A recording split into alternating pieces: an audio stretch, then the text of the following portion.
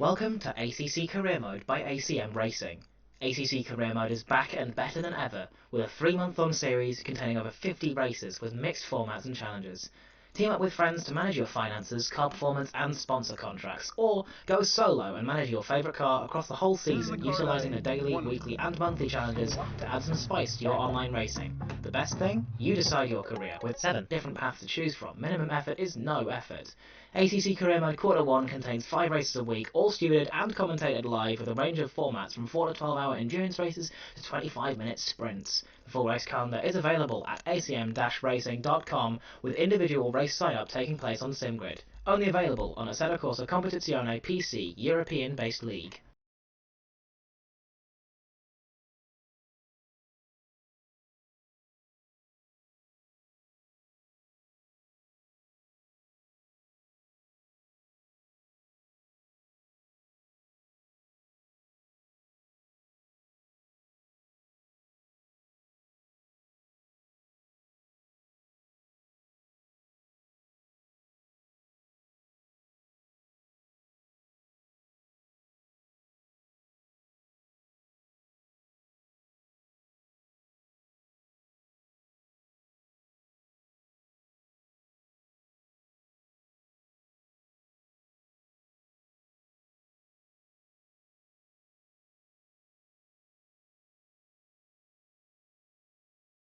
There should be audio.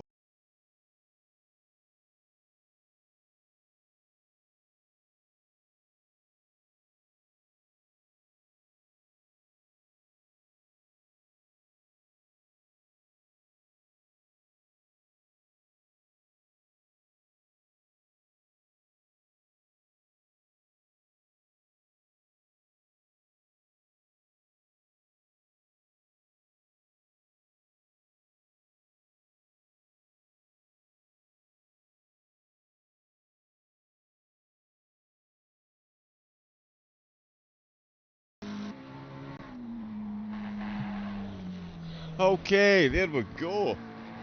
Thank you very much, Steel Series. Good morning, good afternoon, good evening, race fans.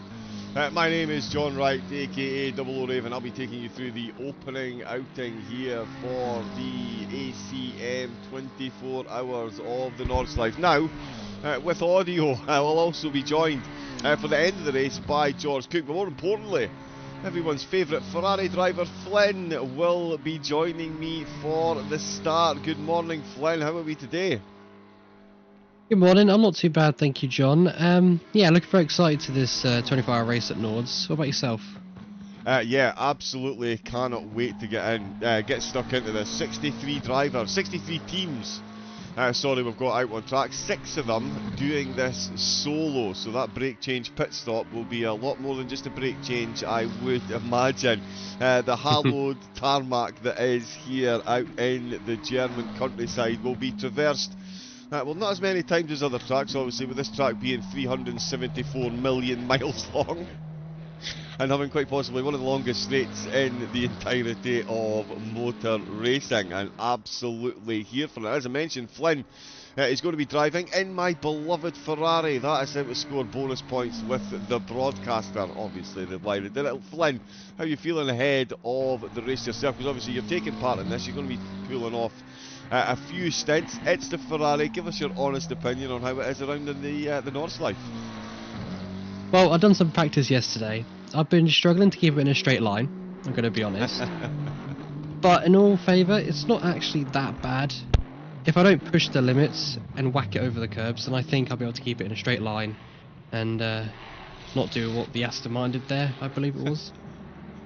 Yeah, or the Lexus, or the Porsche. Absolutely perfect timing there, Flynn. Just as you talk about yeeting the curves, one of the cars gives us a demonstration of just how easy it actually is around here. And to be fair, nothing's easy around here. This is not a track where you want to miss your tyre stop as well, Flynn, because that's another thing. With the weather around here, it goes without saying it's not like many other tracks, given the length of it. If you decide to gamble on something and that gamble doesn't quite pay off and it starts absolutely piling down with rain a mile into the lap, it's going to cause you some problems.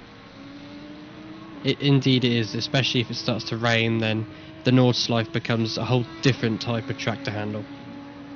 Yeah, it really does. It really does. Absolutely miles long it is indeed. And up at the top of the timing tower at the moment with a more than respectable 8 minutes 7.7 is Son Angel, one of the solo drivers, and I'm sure much to George Cook's delight. He is in the McLaren. Let me just see if I can. Oh yeah, the manufacturers, there we go, they are popping up as well. Yeah, apologies in advance for the slightly lower than normal visual quality. Unfortunately, anyone that hasn't driven the Nordschleife won't know, anyone that has will. This track will destroy your central processing unit, absolutely no problems whatsoever. You might be running 16 cores like myself, it won't make a difference. This track is an absolute killer on everything, the tyres, your stamina, your endurance, and your frame rate as well. But as I say, we've got 63 brave teams have entered today. We've got a couple of them don't quite have time set and are still in the pits. As far as strategy goes this time around, I believe we're on the normal. Oh, actually, you know what? Before we get to that, my apologies. Very important note. Sorry, the audio absolutely threw me off from my opening script, but here we go. Something very important that we need to remember. Today we are looking to raise money for charity as well. An incredibly important charity, the Warwickshire and Northamptonshire Air Ambulance.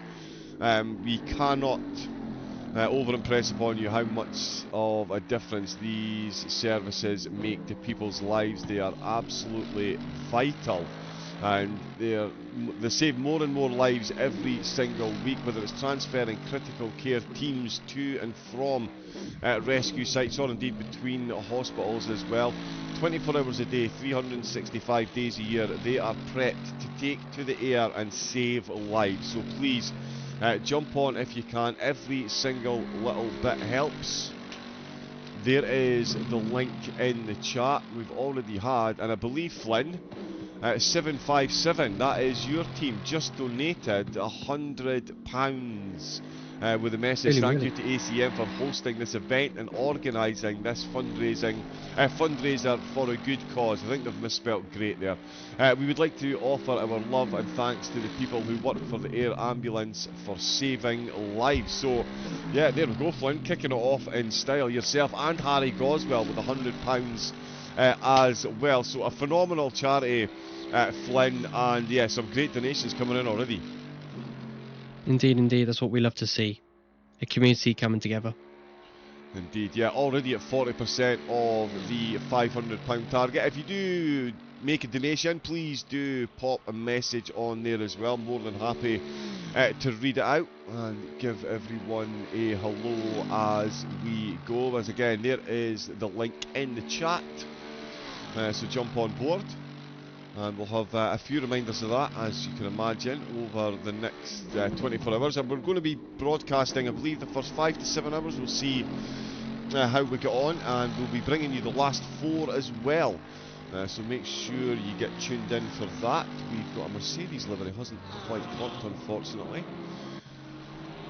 No, there we go. Jeffrey, Miguel, Renault, Richie in the Aston goes second place, and in fact his time would have beat Angel's original pole time by 4/10, but Angel himself has just done an 8 minute 6.865, and the conditions out there, certainly Flynn, from a driver's point of view, you couldn't really ask for much more in a quali session. 22 degrees, light cloud cover, nothing extreme. This is where the drivers can really get into the zone and put in some good laps. Yeah, it really is, because obviously optimal track temperatures, best grip you get out there.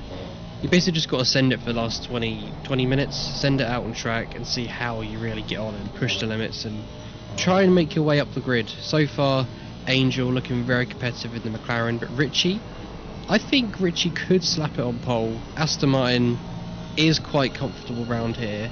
If you get the setup right, you could smack it on pole. Probably by a little bit further as well.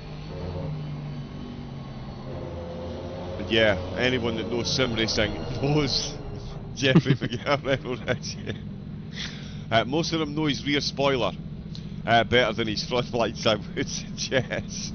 But yeah, he is definitely a contender. You can see here, this is the shortcut, obviously, that the drivers take. We'll be doing that on the formation lap as well, so they pull themselves around the Nürburgring race circuit, where of course the easy driving takes place. You know, that's where they take the Formula 1 cars.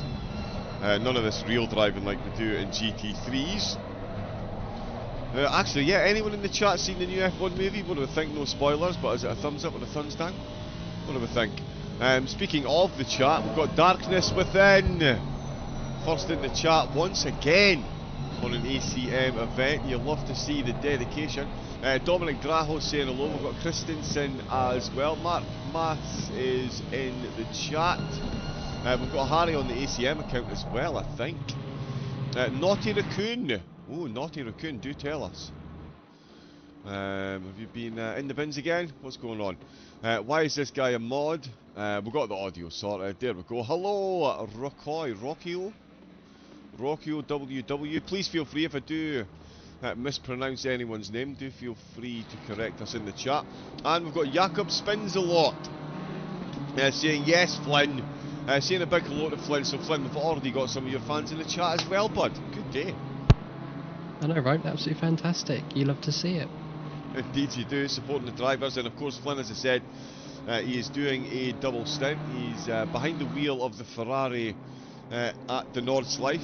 Even more terrifying than that, he's got to spend 2 hours with me in the comedy box. And I think we all know which one of those is going to be more testing. We have Purple Times coming up. Nope, he's crossed the line. That is the timing throwing me under the bus. Now we do have time set by 52 of the teams so far. It's Racing Team Turkey sitting in 52nd place, 8 minutes and 37 is their best lap. We don't really think that's a representative. A few more teams still looking to set laps. And already, Flynn, this is one of the beauties of this course. I mean, there's 20 minutes left to qualify, and normally the drivers would just be looking at tyre pressures potentially, looking to just dial in those laps. But we're already at the business end, because 17 minutes, as everyone knows around here, you've only got 2 laps left to get the job done now. Yeah, that is pretty much correct. So it's time to get on track, smash a lap in, and then smash another one in. But like you were saying earlier, there's some drivers that haven't set a benchmark of a lap time yet. Is that because they could potentially be starting at the back of the grid? Probably, to stay out of the carnage. But in my opinion, I don't think you'd want to start at the back, because that's where most of the carnage could be if there's a massive crash or lots of drivers going off. So it's kind of 50-50 if you get a lap time on the board, or if you just sit back, relax, wait for qualifying to be done, and then just send it from a last to first or a last to somewhere, hopefully on track. Yeah, no, and that is a very good point as well. Like you say, it avoiding turn 1 carnage can often be a good strategy at a race, but with the Nordschleife having such a wide track and plenty of room to get past, said absolutely no one ever. Those little incidents up at the front can certainly have a huge concertina effect further down the grid. So yeah, starting from the back, will it work, will it not? Is that an Alfa Romeo livery on a Ferrari? It does look like it, doesn't it? Quite interesting combination there. That is how you lean into it. That is how you lean into the Alfa zones. Absolutely love it. Absolutely love it. I'll tell you what, Flynn, this is something that I often ask, and actually before I ask Flynn this question, we'll throw it open to the chat as well. Remember, folks, if you are in the team, if you are in a team manager, one of the drivers, you want to jump into the commentary box, you absolutely can. Obviously, no colourful language or your car will be removed. No rudeness or your car will be removed. Basically, be a nice guy, or a nice driver, and you'll all find you're more than welcome to jump into the chat. Talk us through how it's going for the team. Look at that, just as we jump on Marvin, sorry, just as we jumped on car 13, they jumped in the piss. But there we go. So Flynn, I will finally get to the question. Where does your team stand on The server biting the dust. Where does your team stand on how you approach... Oh no, there we go.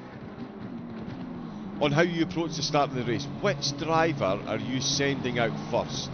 The fastest or the most consistent? I believe we're sending out the most fastest / consistent driver first. I believe we are today. Right, I believe okay. it should be Belinsky out on track first. He might be on track now, actually, setting some lap times on the board before we get into the race. Yep, But yeah, I will yes. say all of our drivers in 757 are quite consistent and quite quick, except me. So we'll just see how it goes. But Felinsky, very good driver, and everyone else a very good driver as well. Nice, yeah. So again, and yeah, give us our feelings in the chat on that one. Who do we think you would be sending out first? Is it the fastest? Is it the most consistent? Can you please show car number 59? Of course we can. I think we do have another couple of cars joining. Oh no, there we go, we're back again. Sorry, everyone had a mass exodus there. Oh no, a car's disconnected actually. That's what the issue was. Right, sorry, yeah, let me have a look for car number 59. I'm sure you can all imagine at home trying to look through all the cars. Unfortunately, can't get them all on one page. Car 59, there we go. Jan Hoftrader. That's a nice livery. We do like the purple. We do like the purple. Does that say enjoy a dunk contest? As a basketball fan. Oh, attention, drunk driving. We absolutely do not in any way, shape or form condone any form of drink driving. That includes in sim racing. So yeah, please stay sober behind the wheel. In fact, no please, just do it. You've been told by the Scottish commentator, do it. But yeah, there is car number 59. Let's see how car 757 performs. Piling the pressure on Flynn already. That is Coney who's in this. We've also got Julie.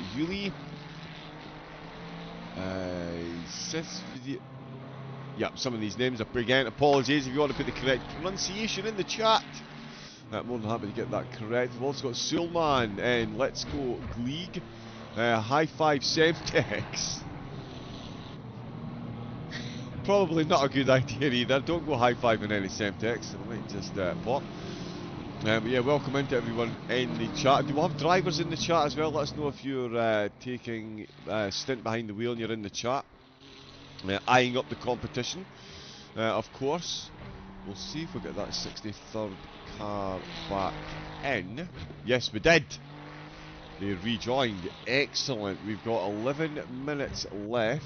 Ooh, Miguel Ritchie is stationary on his way to the Nordschleife. That is the final chicane. Sorry, say that again, Flynn. I was going to say, it's not ideal to be parked up right there. No. Oh, there we go. He's on the move now. There we go. He's been out there. Right, okay. So he was maybe just getting himself out of the way. But it is Sonang Hell. Solo drivers. Solo driver for 24 hours. 420 driver here. Oh, 420 driver. Seba. Right, okay. You're driving the 420. Nice. There is the car at the moment. It is the BMW. Nice livery. Again, I have to give huge kudos. I think that's one of the in-game liveries. To people that do make liveries. It's far more difficult to make liveries on this game than it is to drive. So for all the phenomenal liveries that we are about to see, we salute you.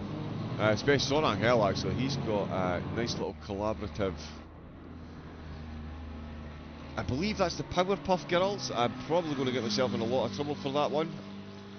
More than showing my age ever so slightly as well. But does anyone know who we'll have on the side of Angel's car? I'll tell you, it looks like Angel might be done with qualifying there Flynn, but he is driving this solo, so maybe using the 10 minutes now to get himself prepped and really make sure he empties that bladder more than anything before the race starts potentially. I would definitely agree, 100%. You want to make sure you're fully focused for the first couple of minutes into the start of the race, because you're going to be side by side, it's going to be very close and bunched up, so yeah, you just want full focus, no distractions whatsoever. Yeah, and at this stage as well, with the time he's set, he looks like he's pretty much guaranteed to start at absolute worst on the front, if not the second row, because 4th place, Arnaud Hours, he's done an 8:09. So 2 seconds slower at the moment than Angel. So yeah, Angel's got a decent barrier. Renault Ritchie's gone round the Nordschleife to warm up his tyres. He is now having a run at it with 9 minutes to go, so he's got this right on the money. We've got Aminon off, Gen X car 76 here. Let's find car 76 as we scroll down. Nope, can't see it from looking. Oh, there we go, we're moving again. Car 76. Verhofstadt behind the wheel, currently sitting in 40th place. Possibility of showing number 114. I would say that is a very high possibility. We'll jump over in a moment. More than happy to do that. Such a racecourse this is. What a racecourse it is. I don't think I've ever actually, if I'm being honest, Flint, I genuinely don't think I've ever actually completed a lap on here, be it GT Sport, GT7, ACC, Race Room. I've never managed a lap of this course. It's just, there is just so much going on, and so many corners for me that look very similar. So it's very easy to make some mistakes. It can be. It can be quite hard and difficult because, like you say, the Nordschleife is just a very technical circuit that if you get one slight distraction, you're either spinning your car in a 360 or you're in the wall and have to, unfortunately, RTG. So, yeah, but once you get a lap done, that's valid, you do feel a pride of joy and happiness because you've done the most toughest circuit and managed to survive and complete a lap. And that's how As easy you it see is, folks. The 114 go off. Yeah, some of the curbs here are higher than a Dutch tourist, and they really will take the cars off. Yeah, sideways, into the walls and off the walls. I'm appreciating that Jamaican flag on there, love it. That is car 114 that we're watching. We've also had a request for car 22 with a please as well, so you're getting some extra time. Where is... Oh, there we go. Miroslav Resel in the Lexus. Now, I tell you what, Flynn, talk about the Ferrari being a handful around here. Woo! The Lexus is good in a straight line. End quote. It's good in a straight line, but if you try and take it around corners, good luck. Good luck indeed is what you're going to need, because that will be a struggle. Yeah, I know that Japan takes a lot from American culture, but the lack of ability to steer in American cars, oh no he didn't. It seems to have been transferred into the Lexus designer. So yeah, I think they've taken on a bit too much Americana with that one, Flynn. I would agree, but if you could drive the Lexus around the Nords without any issue, then that's another challenge, but also another pride of joy. But like I say, and like you said, it's good in a straight line, but in corners, it is nowhere near as good. It may be for them, but for me, it's just an undrivable car. So good luck to that team. Indeed, yeah. And there is, can confirm, there is more than just one or two corners around this track. I think at the last count it was like 800. We sent someone out to count them all, and he came back dazed, confused, and in a fugue state. He's currently in the medical tent, receiving air and a tinfoil blanket. We've had a request for car number 4 as well, please. With a please as well. And I'm definitely not stalling while there. Oh, it's Gamer Extreme! let's go. Love this guy. Absolutely phenomenal competitor. And a very good livery as well. I'm sorry. I'm not sorry. We're going full free cam on this bad boy. Let's go. Look at this on the side. That is a creature from Greek mythology whose name escapes me at the moment. It's not Cerberus, I don't believe. If Apex GP Esport, if you would... Oh no, that was card 4, sorry. Srinjed, oh my goodness me. Jadis, we'll go with the end of the name there. My apologies, Jadis, yes. Or, does anyone know what's Chimera? It says it on the car. There we go. It is, of course, the mighty Chimera. On the map black as well. It's actually quite a nice delivery, to be honest. Oh, yeah. Yeah, nice and basic. That.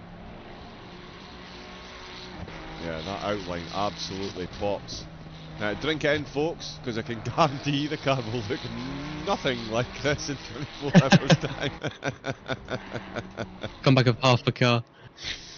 Yep, half a car, mud every place. The Chimera will be battle tested before the end of today. We've had a request for car 437. We've got 4 minutes of quali left, so we'll squeeze that in as well.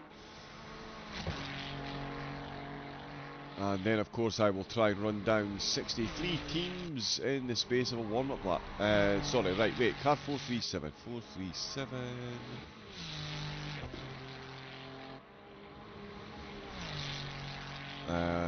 Oh yeah, car 420 was in the chat earlier as well.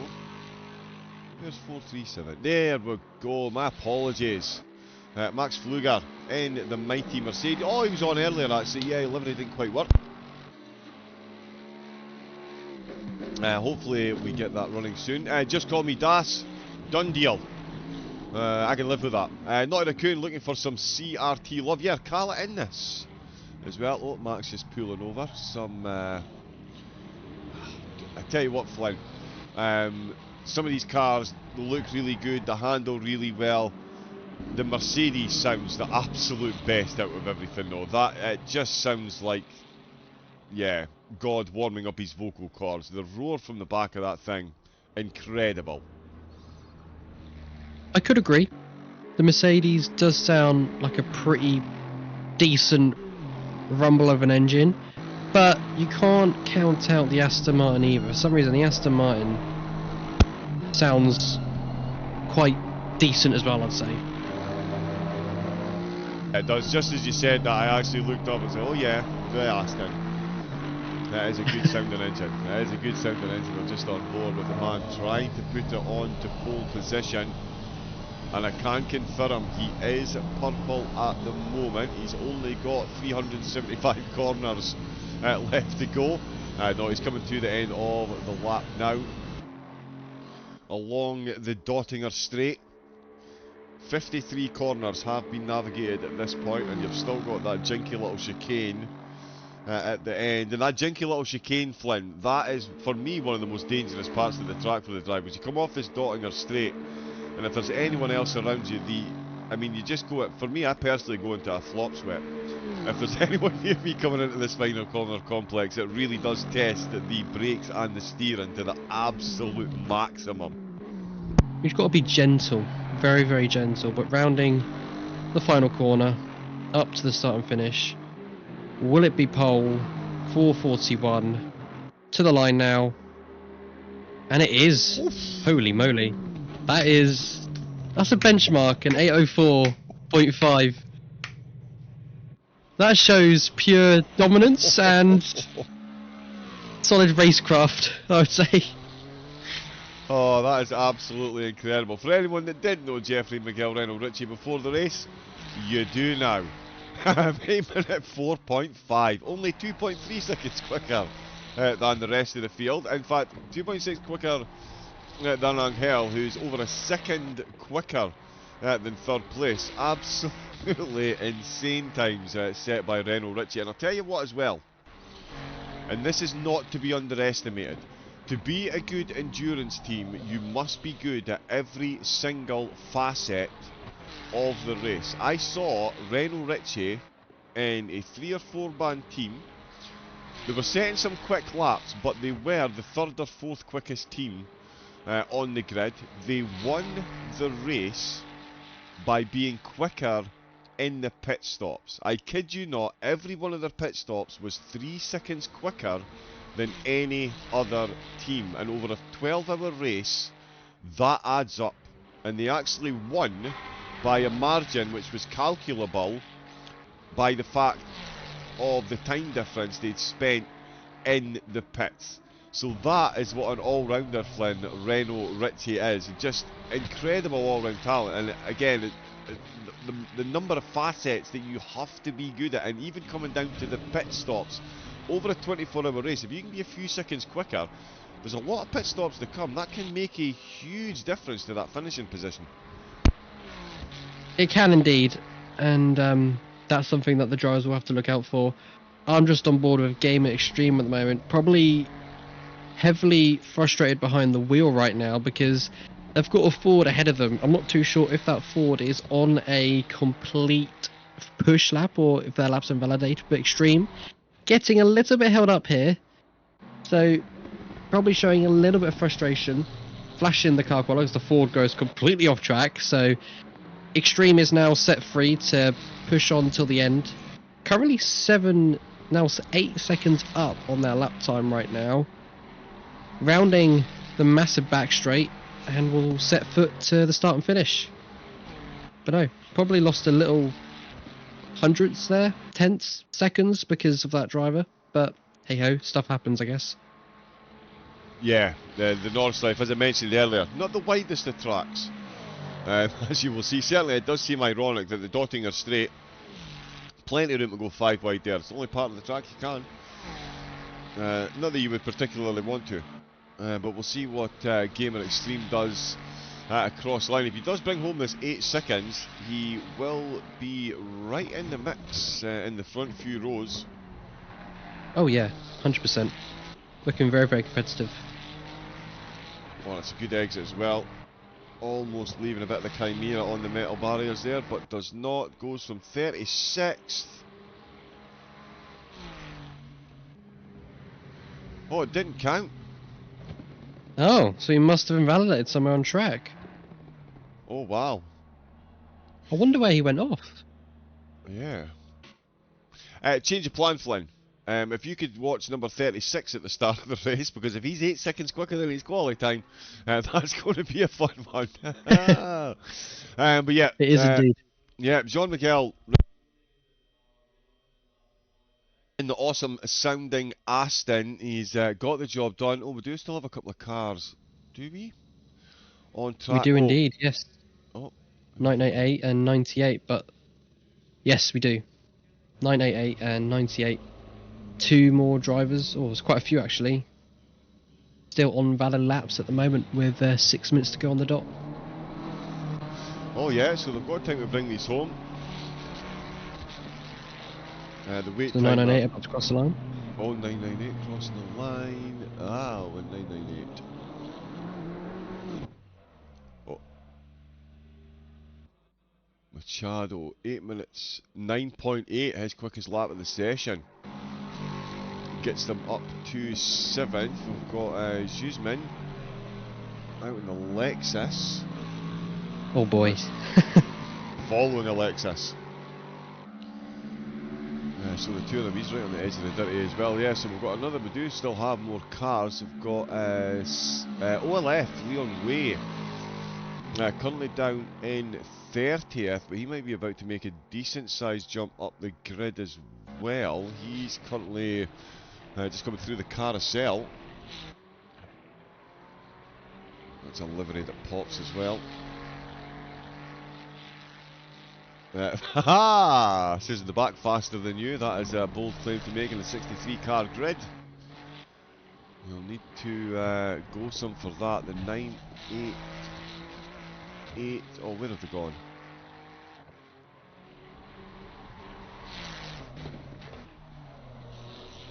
How did the 988 get on there? Sorry, did you watch them across the line? Oh yeah, I did watch them across the line, but they didn't really improve up the grid, so maybe had an invalidation somewhere. But to be honest, an 809.880 ain't a bad lap time.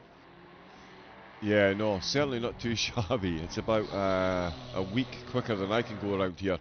The top is Berger still up? No, Berger is in the pits, but he is showing his movement. Duesman in 8th is currently down. Oh, now his lap might actually be invalid. It could be, but we'll just have to wait and see once they cross the line. Yes. It could be the game in the game as usual. You just never know. Yeah, unfortunately the telemetry not the clearest at all times. Let's see, Boysher is still out. Leon Way is definitely on a lap and definitely going quicker as well. Could be enough to get past Smiluski and potentially Olivardia ahead. He's got about 4. Oh no, he's just lost it there. Oh, the Nordschleife giveth, and the Nordschleife certainly taketh away. Right, Oh, it is indeed. Wow. Wow. Full commitment round here, it really does mean full commitment. He's on the Dottinger straight, so he'll be turning away. He'll be the... Oh no, the 3 cars still behind him actually. The 98, the 95. The 98 right on top of someone else. 10 cars have not set a time. So the 63 teams we've got, Flynn, yeah, 53 have set a time. 10 of them look like they're trying to be brave to start from the back. And as you were saying earlier, that might not be the best strategy given how concertina this course can be with incidents. But, yeah, sometimes you got to roll the dice and take a chance. Indeed you do. We just had the 151 across the line just a few seconds ago.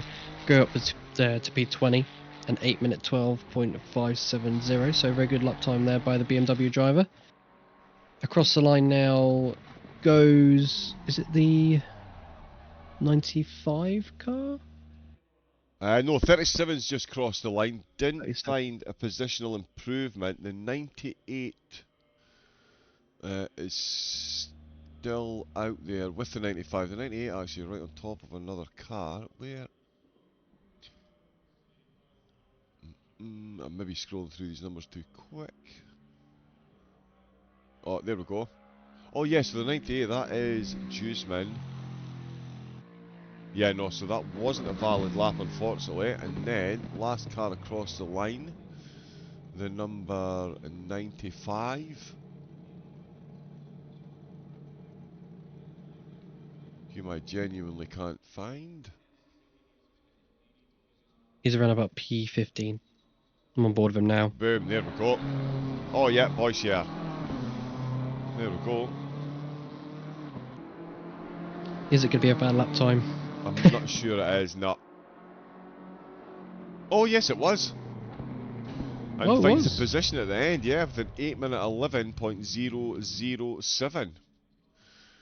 Surprisingly, for me, with the number of cars and the length of course, we don't have any drivers or any teams that have set identical times to one another. That often does happen, strangely, when you're... we're not getting the starting grid. Bear with us 2 seconds, folks. We'll bring you the quali results in uno momento.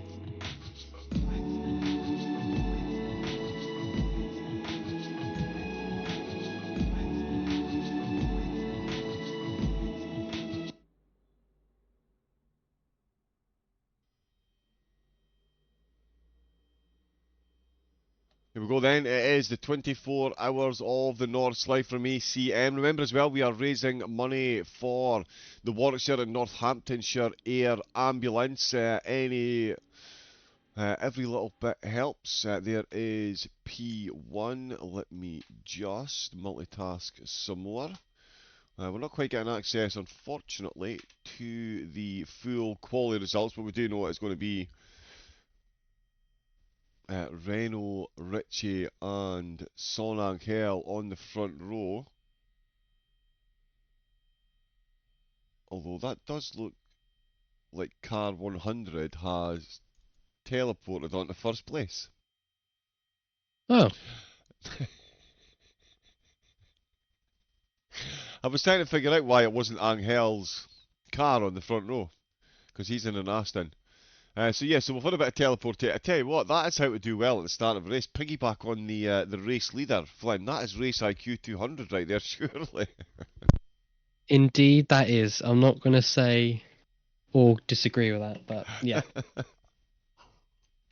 Yeah, if you can't beat them, join them. You So know, yeah, that'll. yeah, exactly. Yeah. So yeah, I'm sure that'll sort itself out. A few flashing lights from Angel there. Hello, Son. How we doing? Good luck driving this one solo, you absolute crazy person. And that is a very nice Lambo.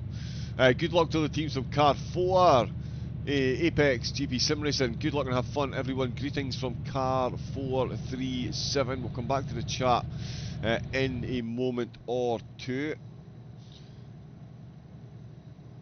Yeah, strange times.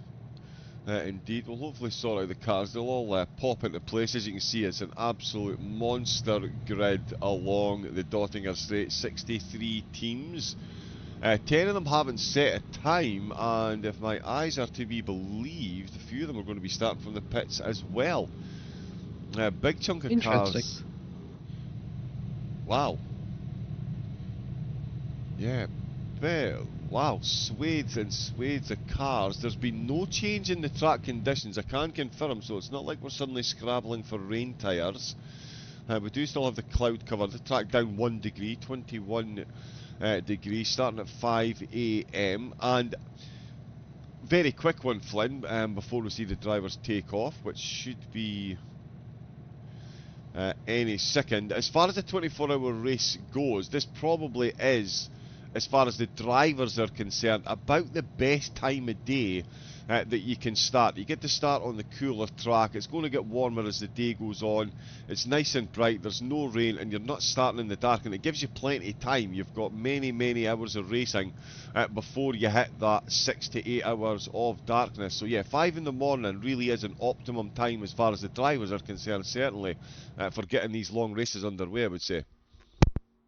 Yeah, exactly. And confirmation in the chat that apparently ACC just decided to nuke the race start. So we are going to get another roll of another session on the way now. So hopefully, John, we'll be starting in around about 2 minutes and 40 seconds. Fingers crossed. Okay, yep. So, let us bring up the beautiful artwork.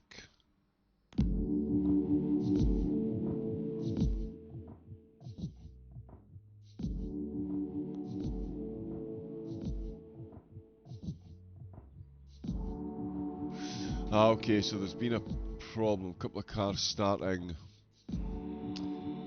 slightly out of position. Actually, yeah, we'll be... Yeah, sorry, on you go, Flynn?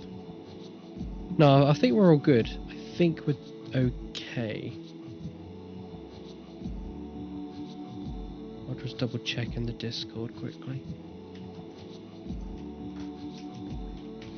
Yeah, bear with us a second, folks. We will be back with the race start, or at least some info on the race start, in a moment or two.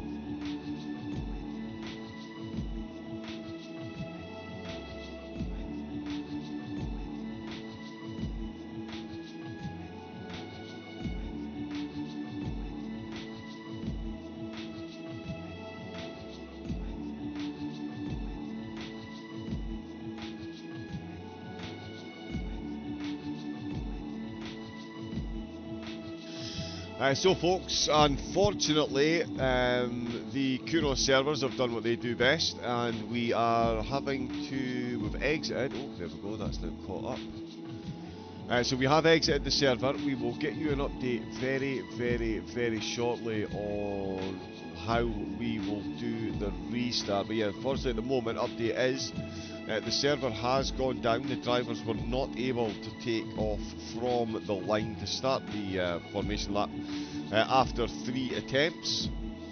So we're just going to quickly consult with the stewards, so do stay tuned. Perfect opportunity to jump over to the Just Giving website and donate to the Warwickshire and Northamptonshire Air Ambulance. Harry Goswell raising money for them, and of course ACM indeed. We've already reached 40% of the target, so do jump over there.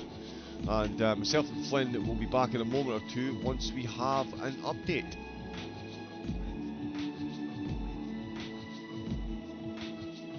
Welcome to ACC Career Mode by ACM Racing. ACC Career Mode is back and better than ever with a 3-month-long series containing over 50 races with mixed formats and challenges. Team up with friends to manage your finances, car performance and sponsor contracts, or go solo and manage your favourite car across the whole season utilising the daily, weekly and monthly challenges to add some spice to your online racing. The best thing? You decide your career with 7 different paths to choose from. Minimum effort is no effort. ACC Career Mode Quarter 1 contains 5 races a week, all stewarded and commentated live with a range of formats from 4 to 12 hour endurance races to 25-minute sprints. The full race calendar is available at acm-racing.com with individual race sign-up taking place on SimGrid. Only available on a Assetto Corsa Competizione PC European-based league.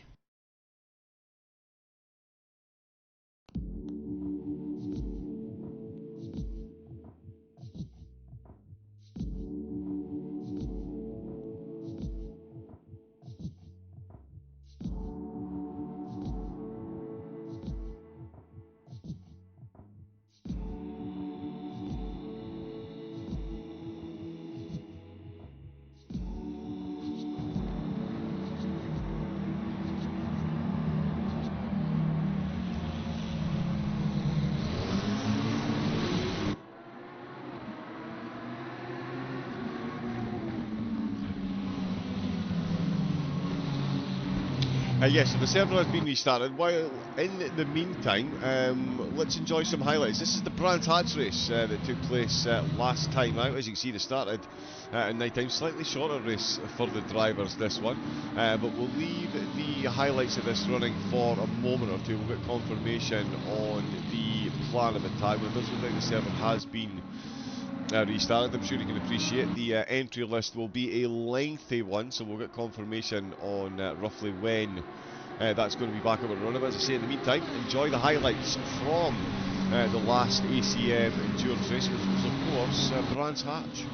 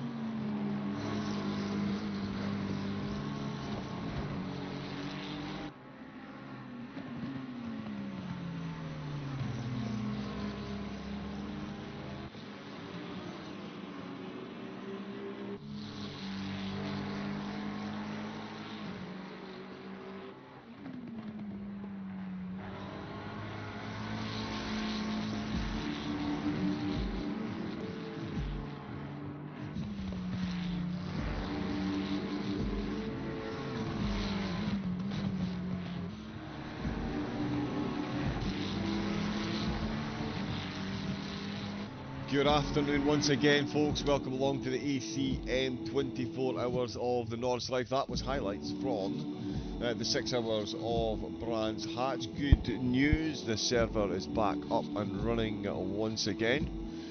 So I'm just going to jump over there. It will be fast forwarded to the race.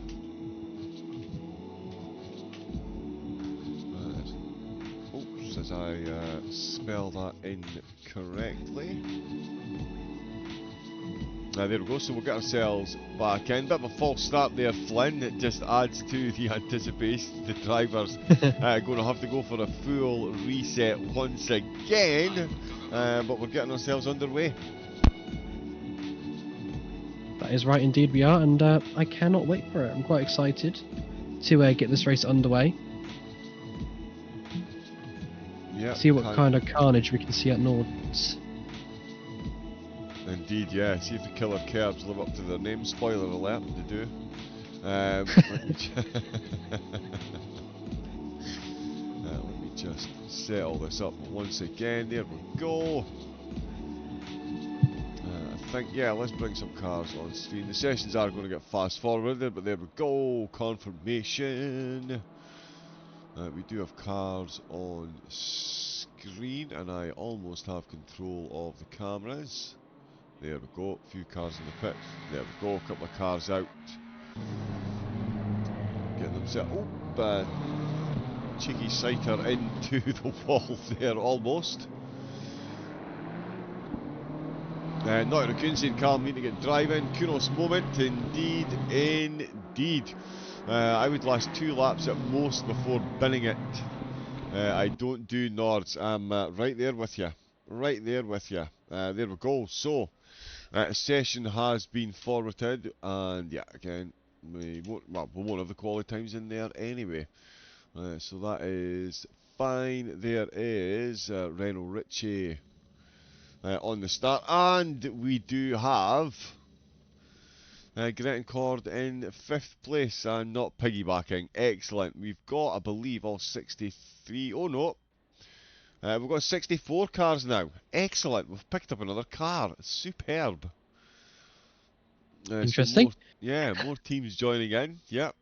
Better late than never, I guess. Sneaking in at the wire. I'm just going to check we still do have full camera compatibility, which we appear to do. Excellent. This looks promising, I think. Indeed it does. Let's... What I am seeing, which is confusing me a little bit. If you look at P9 on the grid, there's a massive gap from in front of P11, sorry. Right, okay. I don't know if a driver is missing or if they're not joined in time, if that makes sense. Actually, a minute and a half to go. They've maybe not quite readied up yet, actually. True, that is true. Let's see if this works.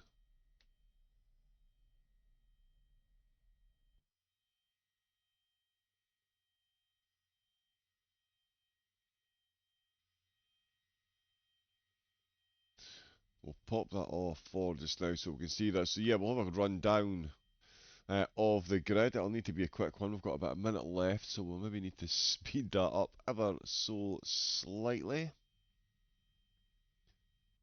So yeah, a very quick run. There is 64 cars taking part in the 24-hour race. 65-minute stint timer, as always. Oops. Apologies, the broadcast truck not running well at the moment. There we go.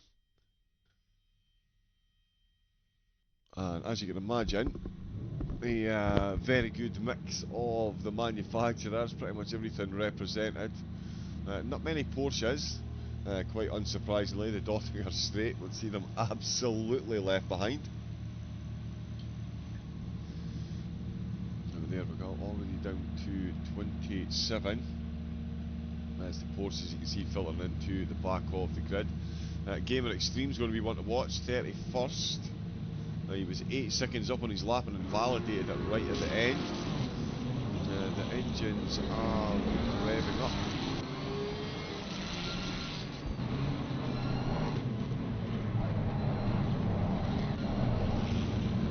So we'll keep that going. How's the game sound? Retouch loud. Let's put that to there.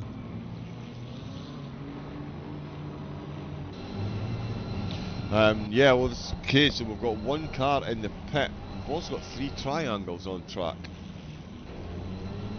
Interesting. Hopefully that will sort itself out after the race start. Indeed, yeah, 3 race leaders spread through the pack. That's one way to keep it competitive, I suppose. Exactly. I think we are very close to the start, so I'm going to, just in case, pop that tower back up and get ready to jump on Richie. So here we go then, 24 hours. Yep, we've got at least one car in the pits. And there is Tidmarsh bringing up the rear, 64th place. We'll see how many cars finish there, just crossing into the Nürburgring now, so absolutely perfect timing. Jakob spins a lot with the tier 1 sub gifted, Darkness Within, sorry, gifted to Jakob spins a lot. And there we go, green lights, foot down, flat out. Oh, and it is absolutely flying for Sonag Hell. The McLaren absolutely gets the jump, so too does the Lamborghini. And I tell you what, Schwander could be on a big move around the outside as the Aston Martin holds the outside line through turn number 1 into turn 2. He's got the inside. Oh, and it is the Lambo making the move, and it's Sonag Hell challenging for P1. He's now being challenged for P2, and Schwander has got himself up. Nope, the McLaren in the straight line has got that move back again. Grettenford still hanging on to position as well. Oh, as Angel is absolutely hanging on to the grip of the car. Through Pageant down towards the hairpin, it is the Lambo getting the early move. Sonag Hell overtaken early doors at the start. Grettenford, oh, there we go, it's just updated. Yeah, Grettenford still in 5th place, good start there. Noel in 6th, and Machado holding on to 7, but then as Stukrath has made it up to 8 with Azat. Oh, we've got a tumbler. Oh, through the hairpin, big contact there as Goran. The Porsche makes up multiple places there. De Croix as well making up 11. Prohaska from the back of the grid almost. And I tell you what, Safa Vidan up 26 places, but we'll jump back up. Sonag Hell absolutely disappearing in. Renault Ritchie disappearing into the distance. Sonag Hell has actually fought back and got himself back up to 2nd place, so I missed that running down. That little bit of carnage there, and the camera won't change. Come on. Wow. Okay, bit of input lag there. As we input the cars into the German countryside, they almost all jumped into the back seat of Sonag Hell's car for a bucket of popcorn there. Down through the twisty stuff and into this hairpin. I tell you what, this is one that absolutely gets me every time. The McLaren looking very planted though. He was down into 3rd place. They've all gone line astern, and as you were from the start once again. Fidan, I think, has jumped to the pit, so it's only Stukrath in the top 10 who's gained. Oh no, sorry, Boucher has made it up into the top 10 as well. So good start there for the BMW driver, up 3 spots, so good jump at the start there. A couple of other big moves. Oh wow. Oh, Gamer Extreme in the pits. I tell you what, we're going to come to Flynn at the end of lap 1, but that's about a week away. Flynn, it looks like there's been some big moves down at the back of the grid. Oh yeah, big moves. There's even more contact at the back of the grid, 420, and a load of more cars at the back, making quite a big impact on damage, but obviously they're in the pits now, getting their cars repaired and hopefully back on track soon. But yeah, turn 1, lap 1 was absolute chaos is all I'm going to say, but luckily some drivers haven't quit just yet. They've come to the pits to get their car repaired. You know, you've got 24 hours of racing to still go, so there's still a lot more time to make up positions and regain what you have lost. But yeah, it was carnage at turn 1, lap 1, lots of cars round, but nevertheless everyone is back up to racing speed, and it took it okay on lap 2. Yeah, there we go, just getting a look there. Oh wow. Yeah, we just popped up a replay there. Some big incidents right at the start of the race. Gamer Extreme one of many cars into the pits. As Flynn said, yep, 24 hours. Oh, the Ferrari in the background there, absolutely losing it. As we see the Mercedes, no we don't because of the trees. Oh, and that's some clumsy bouncing off the wall. And that's a completely different Ferrari, so yeah, quick jump down a couple of the incidents. There has been quite a few. Apex GP, not sure to be honest. I did a resync as well of the liveries before the start, before we restarted there, so I'm not sure.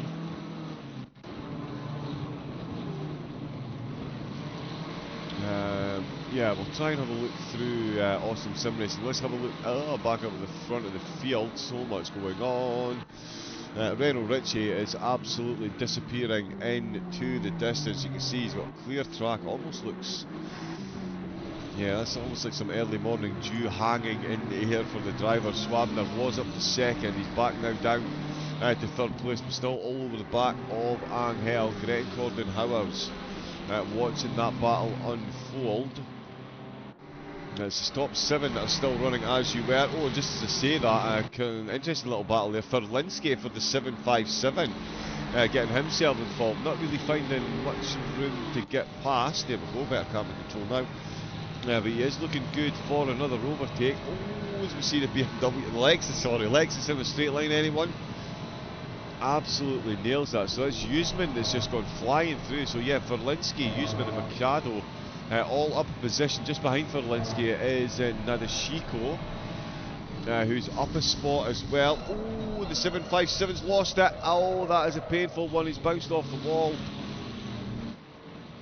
Oh, and completely stationary, a third of the way into the lap. Oh, and that is one of the... oh, and there was a Lexus come sliding into the same corner. It looks like it's a bit of a hot spot. They've had to wait on a gap. Here comes another BMW getting involved.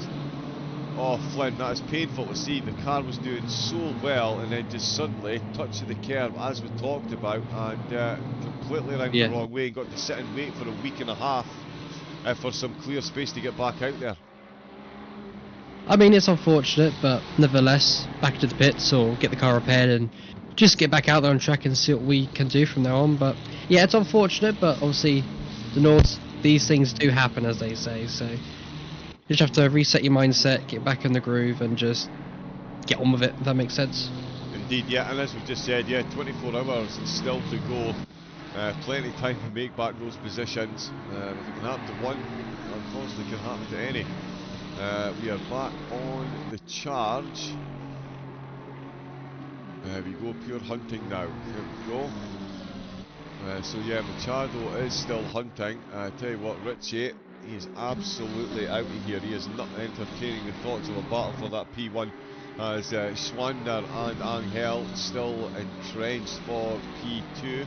We've got a good battle forming as well. Castellana up a couple of spots, and I tell you, Spitzbaumer as well making up position. So big changes there. David Wild going to be another one to watch in the Lambo, and another one to watch for that livery as well.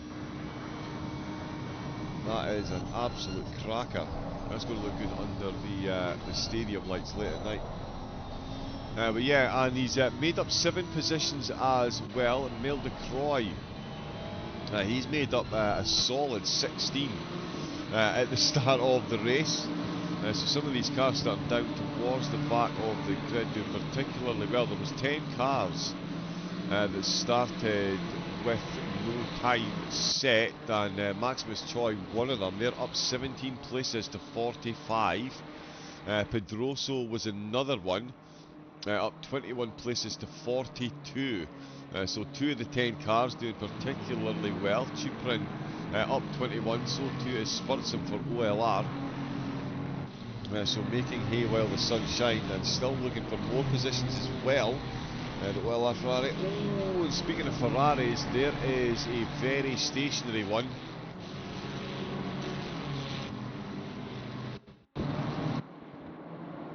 Yeah, Raviso it looks like. So he's coming up on the BMW. Oh yeah, 4 wheels on the grass. He's already carrying a bit of damage there, and he does his best to avoid his competitors. Holy moly, that was a close one. That was. The Jedi is strong. The Force is strong with this one. I think it's safe. As they say. Yeah. Indeed, as Spitzberg gets to overtake, and the Ferrari bounces over the curves, manages to hold it. What a save that was. Flynn, you must appreciate that. We saw it bounce over the curves here in the Ferrari, no less, and manages to keep it between the mayo and the mustard. Yeah, that was quite nerve-wracking. I thought the Ferrari was done and off into the distance, but no, they managed to save that. So that was pretty impressive, I'll say. So yeah, lots of battles going on at the moment, and this will continue. What we're saying for the next hour or two of a big bunched up grid, and then the gaps will slowly start to eke out. So yeah.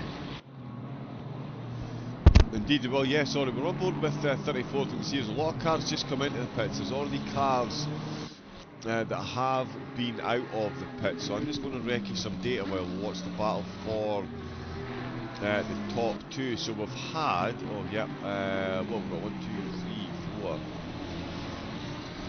10 cars in the pits so far, and we have another 10. 13 cars. 13 cars suddenly,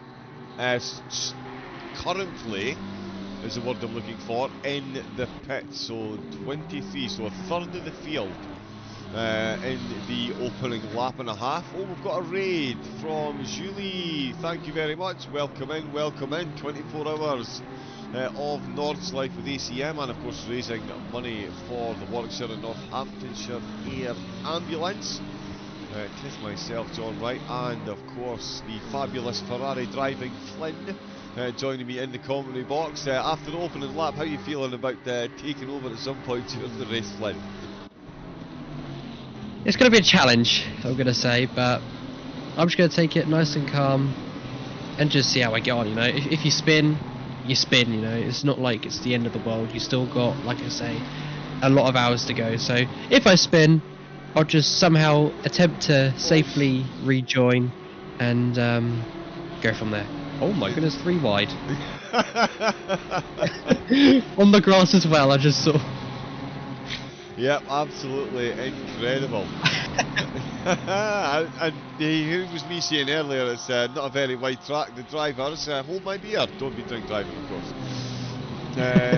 We are part of it. Oh, okay, Julie is the 757 Darkness Within. Back in the chat as well. 76 on fire, 40 overtakes on 1 lap. Car 76 has made up 40 places. How has that slipped under my radar? That's crazy as well. Wow, 35 places for Ted. Oh, Ted Marsh! Ted Marsh started in 64th place. Up to 29th. Oh, now that is an opening lap that we will be extracting from the replay. That is for sure. Oh, Raviso down 40. So yeah, there we go. We're seeing the. Yeah, that is the Eclipse car. They've been into the pits. Always delight to hear my voice. Yeah, I'm sure you can get therapy or something for that. But yeah, no, I'm good. Excited. 24 hours of the Nordschleife. So yeah, Tidmarsh up 35. Verhofstadt up 30 places. That is some good start. That puts plenty of spots in the bank. For later on in the race. Anderson up 29, Yap is up 25, and Reno Ritchie is up there. He's going to be singing All By Myself. And we've got penalties popping in, which we won't get to see on the ACC tower, ACC TV tower, unfortunately. I wonder.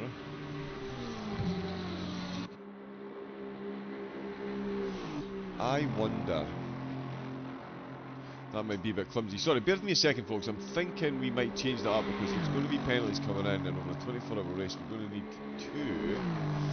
to keep an eye on that. So, if I can run you through the penalties if you want. Yeah, go for it, yeah. So obviously we've got car number 5 with a 15-second penalty, car number 20 with 10 seconds. We then have car 58 with stop-go 10, so definitely not ideal for stop-go, but unfortunately those things do happen. And looking down at the rest of the grid, we've got car number 37 as well with another 10-second time penalty, car 514 with a 10 seconds as well, and a few more to run through as we get down even further down the grid. A drive-through penalty for car number 369. I believe that was for speeding in the pit lane, unfortunately. And 428, 10 seconds. 59, 10 seconds. Car number 4, 5 seconds. Unfortunately, that does mean Game Extreme has a penalty down in 54 position with 5 seconds to his name. Definitely not ideal, so unfortunate for that one. And then we have a car number 38, I believe, who is still in the pit lane, stop-go 30. And then car number 58, which for a second there was saying DSQ, but they're in 58th place, so I'm not too sure what's going on there. The servers could be playing up just a little bit, but yeah, stop-go 30 for 38, and that is your penalty rundown, done and dusted. Yes, indeed. Thank you very much. So what I've done is we've switched to the in-game tower. It takes a bit longer to update, unfortunately, but it does show the penalties. So the timing tower on screen might, a sector at a time, be slightly outdated, but we in the commentary box... Oh no, I do. Oh, sorry, Flynn, I've thrown you right under the bus here. I can see all the live data. Flynn is going to be on. But yeah, as I say, we'll let you see the penalties. No, the 24-hour race is definitely going to be important to keep track of that. Das, can we switch to car number 5, please? And thank you. Yes, we can. We're going to have a quick look. Car number 5 as I scroll down. And to be fair, some of these penalties might actually be a blessing in disguise, because we do have half a dozen teams which are registered under a solo driver name. I know Solang Hell is driving the whole thing solo. I also do know you get university teams where it's multiple drivers sharing one rig. If there is anyone in the chat that can confirm a driver is running completely solo, or indeed if it is a team running on the same rig, we would love as much info on that as possible. So please feel free to pop that in the chat, and a reminder as well, if any of the team principals or drivers want to jump in for a quick interview, let us know how the race is going, what your expectations are. Jump into the race interview waiting room and we will drag you on in. And yeah, you can say hello and cheer on the whole team. Yeah, we've just got a couple of cars. I'm just checking the Discord chat. We'll stick with the action for the moment. We're all is still about that P2 position. It is the Lambo and the McLaren absolutely dueling it out at the moment. Oh, and yes, I'll tell you indeed. What. I was just about to say, Flynn, the brake lights of the McLaren are already going to be burned into the retinas of Swagner. They've been that close so far. I mean, you could say the Nordschleife track is a very difficult circuit to overtake on, like you were saying earlier in qualifying. So, of course, the Lamborghini is going to be very, very frustrated. They want to get this overtake done, but obviously, to do an overtake, you've got to make sure you do it nice and clean. So, when you get into the Nord section, it will be difficult to overtake, but if they've got some... How do I say it? I don't know the word, I don't know what to say, really. Moxie. That's the one, yeah. Then just send it into a corner and hope for the best. I liked how you were searching for the politically correct broadcastable word, because I imagine there was quite a few that came up straight away. There we go, after big balls, yeah. And we're talking, wheelbarrow size. Yeah, because it does make, although we've already seen 3 wide from the midfield, so yeah, the drivers up at the front just need to take note. Get it done. Come on, Lambo, what are you waiting on? But yeah, no, lives to fight another day. Oh, that's frozen again. Sorry, camera controls are running a bit slowly as well. We've got Castellano all over the back of Narashiko. They've got a couple of penalties behind them and one ahead as well. Ours with that 10-second, and he's only got 3 seconds to Grettencord, so that's a nice little breather there for Grettencord. And around a race like this, we're talking about penalties, Flynn, and that can certainly help your mindset as well when you... Oh wow, more cars in the pits. Up in 30. Yeah, I was just going to mention that. Yeah, there's a lot of cars in the pit lane, so it could be repairing damage from the absolute chaos from the start of the race. But yeah, get the damage done now whilst you can, and then if it's all sorted, then you can push on and hopefully not crash and spin again. Yeah, so I can confirm that the lead car out that's taking a pit stop this early is Froonhoff in the 427 BMW, and they're in 33rd. So far we've only had 32 cars not in the pits, which is exactly half of the field. 64 started, 32 of them have been in the pits, nowhere near the pits of course. Miguel Reno Ritchie, he is setting purple sectors like it ain't no thing. He is literally out for a Sunday drive in the countryside while going 3 seconds a lap quicker than anyone else. My apologies, massively unprofessional to deliver that while laughing. It just absolutely blows my mind how quick and consistent these top drivers are. Having tried my hands hanging off a sim racing wheel, yeah, you've got to absolutely marvel at the talent that is. I mean, Flynn, 3 seconds a lap quicker. I mean, I know Swander and Angel are having themselves a nice little battle, but along the Dottinger Straight, they're both in the slipstream, so they're going to be going that little bit quicker. You'd think they would be closing the gap, but Ritchie, he's out of here. He is, he's absolutely just in another universe, you could say. 3 seconds quicker than the rest of the grid. If he keeps his pace up, they could build a decent pit stop. That's probably going a bit extreme, but if they want to build a decent pit stop, if they're going, like you say, 3 seconds quicker, then with 39 minutes on the clock, there is no mistake they need right now. Keep building that gap, no mistake, and they'll certainly be able to, who knows, maybe run away, build the gap even more. You just never know, because P2 and P3 could come together if they're fighting still. I don't know how close the Lamborghini is actually. Have a quick glance and see how the Lamborghini is actually getting on. Oh, side-by-side action with one of the back markers right now as the McLaren gets through nice and safely. Up next is the Lamborghini to get past the back marker. We'll see how that pays out. Will the BMW give way, or does the Lambo have to fight his way through?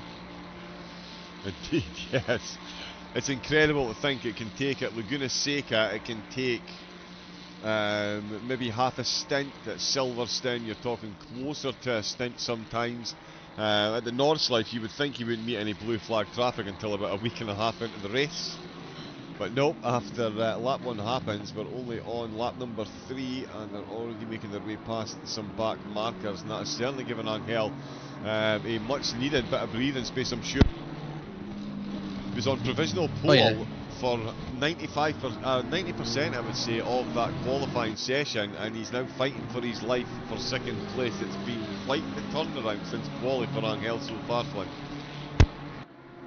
It has indeed, but to be fair, that gap to them two is starting to open up just a little bit. So we'll see if these two can spice it up a little bit and have a little bit of wheel banging and stuff like that, but it just depends how close the Lamborghini can get here from in on out. But also depends on back markers, because back markers could be a big play here. You know, the back marker could, oh, I'll let the McLaren through, and then might forget there's a Lamborghini, the Lamborghini can make contact, or the Lamborghini could be held up, and that gap increases. You just never know. So, back markers for this 24-hour race is going to be a crucial part of the faster drivers trying to make their way through. It certainly is, it certainly is. Notification we've got, yeah, Castellano in the 555. That's them now, what, 5 positions? Oh yeah, that's insane. From a race start, 5 positions up. That's absolutely incredible. But I was doing some looking at the back of the grid with some drivers who didn't do a lap time in qualifying for the 1 hour qualifying session they had. And I have to say, some of them made it through nice and safely, but unfortunately the other lot that didn't set a lap time, who came into the pits at the end of lap 1, had a lot of damage, and they're at the back of the grid where they started. So like you said earlier, it's 50-50. You set a lap and survive the carnage, or you don't set a lap and you might survive. So yeah, it kind of worked out for some of them, but not all of them, which is quite unfortunate, but it happens. It's Nord. It's bound to happen at the start of the race. It is, yeah. You throw the dice, you hope you hit Yahtzee with all 6. Sometimes you do, sometimes you do not. Gamer Extreme was one of the drivers. He'd be even more frustrated now that he wasn't able to set that time. He was on for a top 10 start, and yeah, that 8-second invalidated lap has cost him north of 25 positions. He's now 17 down on where he started in 31st. Olivaria as well down 18 positions. Paltari down 21. Verhofstadt still doing well in 35th. He's up those 25 places. Spursum's got 32 under his belt so far. And Xander Tidmarsh has found another position. 40 positions. That's crazy. To get from dead last 64th up to 24th position. I mean, you just put it in a sentence, in the opening 3 laps. I mean, it is Nordschleife, but yeah, the opening 3 laps to make up 40 spots is quite the run. Daniel Anderson, he's up to 20th position and he's up 34 places. So he started in 54th. So he has done not too bad either. And in fact, I'm going to reset that there and see how the race goes from this point. But let's see what's happening with Swander, and he has closed the gap back up. So Flynn's assessment of Swander finding the track difficult to overtake, as we mentioned, absolutely bang on, because Swander is closing that gap back up once again. So he is looking the quicker of the 2 drivers. But it's yeah, it's one thing to catch a driver, it's an absolute another thing to overtake, especially someone like Angel, and especially around this glorious race course. We've got Gregory Russell, who looks like he's involved in a battle. This is 14th place Russell, making good moves as well, starting just outside the top 20, now finds himself in 14th place in that Ferrari. Oren's ahead of him, has made advances, and Ahmad Juzman, who did make a promising start to the race, is actually now down 4 positions. So has been overtaken by Narashiko, Davis, Boucher and Kiselev, and is definitely in threat, under threat at the moment. Oh, the problem of having 3 screens, you have to rotate, and I've literally just cracked my shin on an aluminium racing rig. Sounded like that hurt, which is we don't want you dying on the stream, so as it wasn't that too painful. But once again, back to 3rd and 2nd right now. That McLaren rear end is not looking happy whatsoever. It is all over the place. So this Lamborghini is playing the cards right and just putting as much pressure as they can on the McLaren, because that McLaren is everywhere. He's clipping the grass, he's all over the place. So we could see the McLaren spin in a minute. Hopefully not, but the commentator's curse does still exist to this stone age. But yeah, we'll just see how this race goes on. But that McLaren, it ain't looking stable. So could the rears already be gone, John? Or is that not possible? Are the rears are they already dead? What's it like? What would you say? Yeah, I would say around here, because this is the thing that people don't sometimes, certainly something that took my brain a while to comprehend. It's all fine and well being in the slipstream, being the car in the front or behind, but it puts a lot more pressure on your front tyres when slipstream is affecting the car, and it will certainly affect the rear tyres of the car in front as well, because of the change in aerodynamic grip. So if these cars are on an absolute knife edge as it is, and you're having to defend and not taking that racing line, then yeah, certainly the rear tyres could take an absolute pounding, because 3 laps around here. Oh, I see what you mean. I've just jumped on board there. That is... Oh, has he accidentally started on his quali tyres? I'm not sure, because he is really, really struggling. That Lamborghini, honestly, the Lamborghini, it looks like he's just chilling. He may just like be conserving his tyres, but not the Lamborghini, the McLaren is all over the place.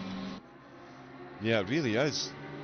It really is. I mean, you would think it would last the 30 minutes. I think he's potentially left his quali tyres on. Oh no, my apologies, no. He couldn't because it's a different server. Could be brake pads. Yeah, it could be brake If they've not pads. changed Wow. them. That It could be on quali brake pads.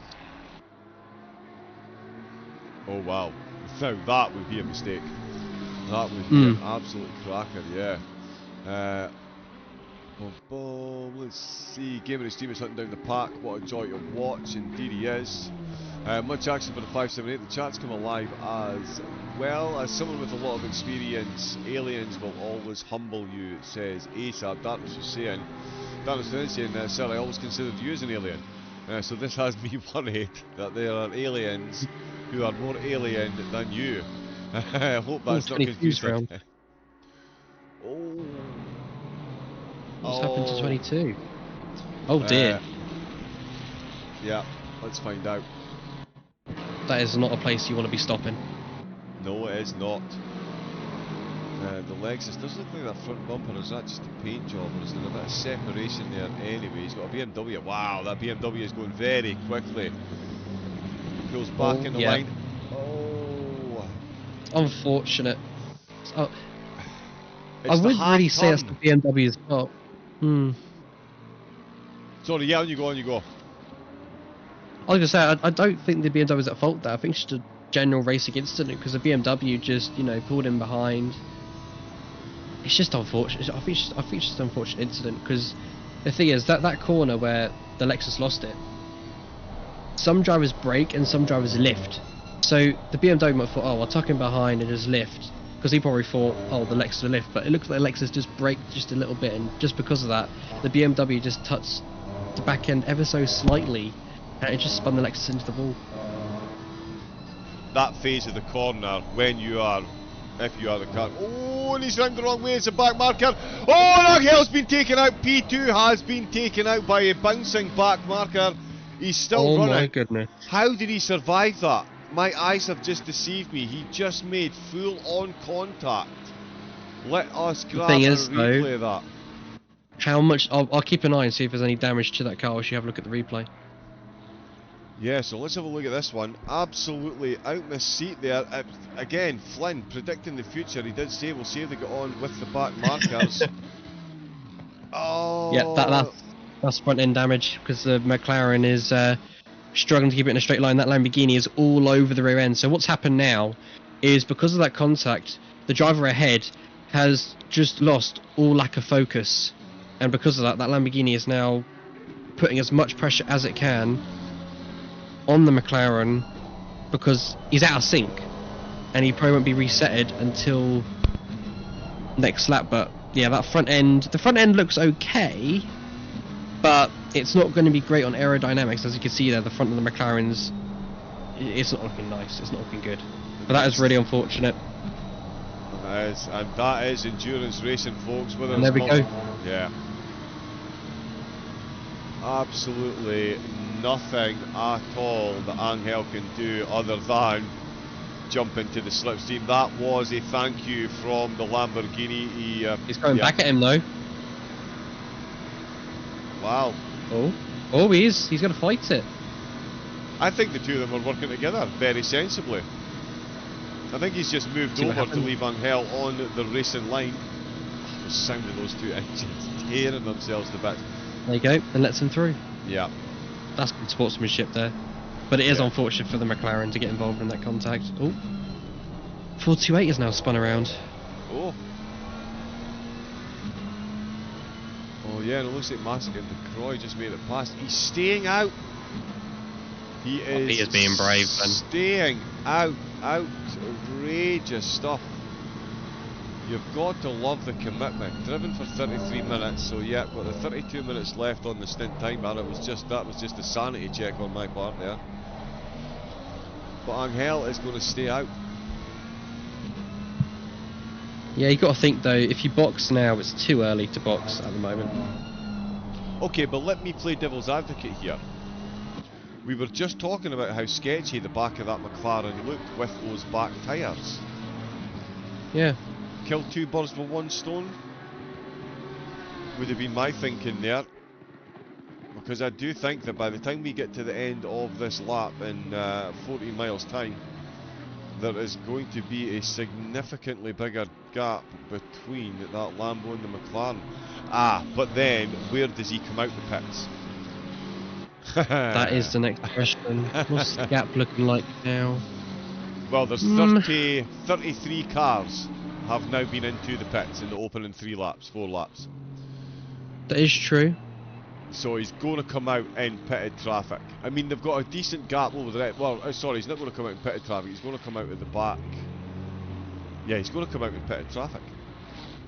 At the moment, he's not losing too much time to the Lamborghini ahead, but it just depends how we get in when we get into the Nords. Depends how the McLaren performs, because the Nords, you need all that downforce. And if you've got a slight bit of out, then that's game over. But we'll see what happens as they now enter the Nords. Yeah, there's Huseman into the pits, I think. Oh no, the Lexus not looking too bad. Oh, Prohaska onto the Dottinger. Oh, that looks They're coming to a stop. messy. Well, they're still going. I think that's a... Are they having some kind of technical issue? They could be. Yeah, yeah, he's got no control of the car. The engine, you heard him, yeah, pedals disconnect or something? I'll have a quick scroll through Discord and see what I can find. Yeah, so they're rolling along in neutral trying to get their pedals reconnected, I would guesstimate.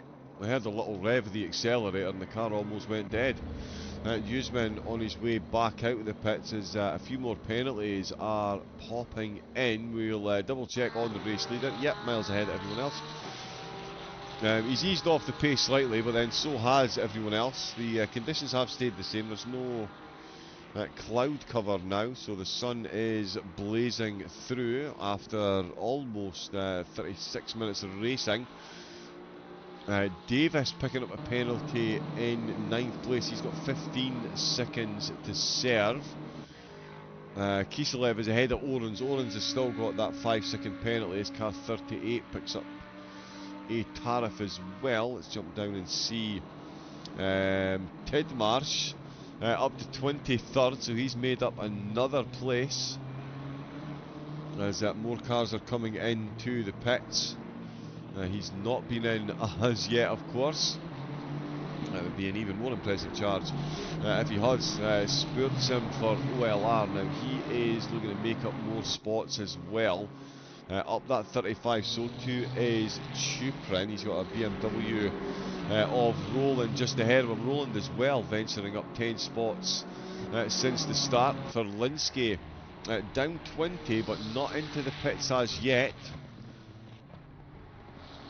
Oh no, sorry, Ferlinski has been into the pits. Ferlinski is the lead car that's been into the pits, back up to 28th place. So fairly quick turnaround in the pits as well.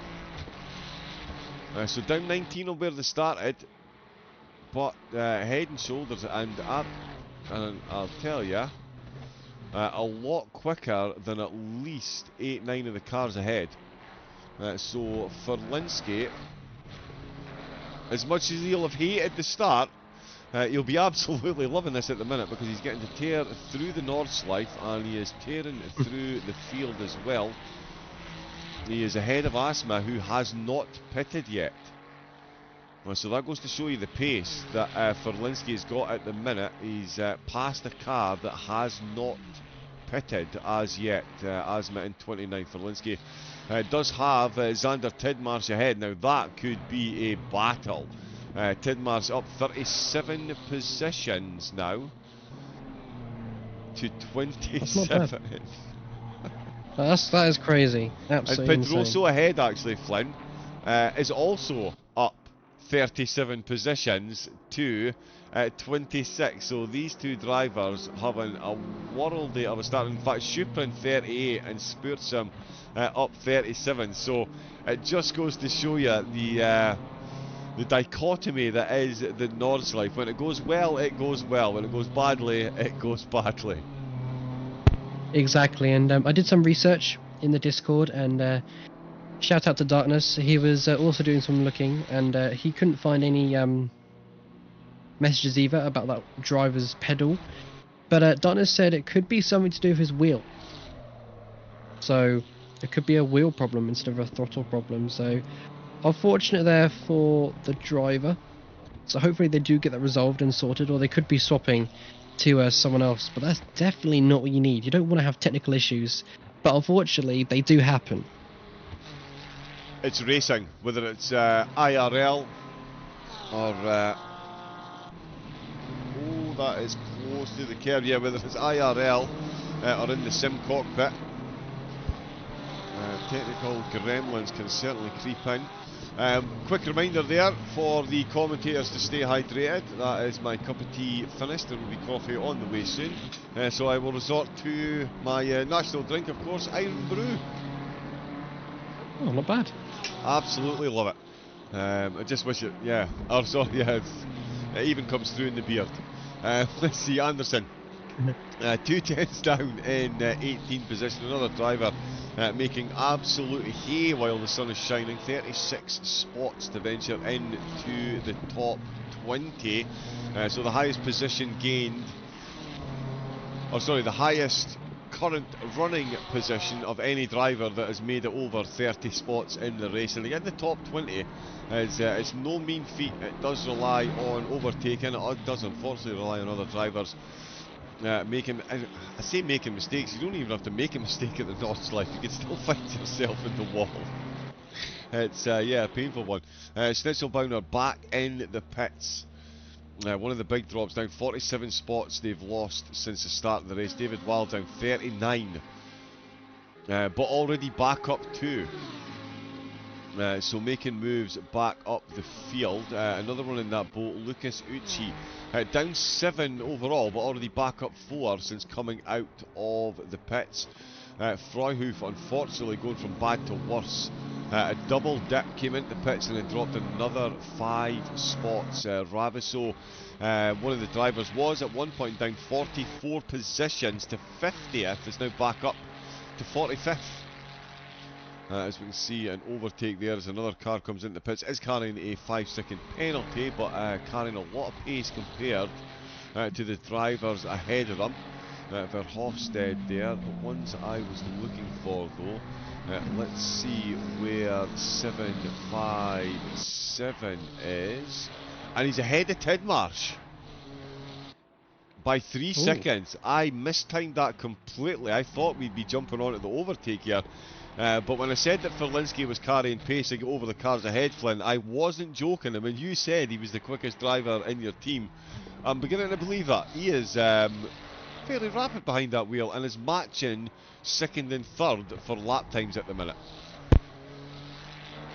Yeah, it's just unfortunate. I had a chat with one of the team managers from 757 Motorsport, and they were saying, unfortunately, Felinski just clipped the grass, like you said, lost the car. It does happen, but we've still got a fair amount to go for this race, so I think we could see maybe, I'd say a top 20, a top 15 at most. Even more, it just depends on if I can keep it in a straight line when I take over. I was about to say I think a top 10, but then you reminded me that you're going to be driving. So yeah, top 15. Let's go. Wicked. Firmly under the bus there. Yeah, Ferlinski is tied to be the fastest on our team. Julian and Linky are both, Lukey, sorry, are both incredible nuts at this game, and we're incredibly excited to have them compete in this race with us under the 757 flag, says Darkness Within. Good stuff. The one thing I've loved about sim racing, yeah, there's always someone faster. And of course, if it's the F4s on Racestream, that's someone that's always faster as me. Come and have a go if you think you are quick enough. Also, a link in the chat there as well. We are raising money for the Warwickshire and Northamptonshire Air Ambulance. Your local, certainly Harry's local air ambulance is helping save more lives. Their critical care teams attend an average of 5 rescue missions a day. A day. 5 critical medical emergencies a day they attend to, and the very best chance of survival and recovery for these stricken patients is this ambulance air service. The critical care team means that we can reach, or they can reach, those who need them 24 hours a day, 365 days a year. The charity receives no government funding for its daily missions. Let that sink in for a moment, folks. So donations enable the air ambulance service to meet the clinical needs of patients by covering operational costs to ensure all their vital services are ready to respond. So yeah, we need to step in where the government will not, unfortunately. Absolutely vital service, Flynn. Cannot speak highly enough of the work that these incredible individuals do. Oh yeah, there's so much gratitude, and a big shout out to them. If it wasn't for them, then people wouldn't be saved day in, day out with critical injuries and stuff like that. So yeah, big respect to them guys. Yeah, absolutely vital work. And yeah, back in the race though, and Son Ankel is down to 4th position. Ours has gotten ahead. 2.6 seconds is the gap, and Flynn's lap times really are suffering. His current lap time would actually put him 11th place. So that is how much, that is how much time he is losing. 4 seconds slower than ours, and on that last lap he was 10 seconds slower than race leading Renault Ritchie. So there you can see clearly a 7-second deficit in the times that Angel is running with those with the damage that he is carrying. And I'll tell you, Grettencord is on for P4 before we get into the pits. Quite simply put. In fact, it's going to be oh, now is it? Sorry, my apologies. That might be very close. Grettencord is going to be very close. Very, very close to catching up to Ankel. And ours has got that 10-second penalty. That's an interesting dynamic when those three come out of the pits, I'll tell you. Because Ankel is going to be stopped for a bit longer as well, Flynn. I mean, these three could actually potentially come out the pits on top of one another. The only issue is, though, you just don't know how much damage Angel's actually got on that McLaren, because as you said, I'm still surprised. Oh my goodness, he gets very close to the wall there. You just don't know how much damage he's got to serve in the pits and repair, and how much time he's actually losing on track right now. So I'm surprised he's still on track. Indeed, yeah, that is the big thing. How long is he going to be stationary for repairing that damage? Kiselev is looking quick actually. An overtake here, and yeah, the cars, you can see, they're 9th through 15th, every one of them carrying a penalty. Russell in 13th, with the second largest at 15. Davis head of the group with a 20-second penalty, and yeah, 5 seconds each for the other 5 drivers. So again, with the timings of this, these 5 could be right on top of one another when they come out of the pits after serving those stationary penalties. As these two come flying into the carousel. We've seen another overtake, and we've just missed an overtake there. Mohamed Azza going past Asma. Oh, and in fact, Asma making a bit of mistake. And Azza is out behind the wheel for Dewsman, so they swapped drivers. So that's Dewsman handed over after their early pit stop. Asma still running in 28th place, hasn't pitted, now got 2 pitted cars ahead. Oh, Klug just with a bit of a white flag there, keeping it between the mayo and the mustard though. Oh, now for Linsky, I think he had a couple of overtakes on that last lap. Oh no, sorry. He is still, yeah, nope, that lap time was absolutely fine for him. Ooh, got a yellow flag there. Oh, Asma just trundling through the course at the minute. Oh, yeah, they've picked up a bit more damage. And yeah, I tell you, it doesn't help as well actually, that's sunlight. Let me assure you, when you're driving that and you suddenly get all these shafts of sunlight, they do look beautiful from a spectator's point of view. But certainly from the Yeah. driver's point of view, Flynn, they can be an absolute menace around this track. Yes, especially when I was trying to do practice and trying to see where I am on track, and being blinded by the sun is not fun whatsoever. Yeah, we have just lost a car there. Is that Liam Madsen? Let me have a look.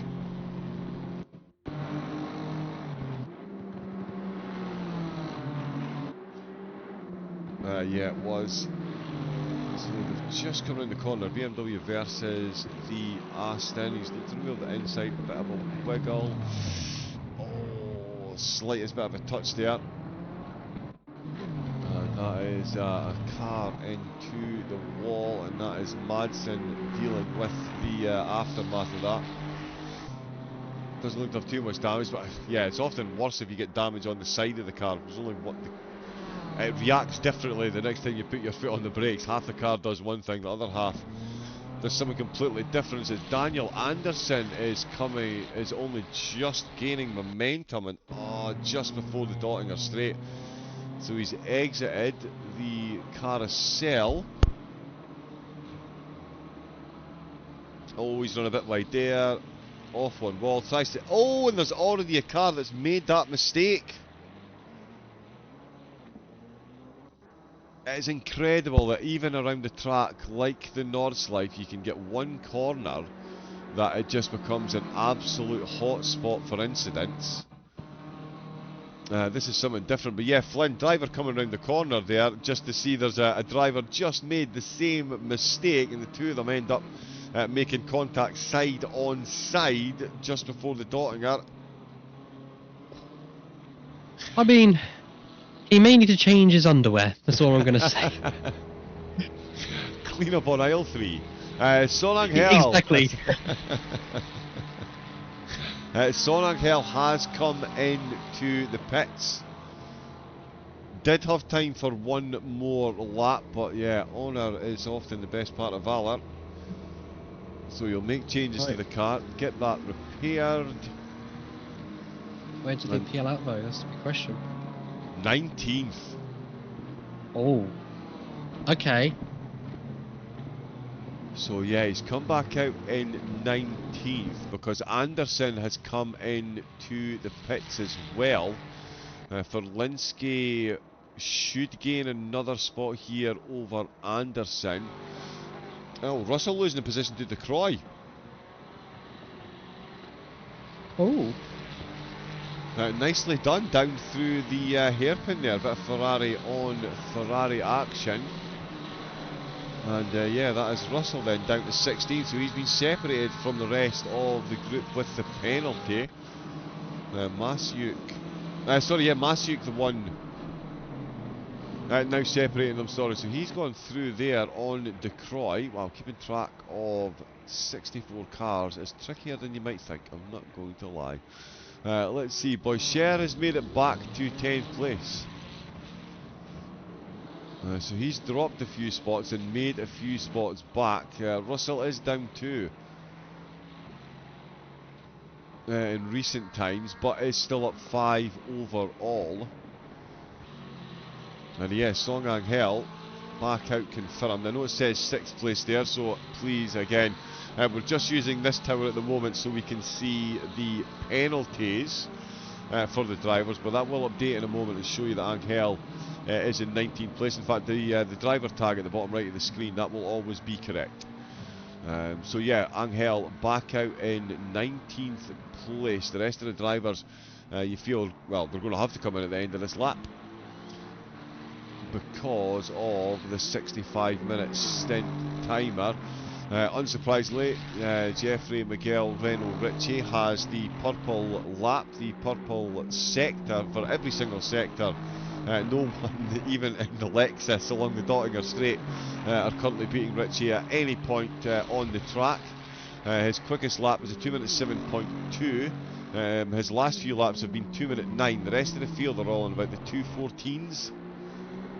So he's got a 30-second gap already. I mean, and the thing was, you did hesitate when you said that you'll maybe almost build up enough for a free pit stop at some point in the race, but because it potentially, I mean, no, that just doesn't make sense. He's very much on the verge of that already. It is an absolute masterclass around the German countryside from Reno Ritchie at the minute, Flynn. Oh, it is. 31 seconds is absolutely insane, and the Lamborghini is starting to, I'd say, fumble a little bit. Not because obviously there's a back marker right behind them, but it's more the case of they're starting to lose touch with the race lead up ahead, and that Ferrari behind is starting to catch a little bit, but we've got to remember he's got a 10-second time penalty to his name. But I feel a bit, I wouldn't say disappointed, just a bit upset, you know. Angle, unfortunately, getting involved with that contact with that back marker. They've lost a huge chunk of time, all the way down in P19, but it's just head down, get on with it, and see what they can make up. Because you never know. If they are faster than the Lamborghini, then potentially they could do an overcut, but it just depends. You just don't know how long they were standing in the pit lane for. Well, in fact, I can tell you, 33 seconds. Okay, so it's not actually that bad, actually. Yeah, 33.2, and it does look like, yeah, he's got the damage repaired. In fact, his lap times will tell that tale. Yeah, so 18th position he's up to now. He's just got to overtake Dunn, getting involved in the Russell group. We've got Reno Ritchie, 35 seconds in the lead. And it's interesting as well, it's a much shorter pit lane for the drivers around here. Of course, they don't have that treacherous right-hander with a bit of kerbing to navigate, is the word I'm looking for, their way into the pits. It is just a straight shot, although some would argue that it is much easier to violate the track speed limiter, because you can carry a bit more pace towards that line. Bit of a giggle there from Flynn. He's a driver. He's been warned already by the team, I'd imagine. It's a treacherous. It's 6.5 a dozen, is it? We don't like that right-hander. We've often gone over the curbs to the left there, had a bit of a bump, but by the same token, you are carrying a fair bit of pace, and if you want to be as quick as you can through the pits, you need to be absolutely on point with the brakes and the gears. And committed. You just need to be committed and keep the steering nice and smooth, gentle on the braking, and you'll be okay. But we'll just see what happens, because I'll be honest, I'm a bit scared of the pit entry, because every time I enter it, I go too quick and get a drive-through. So the challenge today is not to get a drive-through when I enter the pits. Yeah, not the best. Not the best. Let's see. Oh, I'll tell you what, he's almost got enough time for another lap. That is insane. That's true.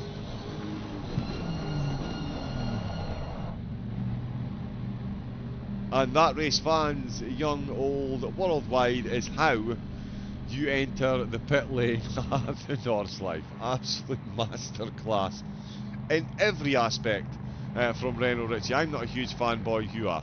But that's the team into the pits. We'll see if he comes out for another stint. If I was the team, I mean, to be fair, he does have Noah Silly Vasquez and Rodri Marks to do it as backup. They're not exactly slouches themselves, but certainly the form that Ritchie is in at the moment, and he is going to come back out in the lead because the cars behind are going to have to come into the pits. He would have just about had enough time for another lap. The rest of the field not so much. So what do we think here, Flynn? Do we send Reno Ritchie back out for another stint?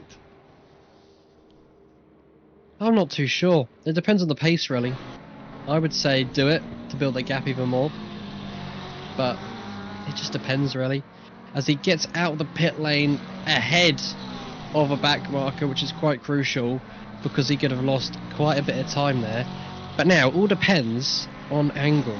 Are they going to make up any positions as they now approach the back straight? I don't think he will, but I think they might, because of that 10-second time penalty that one of the drivers had, which was the Ferrari.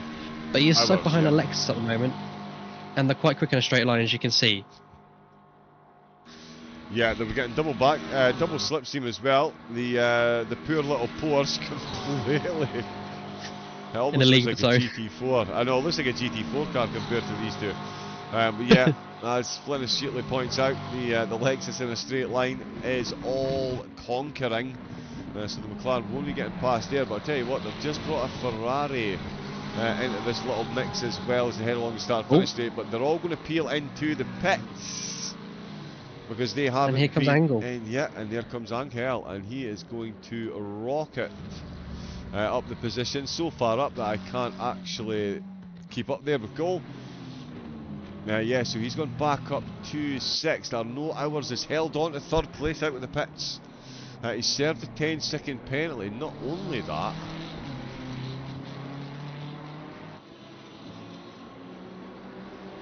yeah, Grettencourt has lost time. That is really unfortunate. Yeah. Definitely, yeah, it was 9 seconds quicker in the pit stop, but it's now 9 seconds behind. No, my apologies. We're being thrown under the bus. Grettencourt is only a second behind. Ignore that 9-second gap, sorry. I should know better than to use the on-screen timing tower because it's not live, but it is there for the penalties. Grettencourt is right on the back of ours. So that is absolutely played into his hand. Minty Fork, full cheering. Son Angel, Son Angel, Son Angel. Here we go. Full football in. Car 76 goes back a long way from P60. It is currently P29. Yeah, is that Tidmarsh? I think it might be. I think so. Yeah, everything is changing all over the place after that pit stop. Where is Tidmarsh's car? Oh, yeah, no, it's all changing. The Supran is into the pits. Now she goes in there. Pedroso is still out. I'll tell you what, they're going to have an incredible battle in a minute with the McLaren, who just flies by one of the back markers. That was a very brave overtaking to the start of the Nords. Very brave indeed. I did get a little bit scared there. But they're absolutely flying right now. Yeah, I know it says 14th here for Angel, but he is up into 6th position. Tier 1 saw from Darkness Within 3 months straight. Thank you very much. Massively appreciated here at ACM. We've also had Callum Blythe. Big up to Air Ambulance for saving Harry's life. Without them, I wouldn't have become a semi-decent racer through ACM. For saving Harry's life?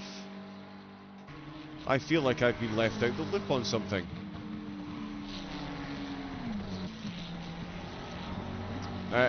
Flynn, do you have any information you could throw our way? Nope. No, okay. Harry, into the commentary box please, good sir. Thank you very much. Front and centre. And of course, anyone that does want to jump into the racing interview waiting room, and we'll happily get you in for a chat. You can let us know how the race is going for your team. It's certainly going interestingly for quite a few of them out there so far.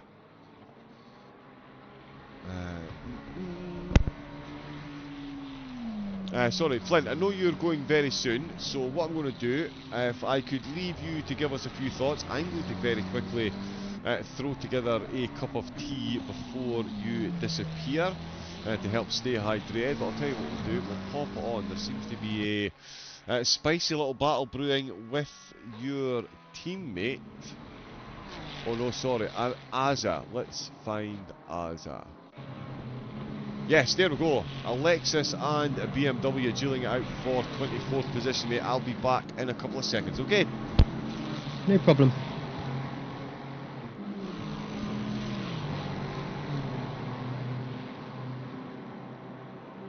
So, on board with the Lexus then. Trying to make the way through the lapped traffic. As you can say, and you can see, that Lexus is very quick in a straight line against the Ferrari. And it is obviously very, very difficult to overtake around the Nordschleife. Battling, I believe, for, that looks like 18th position.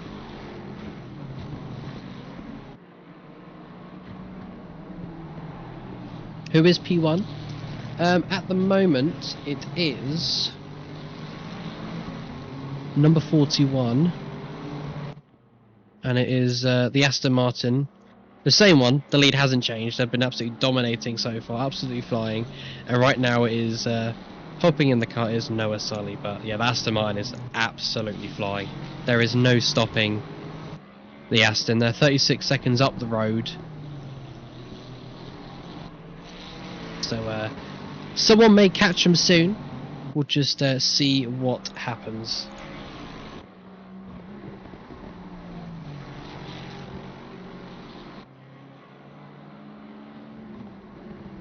But yeah, unfortunately the Lexus not finding a way through at the moment to sneak up into a cheeky 18th place. Like I said, it is very difficult to overtake at the Nordschleife, so you've got to have very, very, very lots of confidence to make a cheeky dive bomb or a clean overtake somewhere on track. So I would suggest the Lexus is probably waiting until the massive back straight to have any chance of an overtake opportunity, but could see one here pulling out for some side-by-side action. Very, very close to contact there, but does have to unfortunately tuck in once again behind the Ferrari. So the Lexus getting very, very frustrated of unable to find a way through.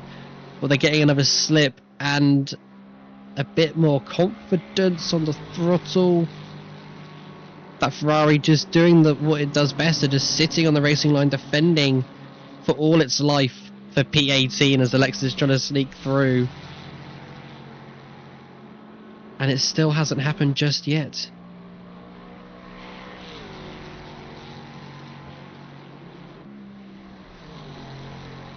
No way through for the Lexus.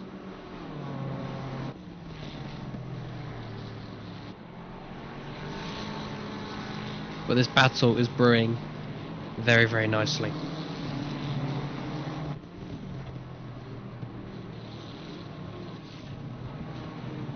And I believe that's the second or that's the first carousel we've hit. I'm not much so familiar with the Nordschleife myself. I just know it's a very difficult track to navigate.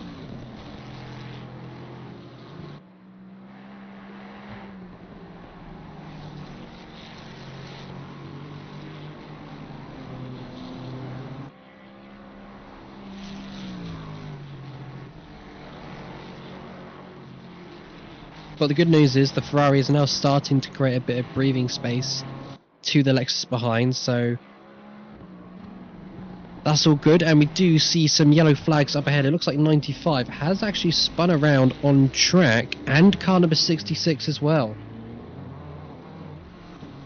So what on earth has happened with those two, we need to know.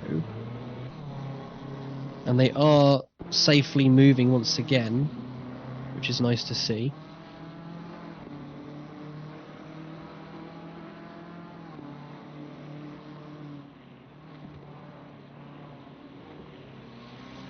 Oh, that's what happened. Oh my goodness, that is not ideal there. Unfortunate as he goes off into the barriers again as well. And that is what makes this track so much worse, Flynn. Once you're carrying damage, Oh yeah, the car acts completely differently in every corner, and it's easier to find your way off than it is to stay on. oh it definitely is. Very difficult corners to navigate. Just unfortunate because obviously some of these corners are just absolute blind bends. You just don't know what's going to happen. You can't predict what is going to happen. So that's unfortunate there, but it happens. But head down, crack on. And now we get onto the massive back straight where we're getting some overtaking action here between both BMWs, and also for that spicy battle for P18, the Lexus pulling out to the right hand side against the Ferrari. Indeed, yeah. I think. Oh, yeah. Sorry, we're watching BMW versus BMW here on the Dottinger Straight. Who are you on board with? Oh, sorry. I was on board with car number 10 with those two. That spicy battle we're having at the Nords, but the Lexus, that Lexus is gone. He's through. He's left the Ferrari behind. You know, the straight line speed is incredible, and there's nothing the Ferrari can do. He's absolutely defenseless in a straight line. Indeed, yeah. There is Ferlinski. Made it all the way up to 15th position. Comes into the pits, showing some phenomenal pace. So we'll see where they come out. Unfortunately for them, their second pit stop. Saif BM been in. Sorry, Flynn, been in 3 times to the pits so far, and is still up in 32nd place. So the Nordschleife smiles upon you. It smiles upon you, man. It doesn't. You can be left in the corner in the fetal position, rocking back and forward. Sorry, I cut you off though there, Flynn. No, that's all good. I was just saying, you know, it's the second pit stop for that team, and what isn't ideal is with that second pit stop already, it just shows that they're out of sync, if that makes sense. Yeah, exactly. Yeah, they're out of sync of everyone else. So they've got their second driver in the car now. Conrad is in the lovely Ferrari, which I'm still scared to drive later. I know, you'll be behind the wheel soon. We're looking forward to that. Sonic L fans can rejoice. He's made back another position. He has handily dispatched Machado, and he's only 5 seconds down on Ferrez, who is now behind the wheel of the BMW in P4. Ours, despite that 10-second penalty, firmly holding on to third place. 13 down on Schwander in second, but more importantly for them, now up to 7.6 seconds ahead of Ferrez. So Ferrez with a big chance. Only a second behind at the start of the lap coming out of the pits, but ours absolutely getting it done and more than making amends for that 10 seconds. Jeremy Gore is behind the wheel of the OSRT Porsche. And he has just been overtaken by Borgstock Marino, who is behind the wheel of the 95 BMW. They've just come out of the pits. Of course, one of the cars that we saw have a bit of an off track. Still carrying a little bit of damage there. Oh, Swander with the yellow flag. Oh, Swander's just... Oh, wow, Swander has just lost an absolute handful of time there. Car 15's round as well. Okay, so is that, yeah, it looks like he's come around the corner and there was already a car stationary and he's had to take avoid an accident. The yellow flag came because he was going so slowly to avoid any contact. Let's have a look and see the high speed twisty stuff. Now this might not actually show it, unfortunately. Hopefully it does. There's a little bit of bounce on the curves there. Absolutely fine. Just flying through there. Oh no, unfortunately we're not going to get to see it, I don't think. No, we're not. The replay software can be a bit temperamental at the best of times, shall we say. But what has that done? So yeah, that's cost them 8 seconds. That gap to car 41 out of the front of the field is now up to 45 seconds. So yeah, that's instantly cost them 8 seconds. That's not what you need. And ours has closed to within 7 as well. Wow. Yeah. That's going to be a bit going on soon. Yeah. You said carnage would happen, and carnage has happened. It really has, and it is continuing to have ramifications with blue flag cars right the way through, and a lot of cars massively out of position as well. from where they started. Leandre Knowles behind the wheel of the PRL Ferrari. They are trending back upwards. So too Chris Wall behind the wheel of the 420 BMW. They're up 11 places on where they dropped down to. Diaz is still dropping spots. Who else do we have charging back? Yeah, in fact, Leon Way. Good overall ascent for the race. 17 position net gain at the moment. Leonard Hallweddle, 32 spots. There is Rose behind the wheel. OLR, one car. Their BMW that's on screen now up 40 spots to 19. And Klug behind the wheel of the BMW, he is up 31 places to 20th. So the Ferrari, the lead BMW, car 39, out for the team, it started but 9 positions behind Klug. So that is quite a turnaround in the team. There's a yellow flag for Troy. Nope, he's all good there. Blaubaum up that 40 positions, still climbing as well since coming out of the pits. Absolutely flying through. And Son Angel now only down in net 3 positions, so he's made good gains back through the field. And I can tell you, his lap times are more than comparable with the 2 drivers ahead of him, Ferrez and ours. So I would not be surprised.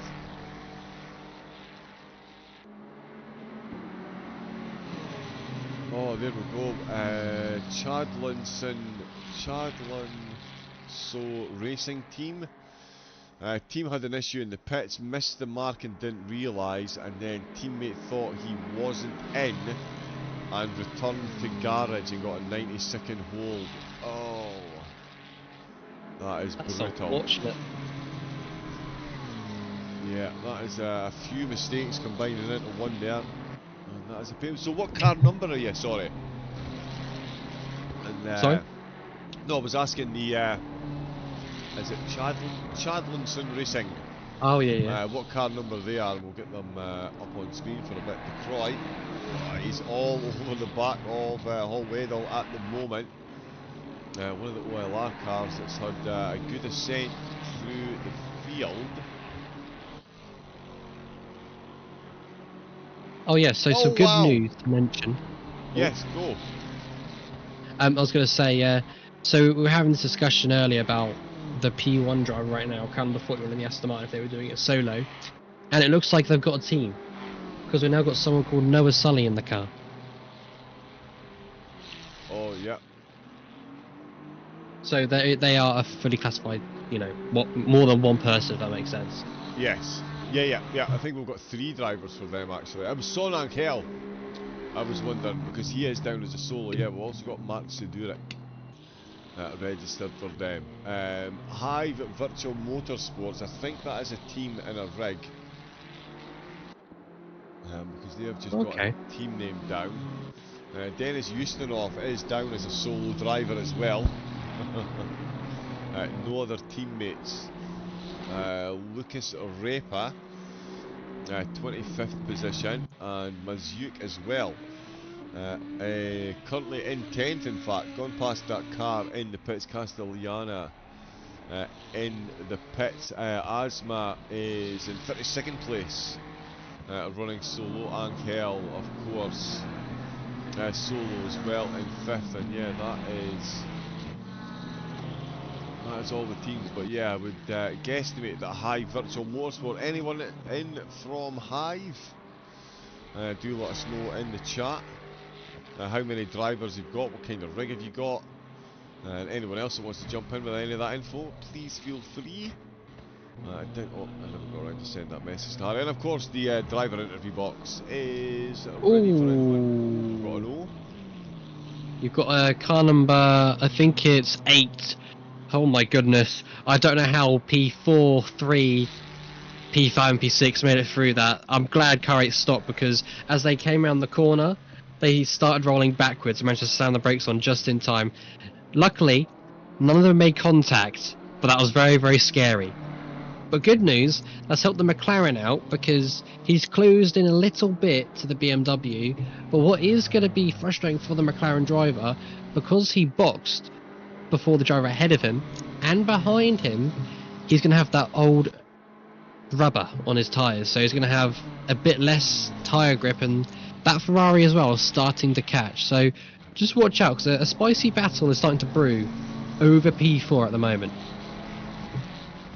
Indeed it is, yeah. So, ooh, another car just finding its way off track. And I tell you, Machado's closed in as well, actually. He is within 2 seconds, or he's keeping close, sorry, after Angel got that overtake done. So he's only 2 seconds behind. Angel is going to be outgunned by the BMW in a straight line. What a yellow, oh no, that's a car in the pits. We do have car 211 struggling round the course at the moment after collecting some damage from the wall.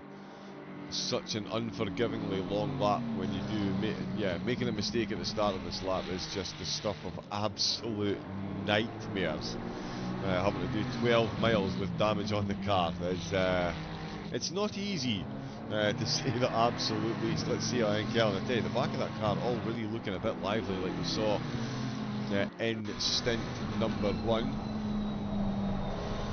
Oh yeah, definitely. I mean, it's looking a bit spicy and interesting only because it's like he's turned up the tempo, because look how much he has gained on the BMW ahead. Either the BMW is out of sync, or Angel's just out of nowhere found some incredible pace. Because I'm in shock. They're absolutely flying right now. Yeah, in fact, Angel is 5-2. Oh, sorry, ours is just done an 8:13, but yeah, Angel's just done an 8:11. Schwander, 8 minutes 18, and Perez 8 minutes 16. So not only has Angel found pace, Perez has dropped about a second and a half on his previous lap, and Angel is absolutely putting the pressure on. Machado's still sitting at 2.4 seconds, but Angel really is in that slipstream now. And tell you what, giving the BMW more than a run for its money. Is he going to be able to get this done before the Dottinger Straight? Along the Dottinger Straight, it could be tricky. He's thinking about it. He's significantly quicker than the driver ahead by the looks of it here, Flynn. Yeah, he's really going to have to find his time and get this overtake done, because it is blatantly clear here he is a lot quicker than Perez. But it's just the old Nordschleife conundrum: where do you actually get it done?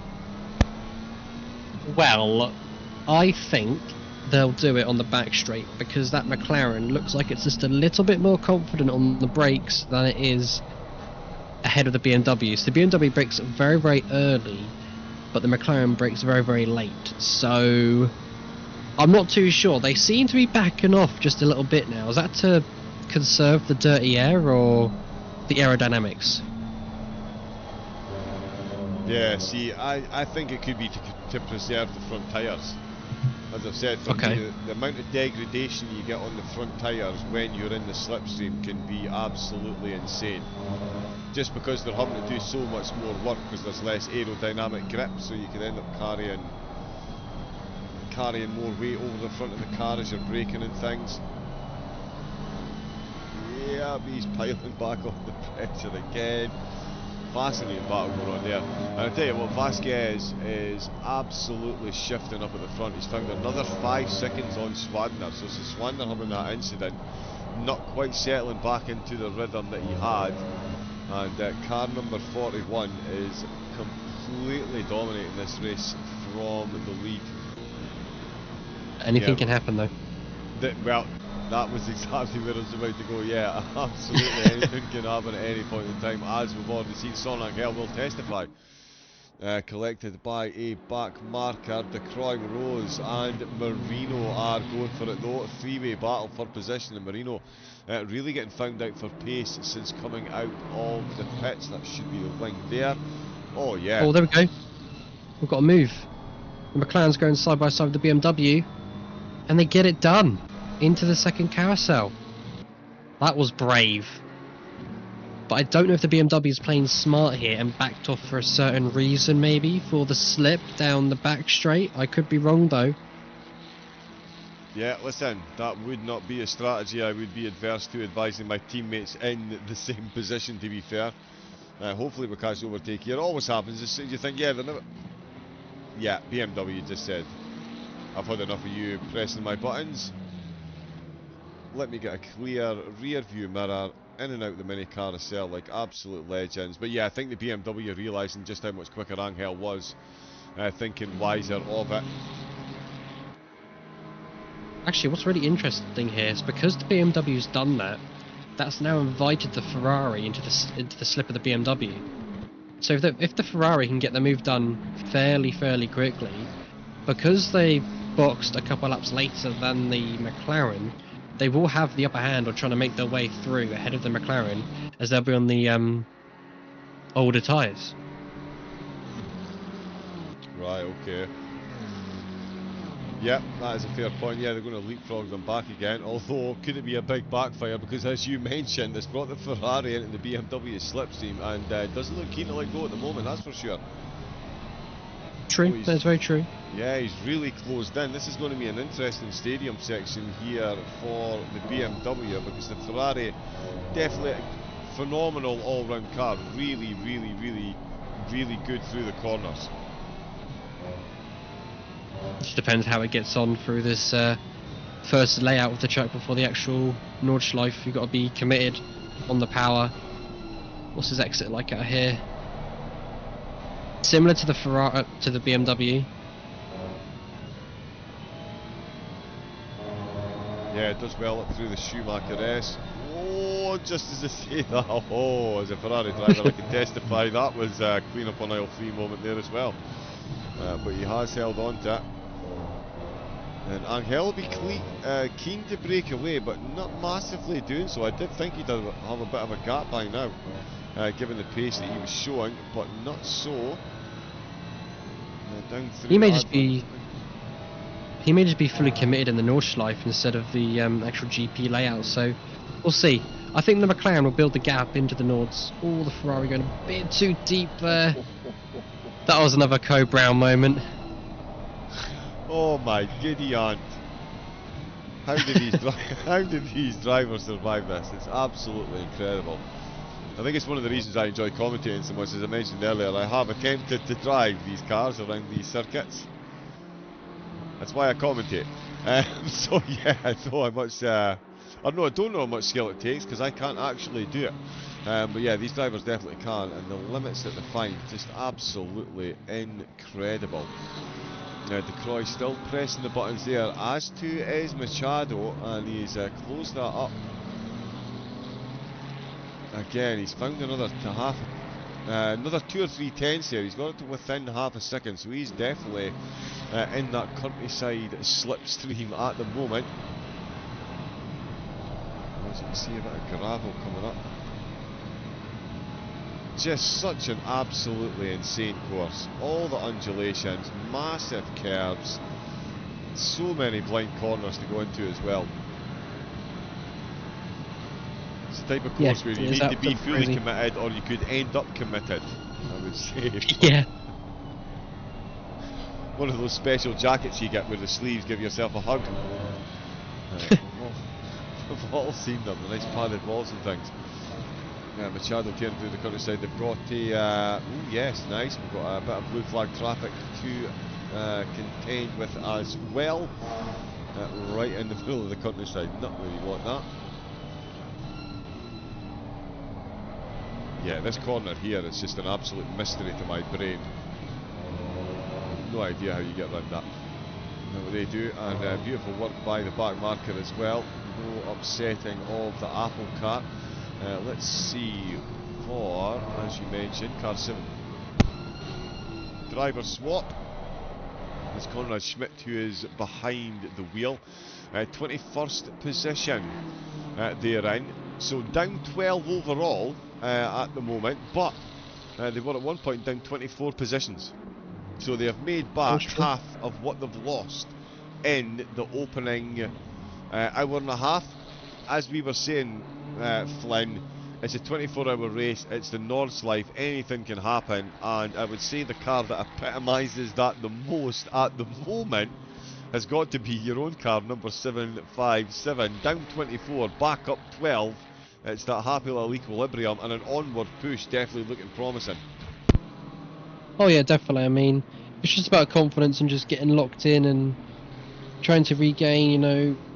Felinski may feel a bit frustrated at the start of the race that, you know, he lost the car, but it happens, you know. But from here on out, let's head down, crack on, and yeah, but we're not looking too bad. We're doing pretty good at the moment.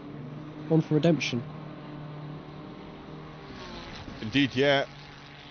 And only 4 seconds to make up to Kucha ahead, who's got a 5-second penalty. So I'm going to declare that one in the bag before the end of the stint, although enter curse of the commentator. Let's see what's going on with Angel. 12 seconds down, and Perez has been overtaken by Machado. So the Ferrari has now been released.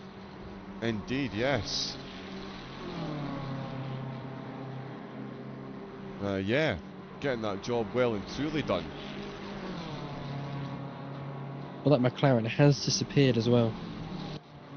Yeah, as you mentioned, you've been absolutely spot on multiple times today. As soon as we get into the Nordschleife section, the McLaren just all the goodbyes. It does have a blue flag ahead. Oh, and it's a damaged Ferrari ahead.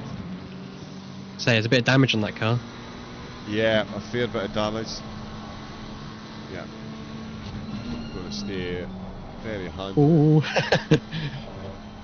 That was a bit scary, not gonna lie. Yeah, I'm a little bit scared there for both. Angel, absolute full commitment to at least get back onto the podium.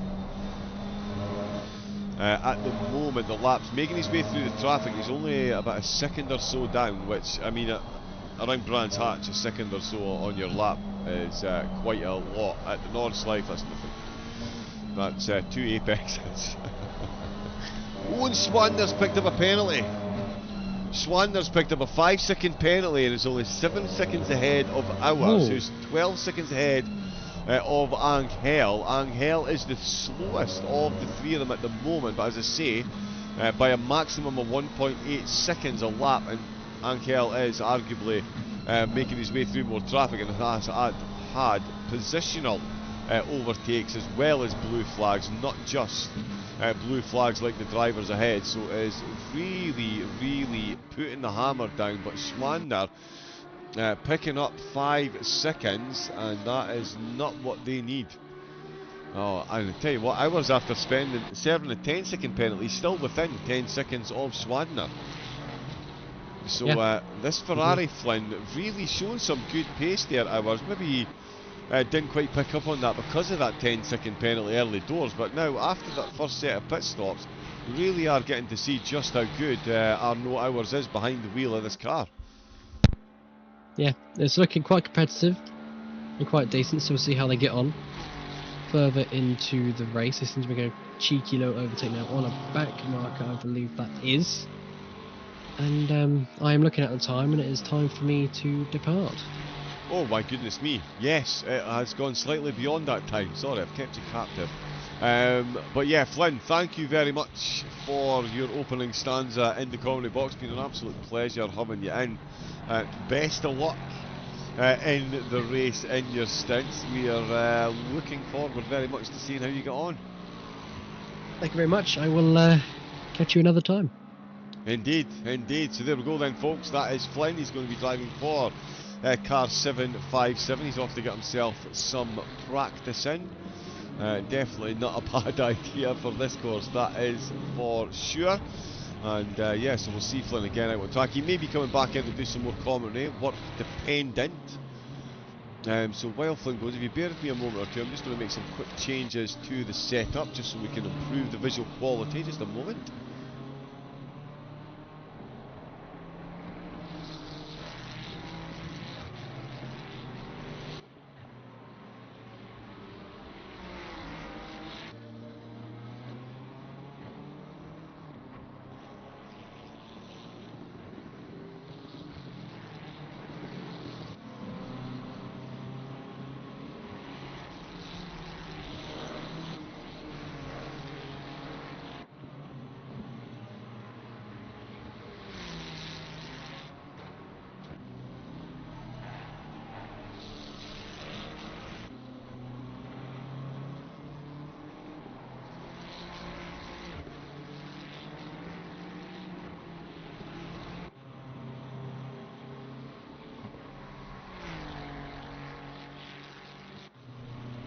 And there we go. So yes, Flynn now leaves us to go and do some practice, get himself out on track. As the ACM 24 hours of the Nordschleife, of course. We have got 22 hours and 26 minutes of racing still for the drivers, and of course we are raising funds for the Warwickshire and Northamptonshire Air Ambulance. They receive nothing from the government. So rely heavily on charity. Of course, this found out they actually saved Harry's life himself. So make sure you get on board. Everything and anything helps. As we're 41% into the total. Is there a live timing? I don't think there is. As far as I am aware. There's no ACC drive or pit wall live, unfortunately. I think that is something that the team are looking at, and I will certainly be suggesting it to them once again. Or sorry, certainly suggesting it to them.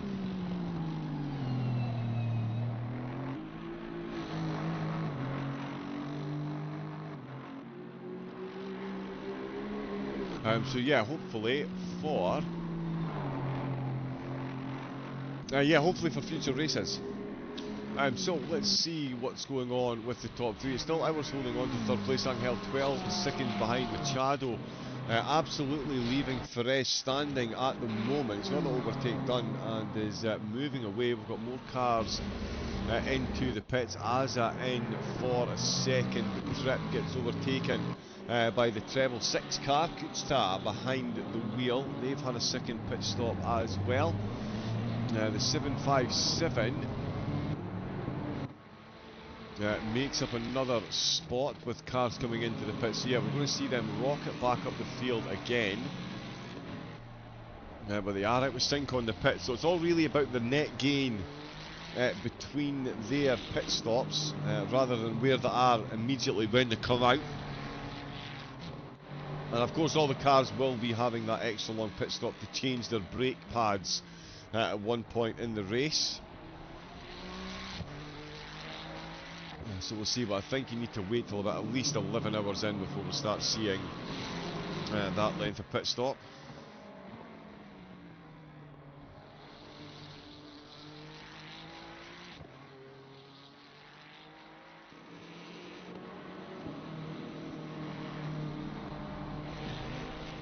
So just quickly check. So we've got OLR coming into the pits as well. That other car has stayed out. Rodriguez has just done another ridiculously quick lap compared to the rest of the field. Angel is now the quickest out of second, third and fourth. He's just gone 2 seconds quicker than ours and Swander on that last lap, but gap's still sitting at 12 seconds though. Christian Herman just picking up a bit of a slap on the wrists from the in-game stewards there.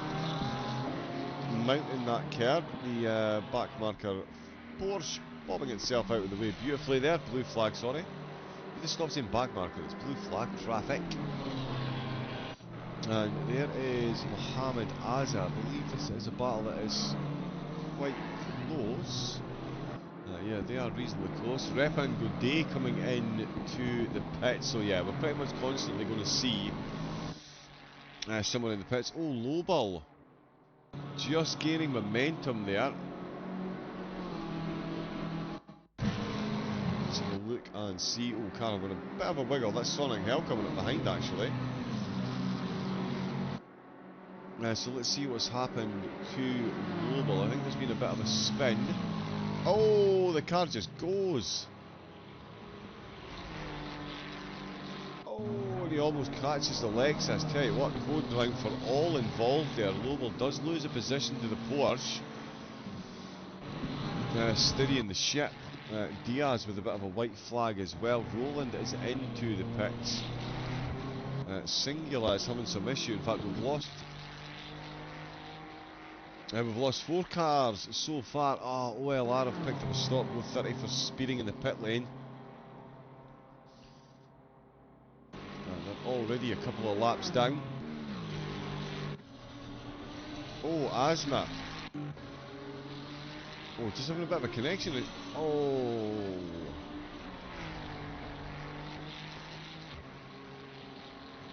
Yeah, that looks like a big contact. Oh. Car just net coding in a straight line there. Oh.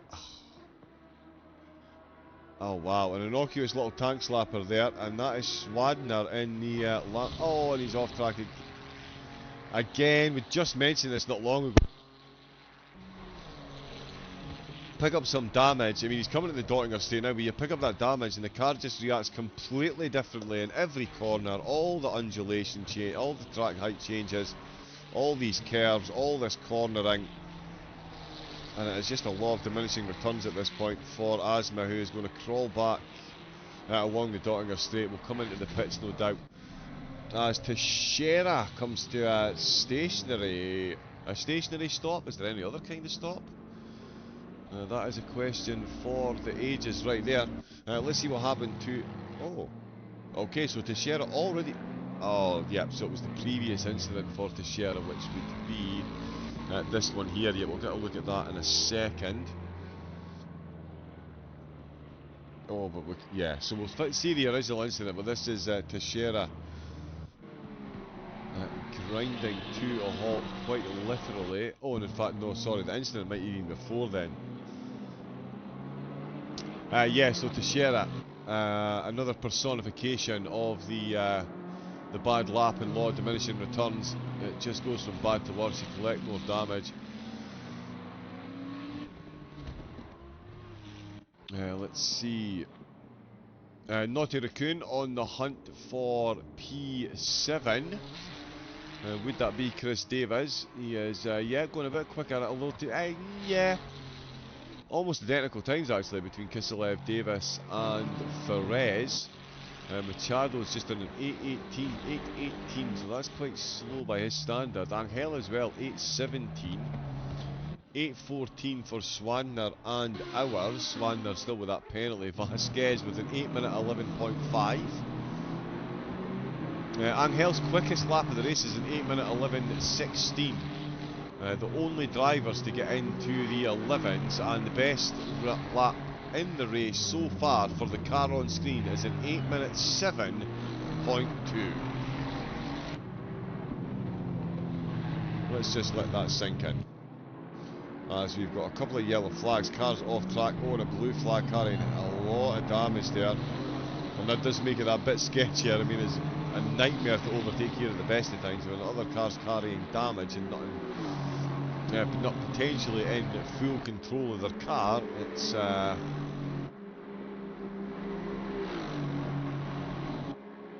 it is a tough one.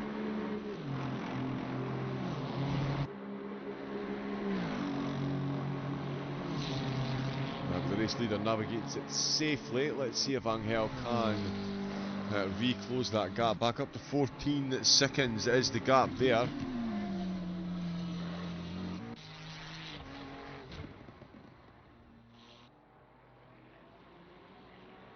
Right, I think we've got a bit of a glitch on the timing. So Gregory Russell says he hasn't had any pit stops yet. That is a bit of a strange one.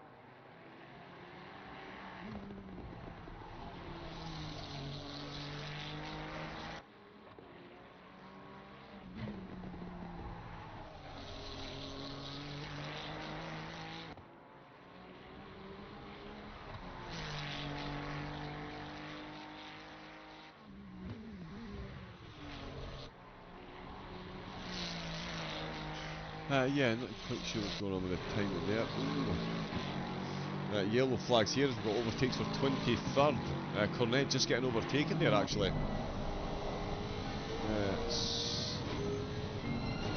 Oh yeah, sorry, yes, so Paul did just get ahead there of Cornet. That's not too bad a turn, that's why I hesitated there. The Ferrari got the Lexus, but it is through the twisty stuff.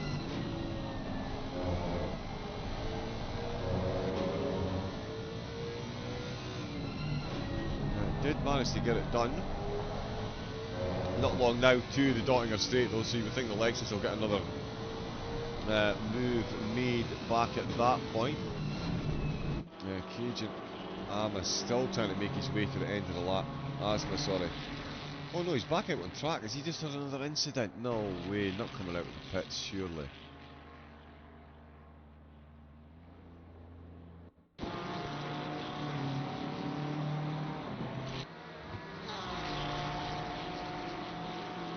Yeah, so that's just out the pits. It looks like he's pulled over. Oh no!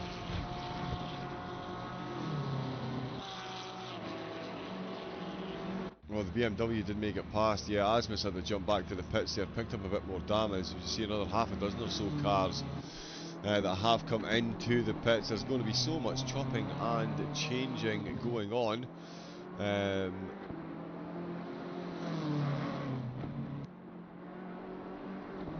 Where is 437 now, please? Let's see. 437. Max Fluger currently in 41st place, so down 3 spots on where they started. 2 of them since coming out of the pits for the Mercedes team. I want to get ACC. I've got ACC now.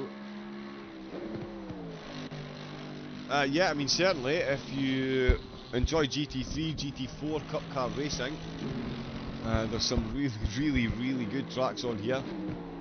Steep learning curve potentially with the setups. I'm not sure what you're like with setups. Don't want to make any assumptions. I myself found it to be a bit of a rabbit hole.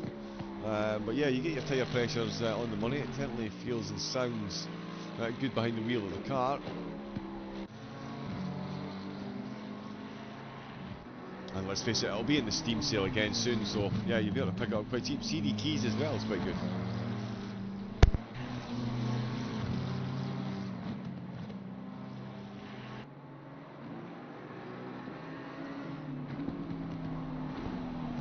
Yeah, so we've got a couple of battles that are brewing. So ACC it is, there we go.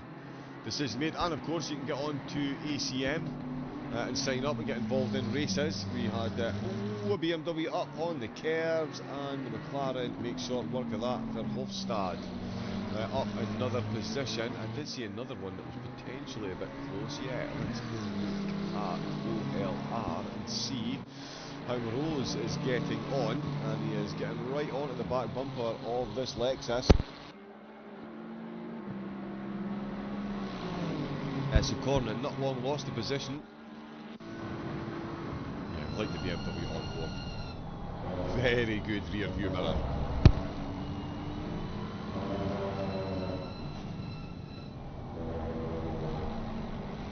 DLC.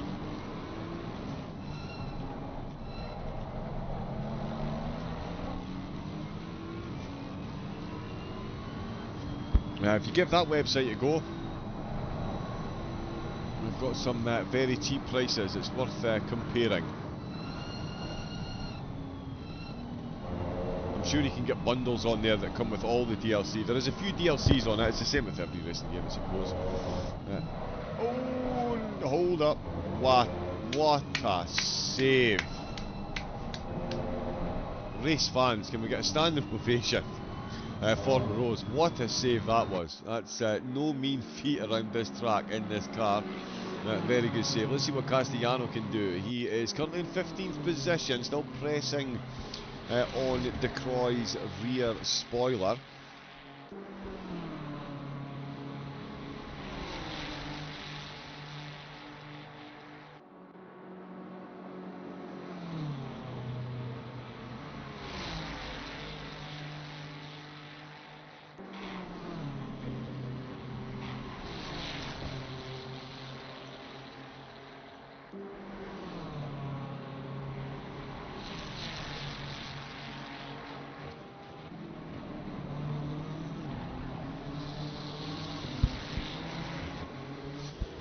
Yeah, as these two absolutely dueling their way through turn 39 and 40 there. Coming up to the carousel all the way around. It'll be fun one through the mini carousel, I'll tell you, that Ferrari really is hanging on well there. Car 757 was the other one that I was looking for there also. Yeah, up to 20th position for them. So starting to find spots through the grid once again. Oh, yellow flag. Come on, change cameras, please. There's been a bit of contact. Sorry, we are running a bit slow on the commentary. Let's have a look at this though.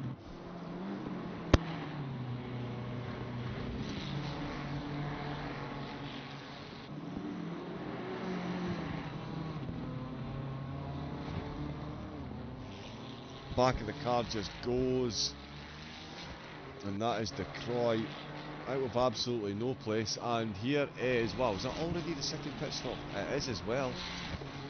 Time flies when you're driving at the Nordschleife. Well, certainly not, well, sorry, not that I'm driving it though. Oh, of course, you play as well.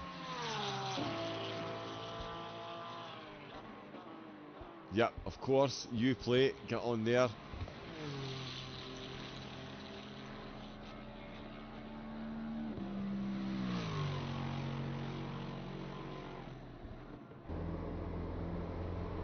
Yeah, sponsors of the events as well.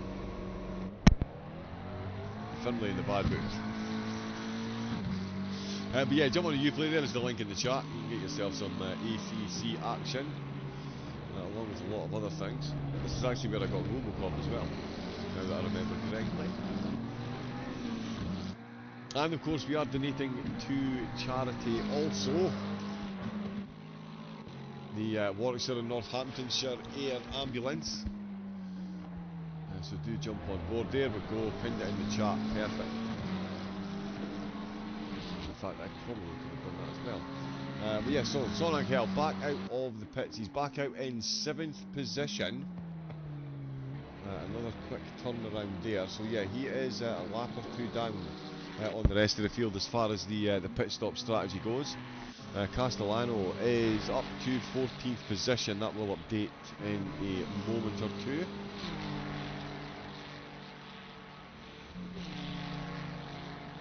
As he crosses the line, of course, getting past the crowd, Blaubaum is into the pits. And actually, yeah, where did Tidworth's car go?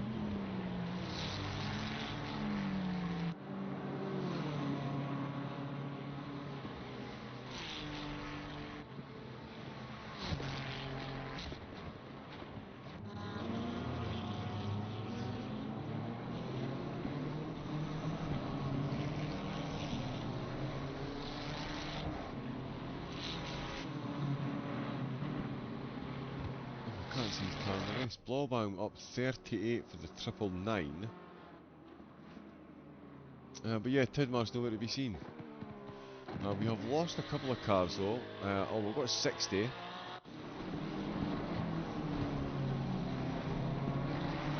yeah, we have lost 4 at the moment. We've still got some big movers down the field, of course. Remain Flow in the 58. They're down at 40 position, so definitely got pace on the car, on quite a few of the cars ahead of them. They've already made it back 8 since getting out of the pits.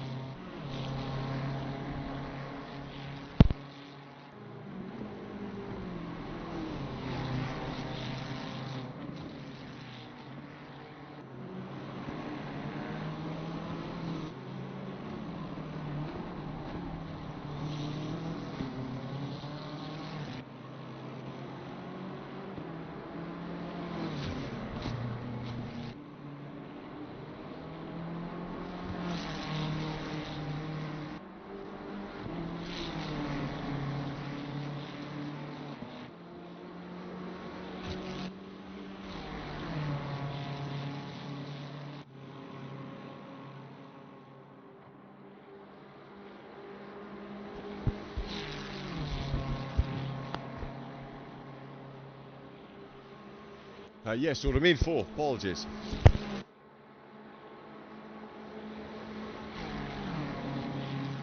Yeah, running well and just making back another spot there, so that's them back up. Chuperin into the pits. They are up overall. Let's see what the race leader is doing. That gap now up to 57 seconds.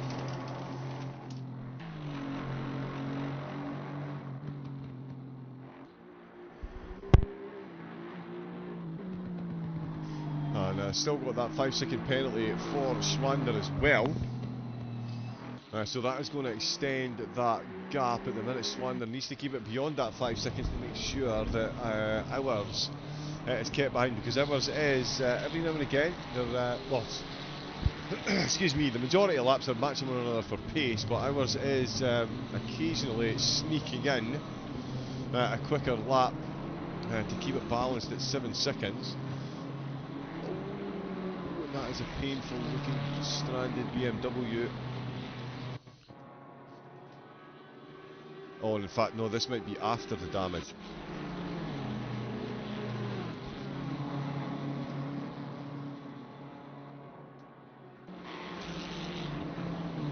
Oh, no, that is the damage there. Oh, wow. Yeah, that is a big, big, big hit there. That is a lot of damage to be carrying. That is going to be a fair bit of time stationary. It's going to bunch up some chunks of the field. We've got Rose, who's not long out after his second pit stop. Quite a few cars now been in for that second stop, and he is looking for a move on the Lexus. Almost getting it done there. The Lexus goes defensive. Is this down through Van Bogen? Yes, it is. Ooh, yeah, that's not how you take that that chicane. Absolutely not the way to do it. Oh, Castellano with a yellow flag. And there's a white flag showing, so he's had some kind of incident. Let's have a look and see.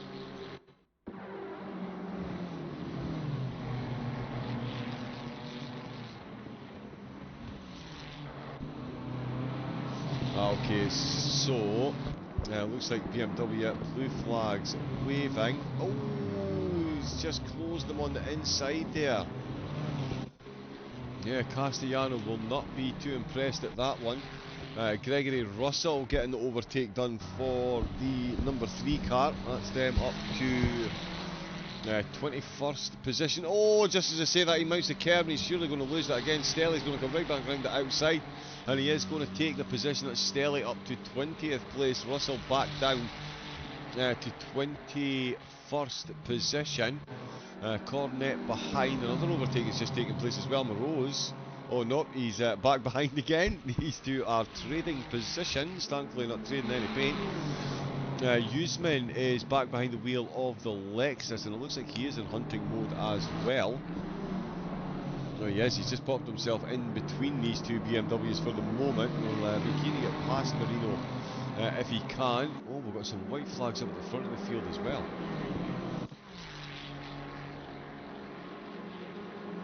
Okay, just Machado going past the back marker. The race leader coming into the pits.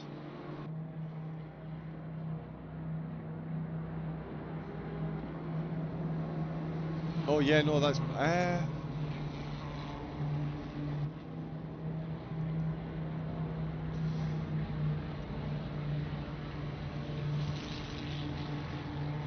yeah, that is good. He's dropped off my timing tower now as well, sorry. Hours in, Machado in, Perez in. Sonangel will stay out. Kiselev will come in. We've got another stationary car as well. On its remain foe. Oh, having such a good comeback race. Oh, just touches the grass. And a passenger at this point. Oh, gets it back on track, and the cameraman decides that we don't need to see the carnage. Thank you, cameraman. Right, let's watch that one again from Helicam, because there was zero information imparted upon us there. Nope, it's absolutely freaking out now. There we go. Sorry, there's just been a lot of incidents just piled up there. So yeah, let's watch this one from Helicam. Touches the grass here. I mean, does really well to keep out the wall. Gets on the tarmac, and then the back end just says, no thank you. Oh, facing the wrong way. As yep, Kiselev comes in to the pits. Angel rockets up to 3rd position.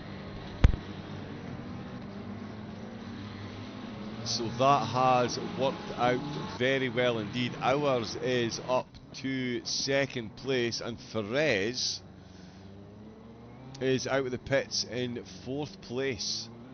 Machado still stationary, so that is Song Angel back onto the podium. That 5 seconds for Ferrez has been massively costly. Sorry, not Ferrez.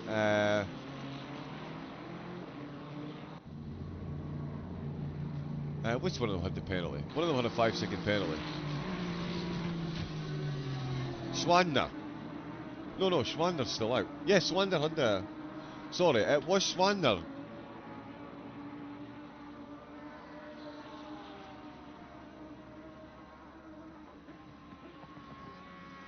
Where's the race leader? Sorry, my apologies, I'm all over the place here because the timing tower, I thought it stuck 60 cars. Where is Rodriguez?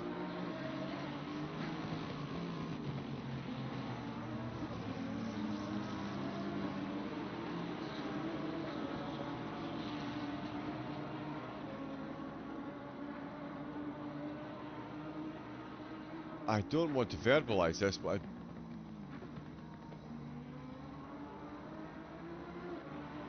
oh no, there they are there.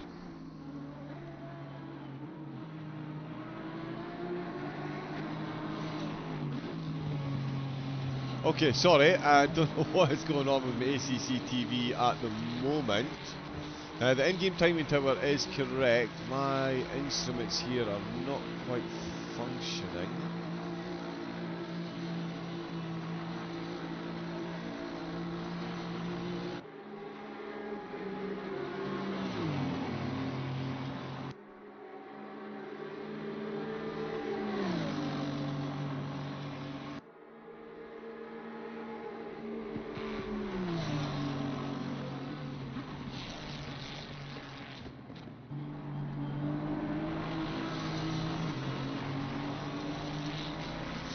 Has Vasquez Rodriguez disconnected from the server and rejoined? It said his last pit stop was 2 minutes.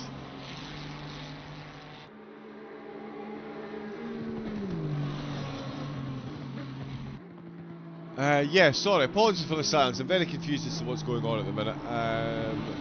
Vasquez Rodriguez wasn't on my timing tower. He's now appeared with it, as I say, with it. It said he was stationary in the pits for 2 minutes. Neuberger was in the lead of the race, has taken 2 pit stops, is now behind the wheel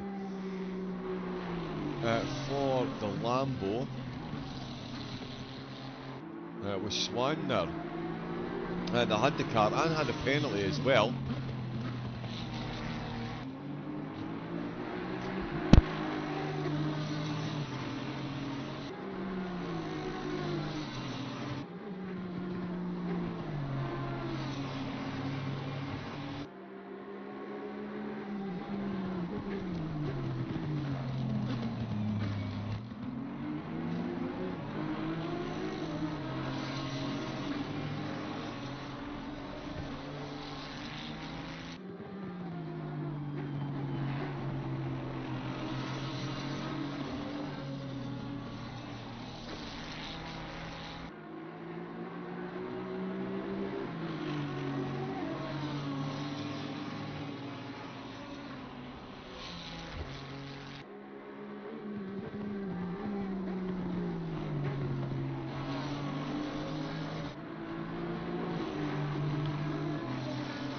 Yeah, let's crack on what we know on screen. That gap at the front is now down to 2 seconds because Rodriguez has just retaken the lead of the race. Something slightly untoward has gone on there, I think.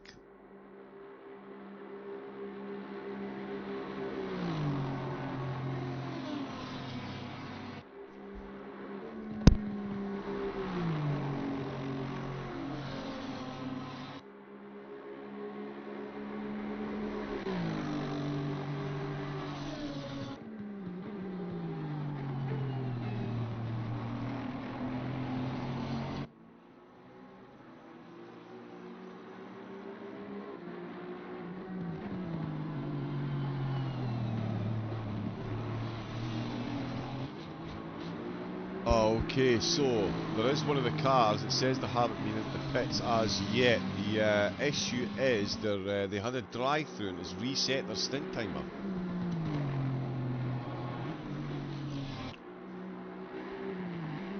Which is a bit of a fun one.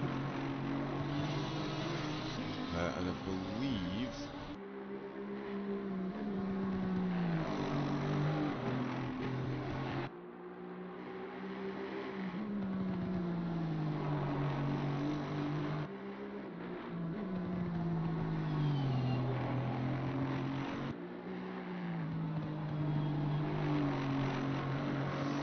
yeah, and a couple of drivers are potentially having issues connecting for their stints, but again, we'll crack on. My apologies, been through some information there. Let's look at Nikita Mazepin, one of the solo drivers, or certainly done as a solo entry. May have more people there with them racing, but certainly at the moment, really is racing this Audi ahead. Barr had a good start. Both of these drivers having a solid start to the race. Barr up 7 positions, but of course Mazepin into the top 10 after making up 12 spots from the start. Yeah, cheeky little alpha symbols on the side of the Ferrari. Gets very close under braking against the Audi, as you would expect. Jeffrey Ritchie in the chat. Right, okay. We lost a minute because we changed setup. Okay. Got you. Right, okay. Yeah, it was so weird the way it triggered on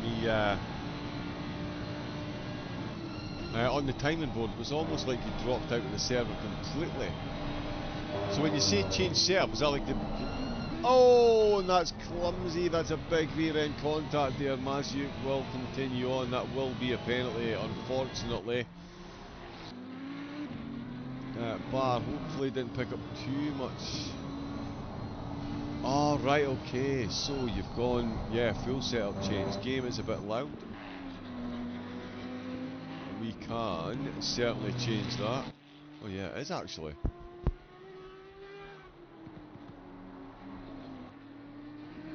That's changed. My apologies. That's yeah, that seems to have changed.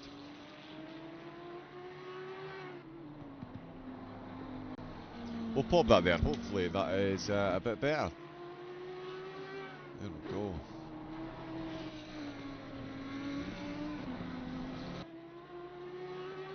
Wow, the tyre wear was... wow, if that's terrible tyre wear in the laps you guys were putting in, that's... yeah, that's frightening if your tyres were going towards the end of the stints. How are the 111 doing? Let us have a look and see.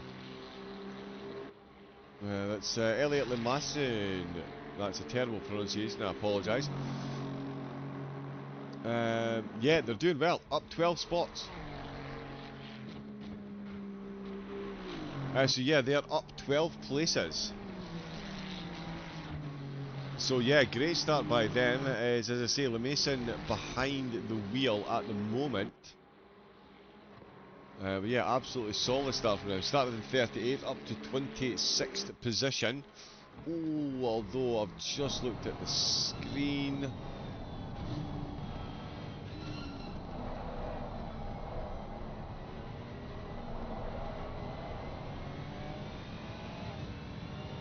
Yeah, they're carrying a lot of damage.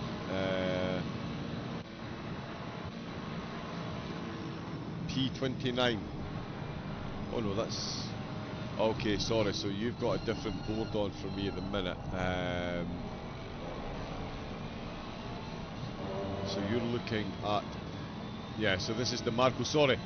We're using the in-game timing tower. It does take longer to update, but it does show the penalties, and over the 24 hours, obviously, we want to be able to see who's picking up what, because it is very easy to pick up penalties around here.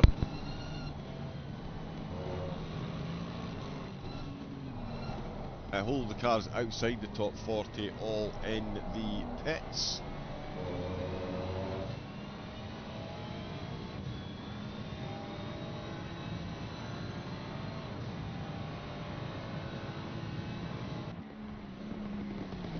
Ah, the Lexus, there we go.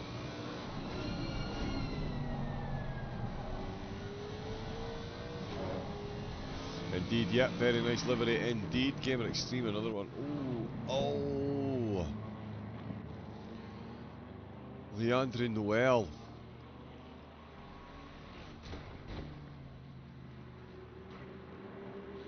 Oh, and I'm going to stay stationary to let a lot of cars pass. Come on, replay, please work. Thank you. We'll go into helicam. Hopefully the trees don't cut us out.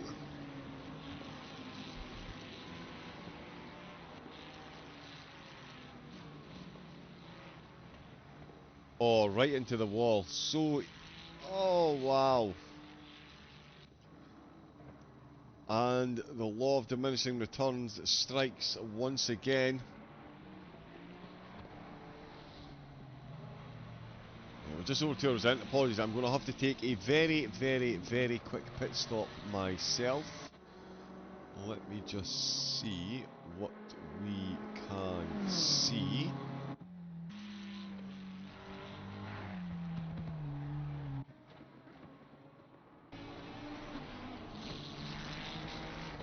Let's see how ours is getting on. Sorry, my autopilot not working at the minute. In fact, Castellano. Oh, the Audi spun. It's Bar with a big spin. Oh, there was a bit of contact between these two not so long ago. Oh no, sorry, Mazuk and Bar. Sorry, had a bit of contact. Bar dropped the spot. Looks like Castellano and Loeffler have both made it through. The Audi just touching the grass and bang. Actually, that wasn't a big bang, it was more of a spin than a bang. Not really picking up much damage there, actually, so that could have been a lot worse, but just not the place you want to be trying to get back up to speed as the rest of the field come through. That's put Loeffler up to 11th and Castellano up to 10th place.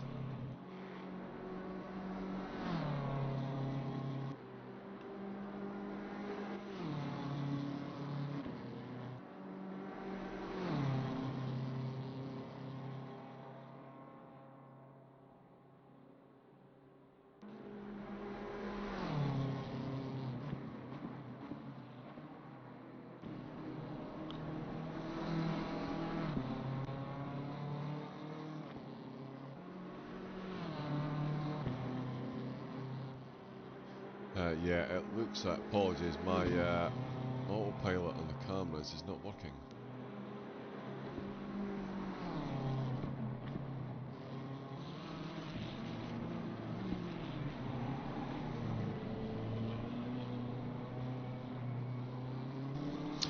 Yeah, but it does look like Stelly in.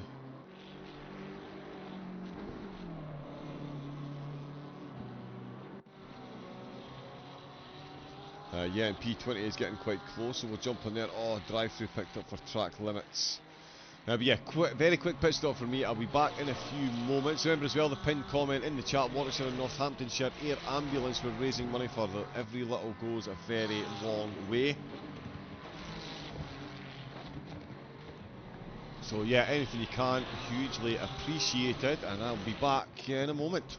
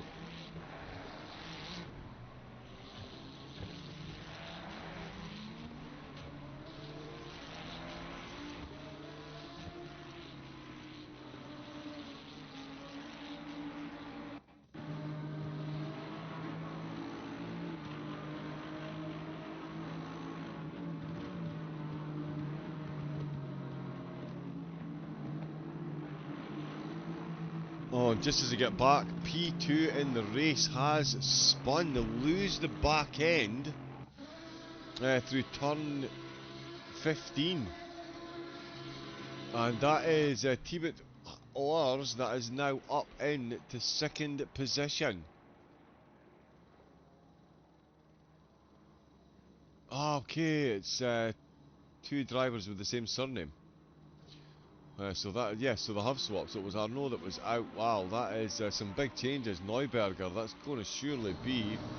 Oh, actually not too much damage there, but that is an extremely painful one for second place. That is going to compromise them massively. And in fact, Son Angel, 9 minutes 6 for his last lap.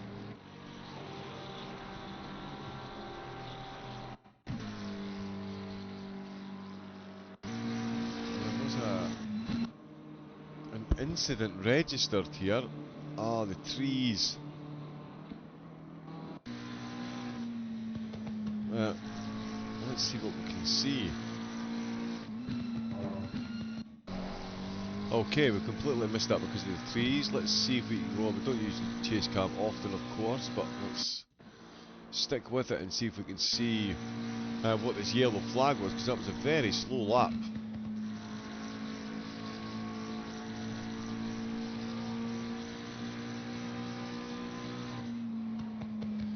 Oh, now he's just out of the pits, that's why. Sorry, that is why, so I've missed that. He's been into the pits, so I think there was more damage. That's 79 seconds that he was stationary for. That is a very, very, very, very, very long pit stop for Angel. That is double the length that anyone else has taken, although as I say that, Mora's been in for 77 as well. So Mora's just had an exceptionally long pit stop as well. Yeah, we're only 2 hours and 20 minutes into the race.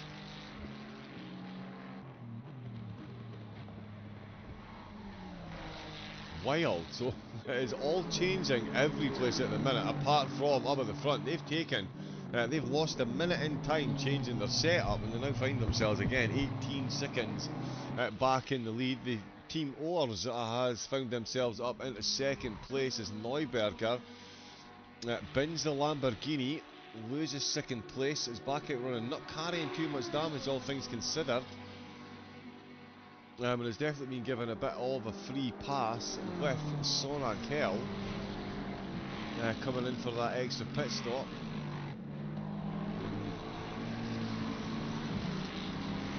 Well, so 3 stops there. Where is car 757? Jake Spinner out behind the wheel, so they've taken their 3rd pit stop.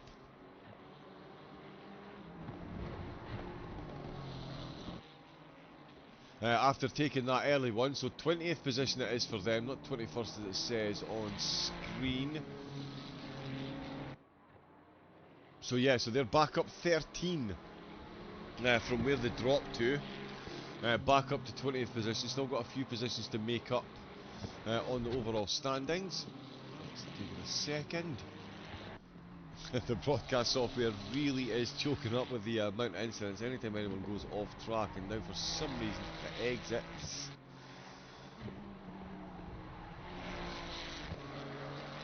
are also popping up. David Vorak out behind the wheel of the 555 machine. They've had a bit of an incident as well. This is about halfway in, or sorry, a third of the way into the lap. No. Okay, don't know why that was a yellow flag. Vasquez Rodriguez, no yellow flags, all of the front cap still stretching. It's now out to 20.4 seconds. Sector on sector, that is increasing. It's an absolutely incredible display from them up at the front. We're down to 58 drivers, so we've now lost 6 teams. We've got more penalties coming in. OLR picking up another stop, go 32nd for speeding in the pit lane. Lazewski just serving a stop, go 32nd for speeding in the pit lane as well. A few 5, 10 and 15 second penalties dotted through the field, but Mirko Casagrande along with Dipolito both carrying drive-throughs for pit lane infractions. How's the leader going? Did they swap drivers? They have indeed. They have indeed. De Croix got 10 seconds, Caragos with 10 as well. It is no Sully Vasquez of Rodriguez that is out behind the wheel. And he is doing a very similar job. Oh, disqualified for speeding in the pit lane.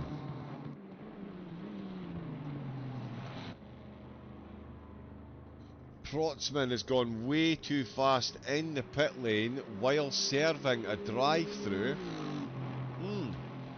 Stop go 32nd. So yeah, speeding in the pit lane when you're coming in to serve a penalty for speeding in the pit lane is disqualification, unfortunately. I think we can get the live stewards to rescind that and get them back in the race.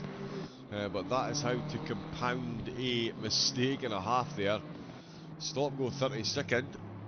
Roll the dice and walk away with a disqualification. Not the way to do it.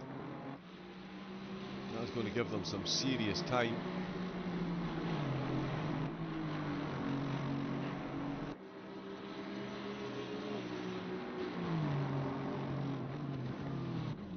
There we go, Quiggy is in the chat. Let's go Team Hive. Ah, okay, Team Hive, excellent. I was looking for a representative or someone knows them. Would you happen to have any information on the team? How many drivers? What kind of setup that they're using? Is it a university team or a college team? Or is it a group of friends? Is it a full-on team? Apologies for my lack of knowledge on them, but yeah. Any and all information that you might have on the team, I'm always fascinated. I know there's a team from Italy that races quite a lot. They have a Formula F4 driver who's now their mechanics professor. He's got an old F4 chassis with a sim rig inside it, the wheel and pedals mounted, and the drivers jump in and out of the rig. Of course, they've got at least 30 seconds to do so with the tyre change, the inevitable tyre change that is taking place. You would think they would change the stint so but we could get the most out of the tyres. Ah, it's a sim centre, right? Okay, we have 6 drivers, but I'm injured, right? Okay, and out of the car. Oh well, best luck. And what country are you based in?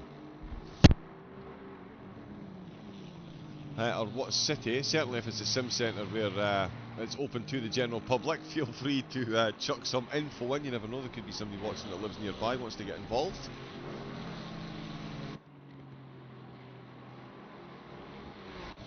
Always good to expand the sim racing base. It's all the more drivers for me to commentate on. USA, sir. Ah, Clearfield, Utah. Ah, nice. I've been to Salt Lake City. Incredibly hot. I mean, I think I've got it bad here in Scotland on a day like today when it is cooking, but yeah, I can confirm Utah. And if anyone does want to go and visit one of the most beautiful cities in the world and the Great Salt Lake, I've actually got salt from there in a Ziploc bag. I have been, but yeah, absolutely incredible place to visit. Utah is really, really, really, really incredible. They've got a decent basketball team as well. Did Karl Malone not play there back in the day? I'm sure he did. Karl Malone, the mailman? I'm sure he did his numbers. Yes, yeah, back in 1994 I was there. So, yeah, a while ago now. So there you go, if anyone is looking to get involved in sim racing and you happen to find yourself in Clearfield, Utah, just ask for Quiggy and you'll get you hooked up with the High Virtual Motorsports team. Malone and Stockton, that's right, that's the other one. How could you forget Stockton? Oh my goodness. Ah, the mailman, he certainly delivered. He certainly delivered, that is for sure.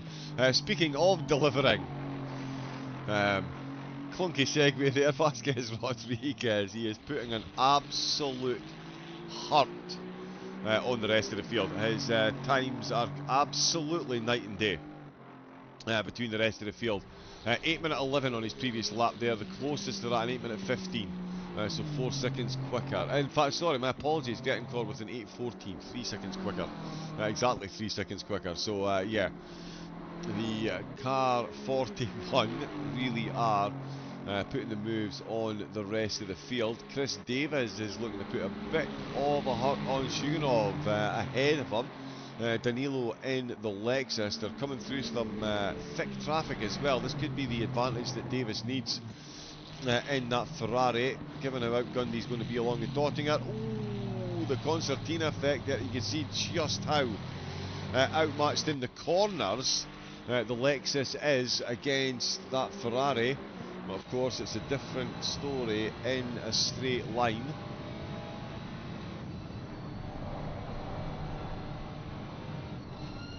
Chris Davis getting the overtake done in the Chimera car. Absolutely loving that livery. That is so good. So good. Davis up to 6th position. Mora will be the next target on the hit list. Chuganov still keeping in touch. Zuzman is back behind the wheel of the Lexus, but it's Oliver Barr that I was aiming for. Just been overtaken by Son Angel. So Angel and the team. In fact, if anyone is in from car 211, is Angel streaming actually? I'm sure Angel streams. Is anyone watching Angel stream as well? If we could find out why he was in the pits for 79 seconds, that would be hugely appreciated. Mora as well. In car 988, they've just been stationary for 77 seconds, which is a very long pit stop. Even with a penalty, I mean that would have been a huge penalty. That's brake changing territory, and I'm thinking it's maybe a bit early for them. Unless they have been caught out and they were using quali brake pads and they've started the race on quali brake pads after the server restart.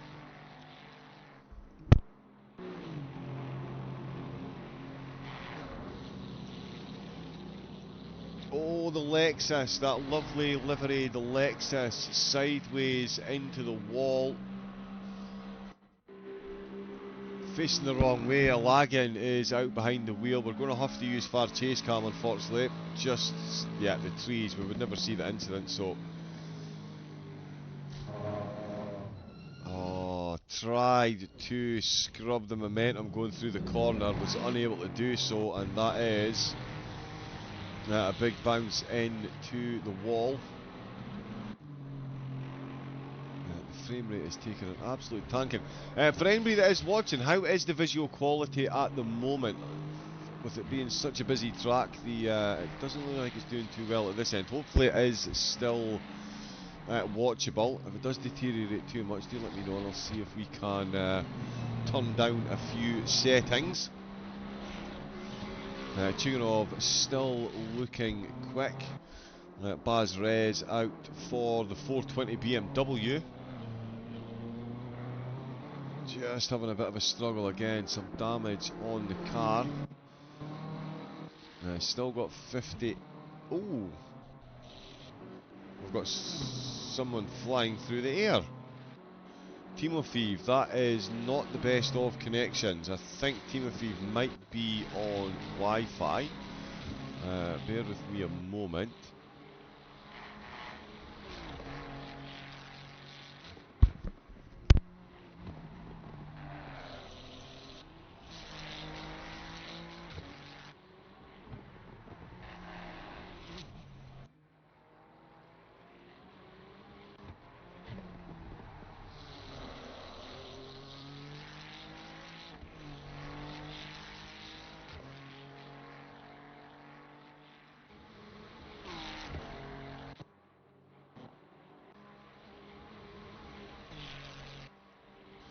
Still flying through the air. I'm sure the stewards will pick up on that.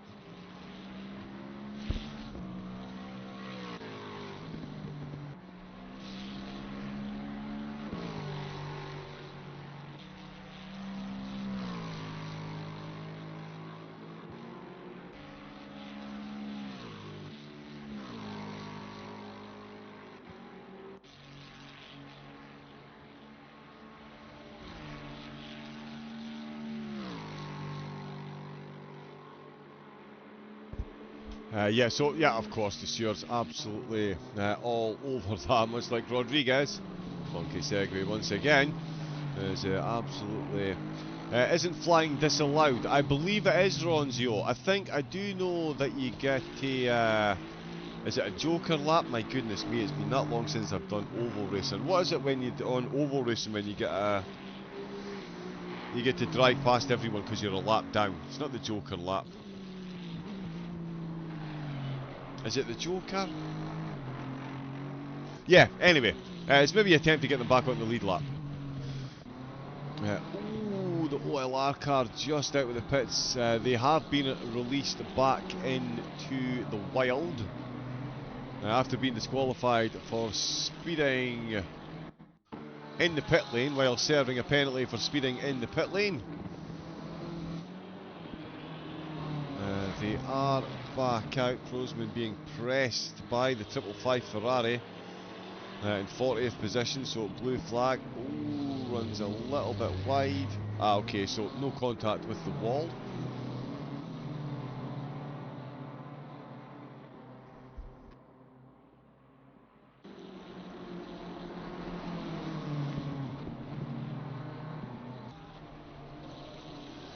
More action in 35th as Hyde Motorsport looking to close up on Casa Grande and get an overtake done. We've got one of their teammates in. Quiggy, who is it that's behind the wheel at the moment, if you don't mind? Hopefully your injury doesn't preclude you from typing too much. I hope I'm not exacerbating your interview. Exacerbating your injury by interviewing you midstream. Wow. Don't worry, your typing can't be any worse than my talking, apparently. But here we go, High Virtual Motorsports looking for more places in the race. They've had a solid start so far. They've made it up 7. Can they make it up another one at the expense of Casa Grande? It's going to be a grandstand defensive display, I would feel, if he's going to hold them off at the minute. Whoa, there's a little bit of a wiggle on the way into the countryside. They'll settle that back down as Elgin behind them comes into the pits.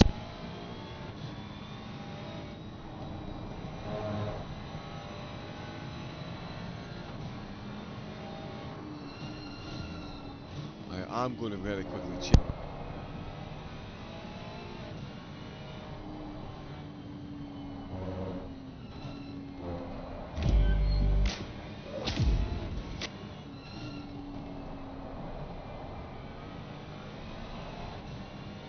Yeah, just going to very quickly check and see how the stream is running, see if we need to turn down any settings. Ooh, the wheel for the yellow flag.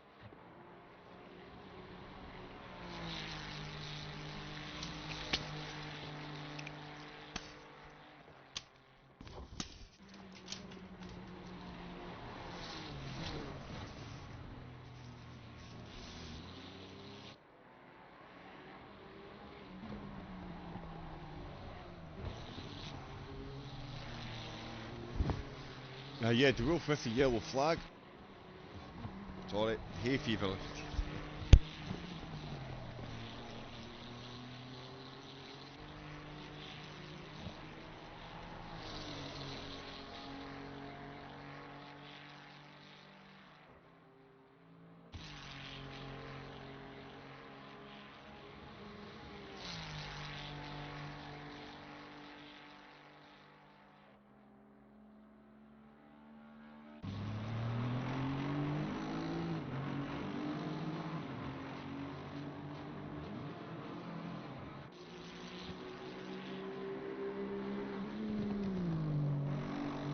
There we go, and just as just as I was away having a bit of a coughing and sneezing fit, we've got the race leader.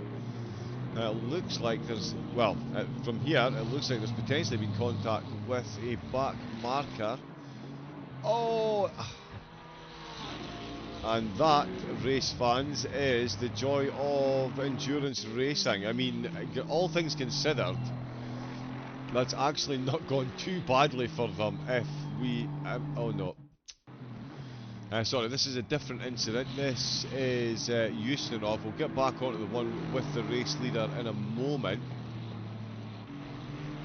As Ors and Neuberger have just swapped positions as well. As car 757 pops up a yellow flag, it's all kicking off.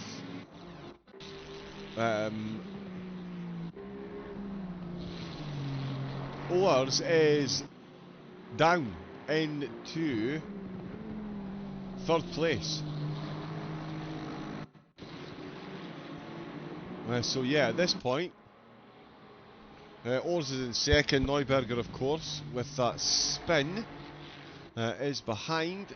Oh, mounts the curb. Oh, hits the wall, and then another car, because there's absolutely no width on the track, gets out the way as the BMW goes through. That re-promotes Neuberger up to 2nd place. And we can hopefully have a quick look once again at the incident that got the leader. And yeah, as I said, this could certainly have been a whole lot worse for the race leader, all things considered. Come into the carousel, and on the way out there's a BMW, unceremoniously in the track, takes a contact on the rear, spins the car, and ends up facing the right way. I'll tell you what, I hope that team buy a lottery ticket tonight, is all I'm going to say. We've got De Croix, who is now ahead of Dvorak. Dvorak tumbling to... Oh, wow, the 555. Big contact with the wall for the 555. Track temperature is climbing a bit, but it's still only at 24 degrees, so yeah, certainly not going to be overly wearing on the tyres. You can't do that. Oh, and as I said earlier, some of these curves are higher than the Dutch Tourist, and they will impact those wheels. For anyone that hasn't driven on a simulator against curves like this, and I do mean against curves like this, you see cars all the time up on the curves with these things, they do hit back. If you hit it at the wrong angle, or at all, it will force your front wheels into the direction that they hit them. It is if A acts on B, B acts on A with an equal and opposite amount of force, resulting in an equal distribution of said force, and your front wheels being forced and your wrists and thumbs put into the absolute test. Let's see, car 757 spinner behind the wheel, looks like he's carrying a little bit of damage. He's certainly carrying the BMP car in his slipstream. The BMP car got a 10-second penalty. YC behind with a stop go, 32nd. All those incidents have dropped off. I'm scared to look at the 757 incident, although we might lose it, so I'm going to jump onto it now. So let's see what happens. So this is up against the OLR BMW heading down into the stadium section.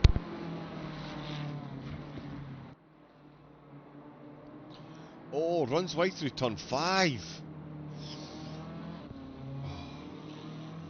And that is, it's just horrible to see. I mean, that is one of the few places on the entire track where you can actually run off and not be instantly in a wall, but unfortunately the momentum generated from the law of diminishing returns once again, as we quickly trail into a completely different line of thought, because Dvorak absolutely struggling, as we can see, and still got a fair bit of that lap to go.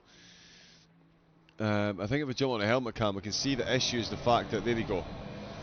So that's his steering wheel for steering in a straight line. We're going to call that, what, 10 past 7?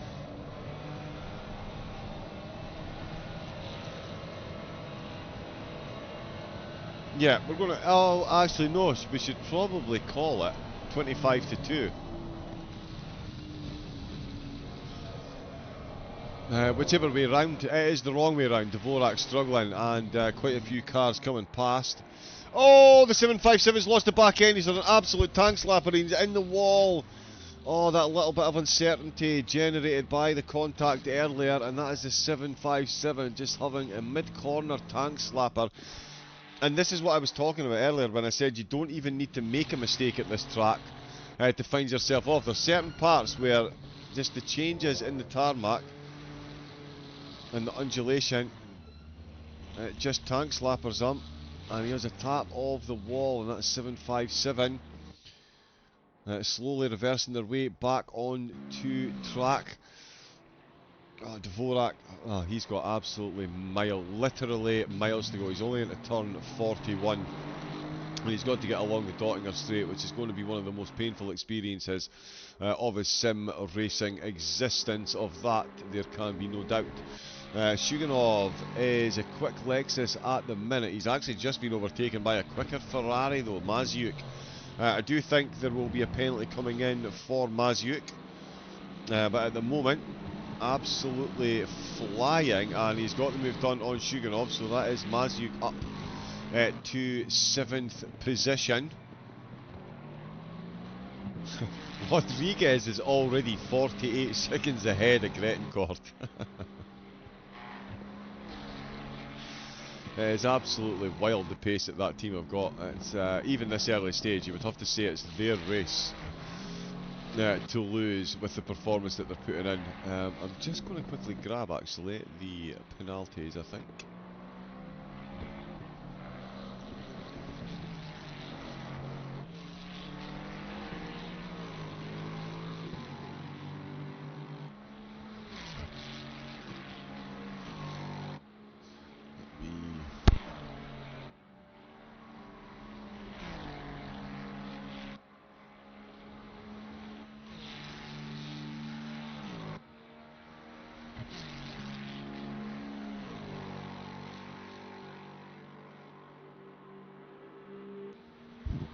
Yeah, we'll just get that. We'll try and run the penalty page. I did have it open earlier, but it did seem to slow everything down because there's a lot going on. Dvorak, not as much as he's got going on, to be fair. Trying to keep it out of the way as well, which he does there once again. Let's see where Son Angel is. Yeah, if Son is driving solo, well, he is driving solo. There's no one else there, I'm not sure.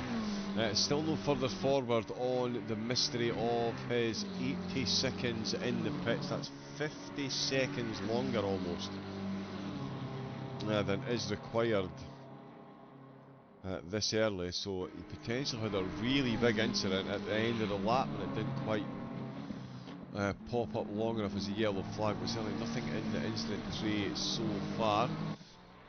Oh, Jake Spinner just with another yellow flag there himself, gets it back up to speed by the look of it, but another car is struggling to make it back to the pits. I do think he's going to be in at the end of this lap. Oh, Fluger facing the wrong way. So the Mercedes been a bit of an up and down race so far. Oh, two wheels on the grass when you tap on the brakes. It will always a double pirouette there. Nice 720. Tony Hawk would be proud. More importantly though, facing the correct way. Never a bad thing after a spin, that's for sure. And yeah, getting the extra style points for the full 2 rotations. Surely not a bad thing. That is going to change up the landscape there. It's actually, oh, Holmstrom with a yellow flag as Yap goes past. Sorry, Lally. Going past. Lally now up to 44th. Yap dropping a spot there. Let's see, car number 8. Still absolutely thick and fast with the replays. Oh yeah, so the BMW carrying a bit of damage now. That might just be a graphical glitch that could well be repaired. Oh, that's just too much pace and not enough grip.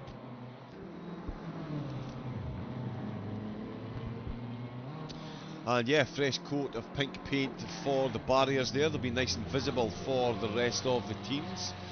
So thank you very much for your fastidiousness to the health and safety there. The 2 pink cars absolutely dueling out. More cars coming into the pits. Team Afiv has landed. Can't confirm. The 228 car has been brought back down to earth. We've taken the helium out of the tyres. Back into the pits though, so that'll be a 90-second hold. We've got Jokers in for a stop, go 30-second. Another one for speeding in the pit lane for the OLR team. and hasn't served it.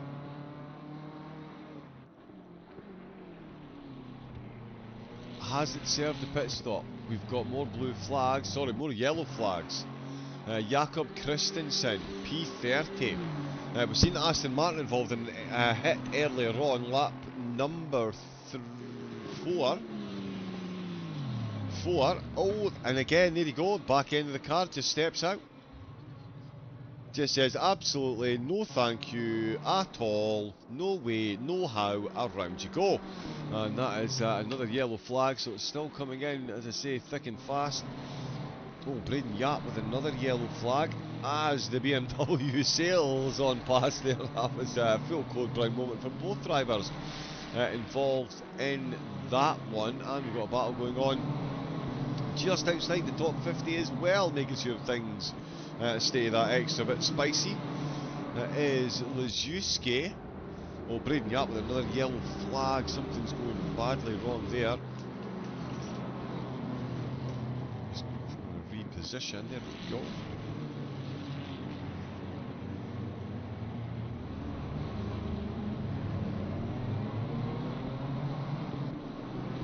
Yeah, so Lezuski all over the back of Olivaria. The two BMWs, as I say, just outside the top 50. Tim Aviv still in the pits. We have lost a car. 57 left. Of course, 64 star the Nordschleife is, and again for ACC, anyone that is new to the game and doesn't know, the realism doesn't stop at the tyre grip and things like suspension, things like that. As in real GT3 racing, when the cars come in to get a repair, they can't always repair it. Sometimes it means just tearing off a bit of wayward carbon fibre, like the beautiful white fins you can see on the front of the Lambo. So yeah, you have a lap 1 incident, find yourself with a bit of damage, and you just got instability for the next 23 hours in the car. It can be a long drive.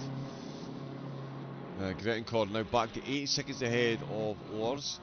Maziuk on a charge up into 6th position, with Neuberger coming into the pits. Neuberger in for their 3rd. Let's see where Son Angel is. He's coming at the end of his lap. Is he going to get the move done on Neuberger? Despite that extra long pit stop, of course Angel will be back into the pits before Neuberger, but for track position purposes, it does look like Angel is going to get that move done. That's Angel up to 8th position, just as Neuberger leaves the pits. Wow, these two battled for P2 into turn number 1. They're now going to be battling for P8 after one of them has just come out of the pits, and he's got a stop go 30-second for speeding in the pit lane. Battle over. That's that battle done and dusted between Angel and Neuberger. He's come out in 9th place and he's picked up a stop go 30-second penalty for speeding in the pit lane. That is it's not a good turn of events. That is for sure for Neuberger in the Lambo. Still 21 hours of racing to go, and I would be surprised if we saw any single team that didn't pick up a drive-through for track limits before the end of the race. Potentially even close to 2 each. 1.5 each. So yeah, out of the 64 teams that started, I think we will potentially see 90 drive-throughs for track limits. There we go. Just because, yeah, it's such an easy course to do, and you only need 4. So yeah, if any team does manage to breach the track limits less than 4 times over the 24 hours, we absolutely need to get their DNA tested and find out which planet they came from and see if they do day trips to teach us normal folks how to drive. Thibaut Ors finds himself in 3rd place, with Chris Davis now up to 4th position. Javi Mora, sorry, in the 988, up into 5th place. And then it's Nikita Maziuk, 16 positions to get up to 6th place. Absolute flyer of a start. I did think there would be a penalty coming. I'm having a look through. I have noticed that as soon as I've opened this, the frame rate has tanked again. So again, if the picture on screen does get a bit too framey, please do let me know. Did the 555 manage to hit? Yes. Straight away I'm going to say yes. Dvorak is moving once again. Oh, Casagrande, who was behind. Oh, yellow flag, facing the wrong way. Just at the start of the Nordschleife section. Turn 21. That is car 76. Will we trust Helicam? Let's see.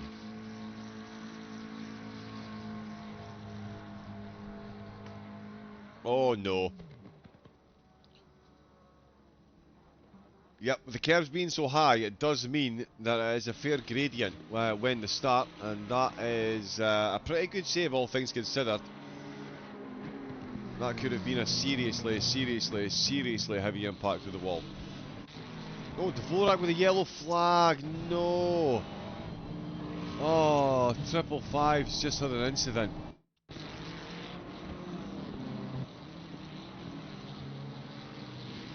It's going from bad to worse. Just it gets darkest before the darkest before the dawn. Oh, that's the killer curves once again. Gives it a 50-50 tail slide along the second set of curves. It does make contact with the wall and does lose positions. That's put Rez and Dvorak ahead. And Dvorak actually doing particularly well, making it past both of them. Divolito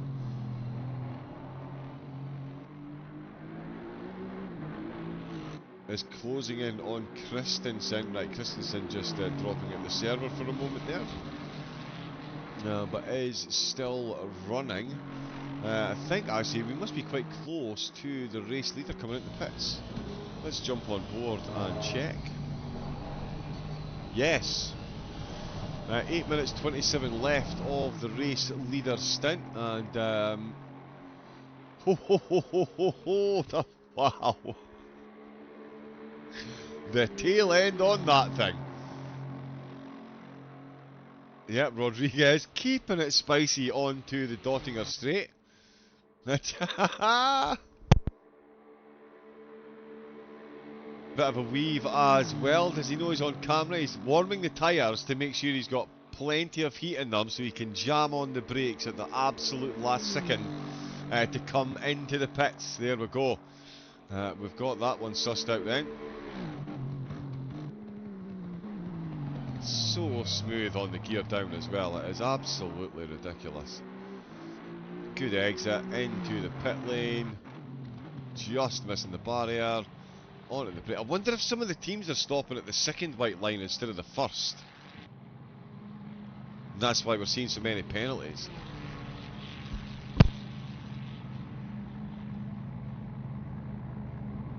Certainly food for thought. But yeah, that is the race leaders in with a gargantuan gap over the rest of the field. Grettencourt just coming along the Dottinger straight now. It does say +1 lap. That is slightly frustrating when it does that because their pit box is so far. In fact, it's pit box 1, which means not only are they the quickest team in qualifying and the quickest team in the race so far, they were the quickest team into the server. Unsurprisingly, of course, the pit box you are assigned is generally the joining order in the server. So yeah, made sure they were first in as well. Here comes Grettencourt into the pit. So this is the phase where the top 20 start coming in. Song Angel will of course stay out because he is effectively out of sync with the rest of the top 15 at the moment.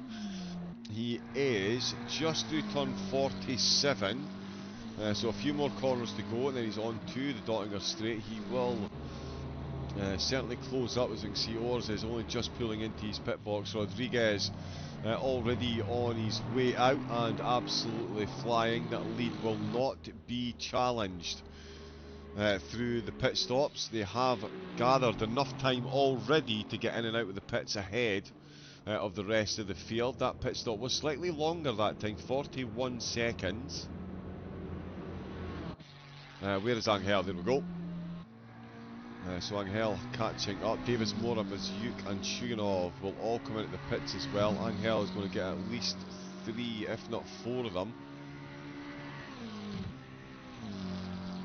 Cord still in fact Davis, yeah, he's only just pulling into the pit, so he's definitely going to be getting overtaken. So I'm thinking Angel looking good to get back to at least 3rd place, although Grettencord on the way out. So it's all about Tobias Ors and the number 20 Aston Martin. Where's Angel going to be when they come out of the pits? He's coming at the end of the Dottinger straight now. He's got this tricky little left, right, left. Yeah, nicely done on the brakes, avoids that left-hand curve, unsurprisingly. Keeping it nice and neat. Ors is on the move. Ors is out. Davis is still stationary, and here comes Angel. So yeah, that much longer pit stop for Angel, although in saying that, Ors has just been in for 55 seconds.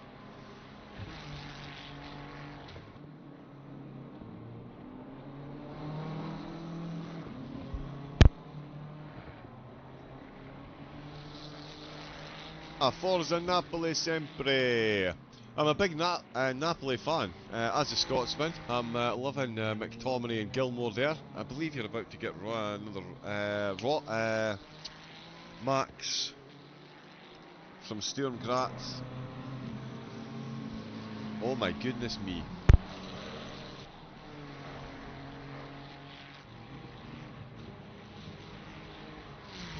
But yes, welcome in, Forza Napoli sempre, cheering on, oh my goodness, Gezeyera. Yeah, if you would like to put an enunciation of that name in the chat, I will do my best not to brutalise it. Apex GP Sport, we're going through some pit stops at the moment, so positions are certainly fluctuating. Car 437. Fluger is currently in 36th. So Fluger in 36th position. Just a quick sanity check up at the front. Seduric now takes the wheel for car number 41, 52 seconds in the lead after their 3rd pit. So sorry, 4th. Now one, roll. Yeah, 3rd pit stop. Grettencord in 2nd, Ors in 3rd, and Song Angel. His previous pit stop was an absolute monster. Go Apex GP. Says Efley Ente. Again, hopefully I'm getting these names somewhat correct. Yeah, Angel back up to 4th place. As more cars are coming into the pits. Bar on their way out. Klug and De Croix going to be in for an extra few seconds with that penalty. Azar coming in as well. Ben Marites has to be said, big shout out for car 427. They've been in the pit 6 times already and they're still running at 33rd. So too Thibault Duruth for the 296 Ferrari 296. Been in the pits 5 times and is at 31st place. So plenty of trips. Oh, just as I've said that, they've bounced into the wall. Wow. Yeah, the Ferrari, as much as I love it, you're hard pressed to say it's not a very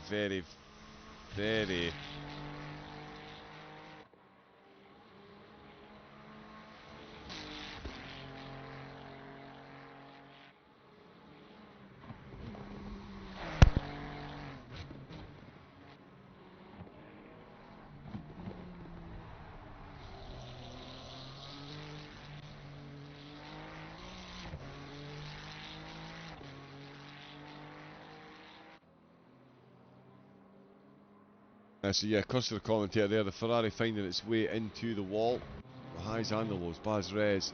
There's Chuganov and Karagoz. into the pits.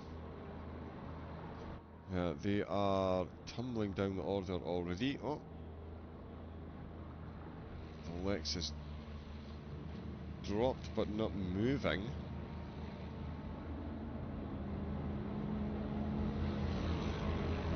That's a bit of a strange one, but yeah.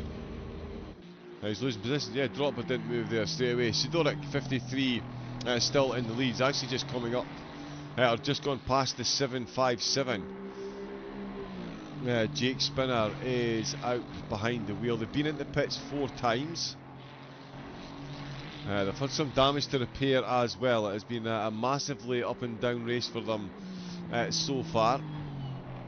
They were down as much as 24 places, but they're back up 6, so a net loss of 18 at the moment. But again, a team that's showing some very good pace. Spirit Sim, with everything that's going on, OILR, some of the cars at the back of the grid have had a bit of a difficult race picking up penalties.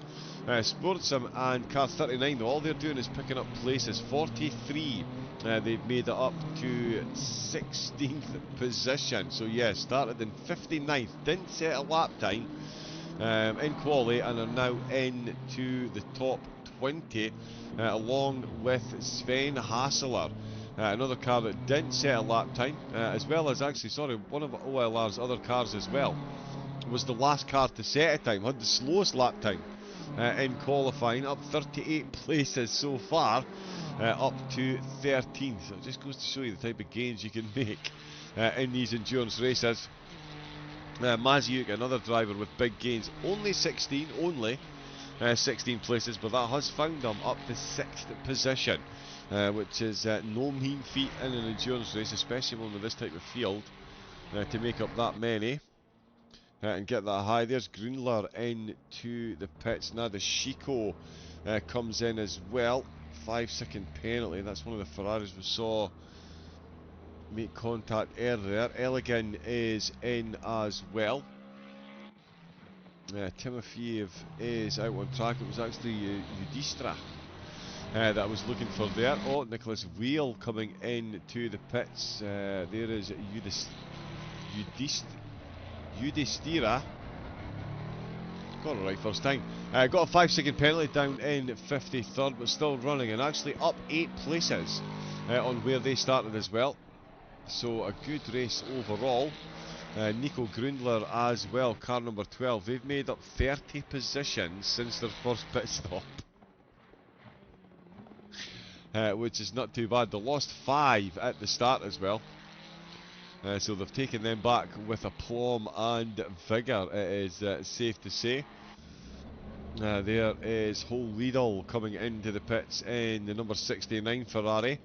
This will be their 4th pit stop. Oh, Spurtsim with a white flag.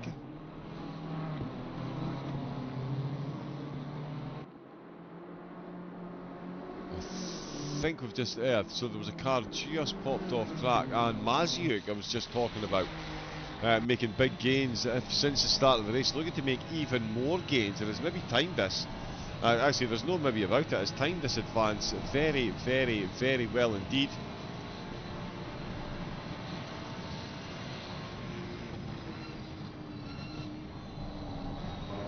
And he is going to be right where he wants to be. Ferrari v Ferrari along the Dorttinger Straight in 2 corners time, and they've got a little back marker there. Blue flag car ahead of them to give them both a good jump start, so they're going to be going at some pace into these final few corners. The blue flag waves, and it is a Ferrari ahead of them as well, actually. Let's see what he can do in a straight line then. They're following the blue flag over to get that slipstream. You can see Maziuk absolutely being pulled along, closing in absolute chunks there.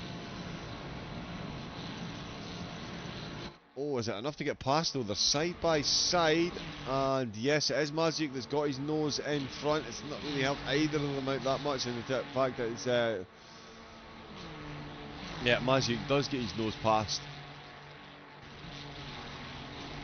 As Drazier there almost managing to go full defensive, and in fact Geronimo staying involved there as well. In fact, sorry, Geronimo in with Drazier now, as Mazuk is going side by side. And Geronimo's gone through as well. Sorry, okay, the timing on the board is absolutely all over the place. Mazuk is up to 5th position into turn number 1. Does well there. Drazier gets the move done. Sorry, Geronimo getting the move done on Drazier as well. So the 3 Ferraris all swapping positions there. And it is Mazuk that finds himself now up into 5th place. What a drive there. Geronimo, he's gone full Geronimo, and he's managed to make that one stick into the stadium section. He's up. Yeah, he's up 1, Drazier. Up 2 since the pit stop, up 4 since the start of the race. So you get the feeling that this battle's not over by any stretch of the imagination. Ooh, blue flag just running out of the way. Oh, I think that was Hive actually. Yes, it was Hive Motorsport. Baz Rez and Casa Grande. Both into the pits. That's the 420 BMW and the number 76 McLaren. Oh, they're carrying a bit of damage still. That is unfortunate. There's Lucas Repa and Jacoby, both in the pits currently as well. Xander Tidmarsh, 15 laps down with a drive-through. Oh, so he's managed to reconnect. Of course, Tidmarsh started dead last. Very quickly made it up about 40 places. But then disconnected from the server. Let me just check the Discord chat.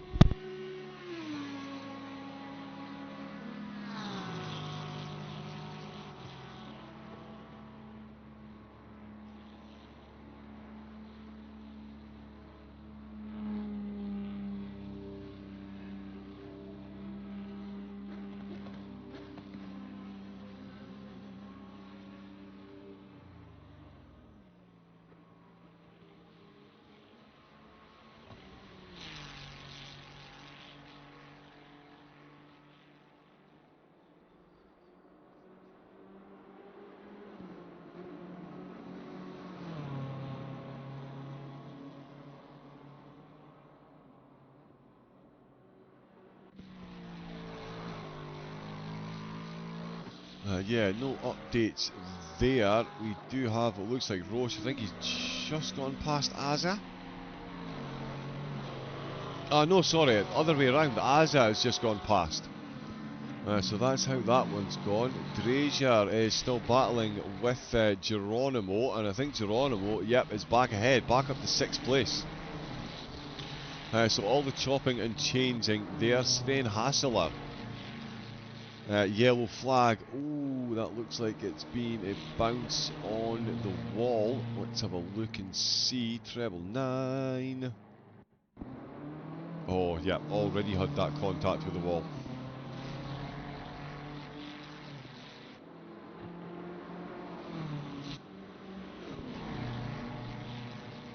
So yeah, oh no, on the dotting I say, oh, yeah, right, so he was already carrying the damage there. So I looked at it at the time, we maybe saw the contact, but yeah, that is a big one, and he's come into the pits. Unsurprisingly, we'll look to get that rectified as soon as possible. Azza still showing quite close to Jordan Roche. Oh no, he is starting to put a bit of a separation between himself and the Porsche now. Sidoric, just for confirmation as well, still their car is the quickest quickest car on track, and they are extending the lead. It's now out to 57 seconds. So not quite as quick versus Perez.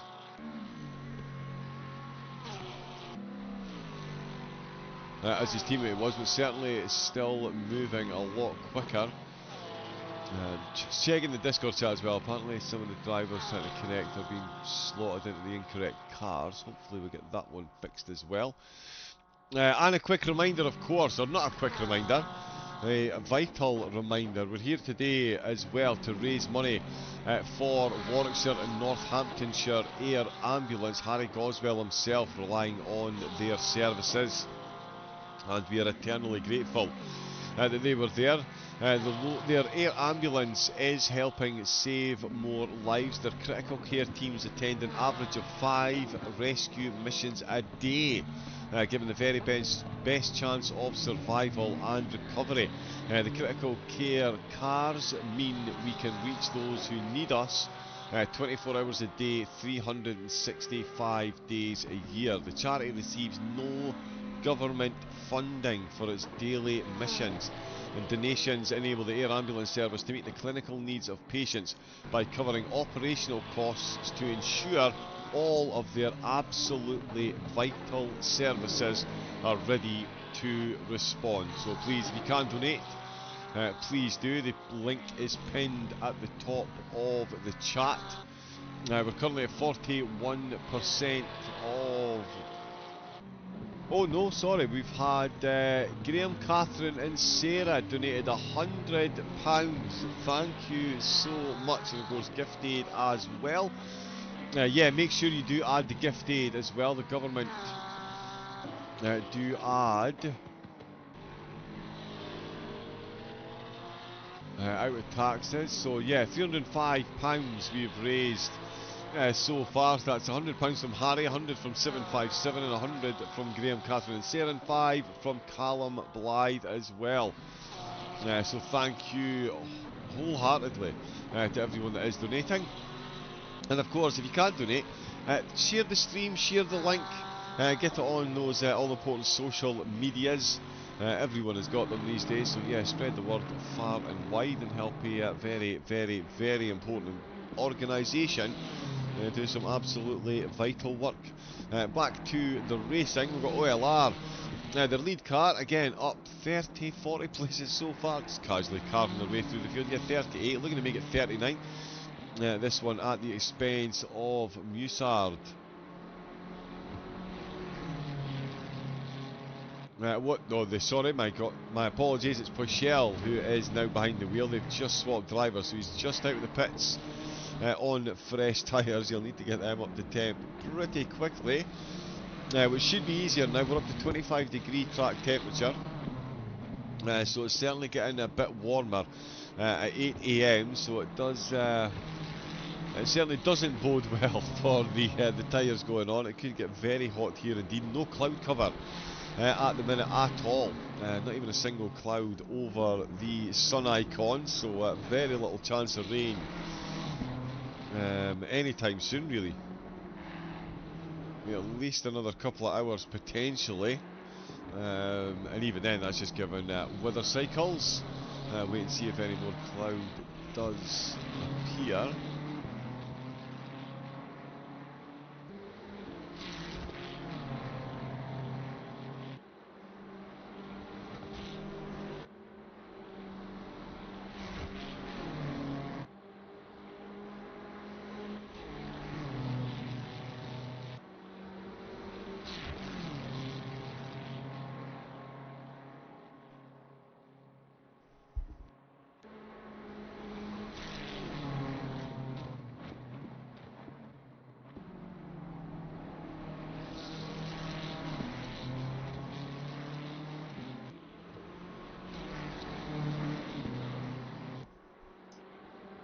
And we'll have coverage of the race for another 44 minutes, so we'll make it to the 20-hour mark.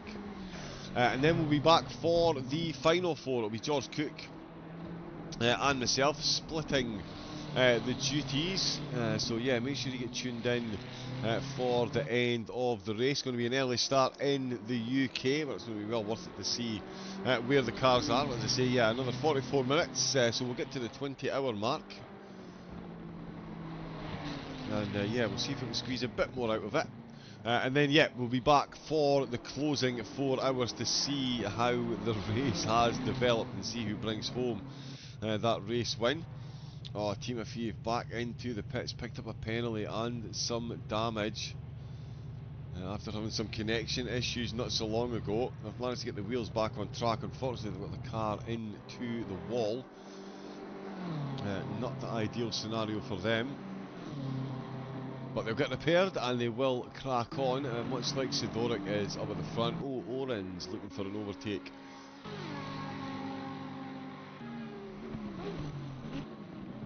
is very close at the minute. That's Aza just ahead. Some gratuitous Lexus engine sounds.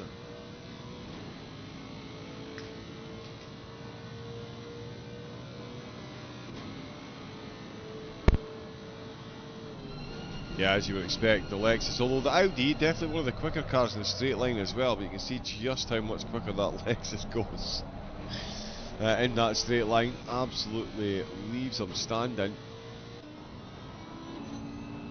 Another good sounding engine on board with the Audi as he is chasing to get back inside the top 10. Perez now 62 seconds behind, so just over a minute. So that gap definitely being stretched back out, and the team in first place as well lost over a minute changing their setup in the pit stop.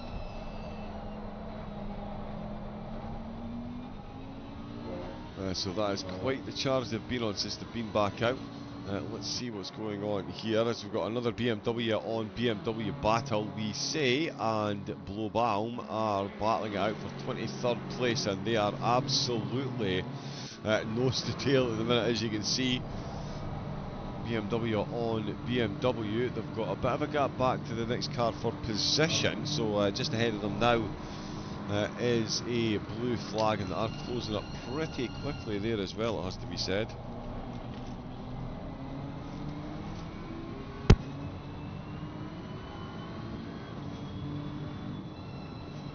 Oh, high virtual.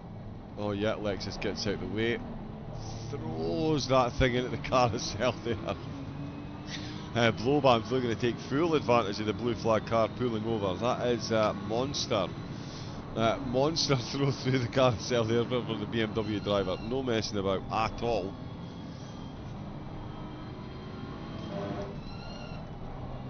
And it's definitely looking the quicker of the two here. But as I was saying, High Motorsport, High Virtual Motorsport, they have unfortunately picked up a drive-through penalty. So that's going to be an unwanted trip into the pits for them. Car 757 I'm looking for as well. Their 26th place spinner is at the moment. He's got Nadeshiko not far ahead of him.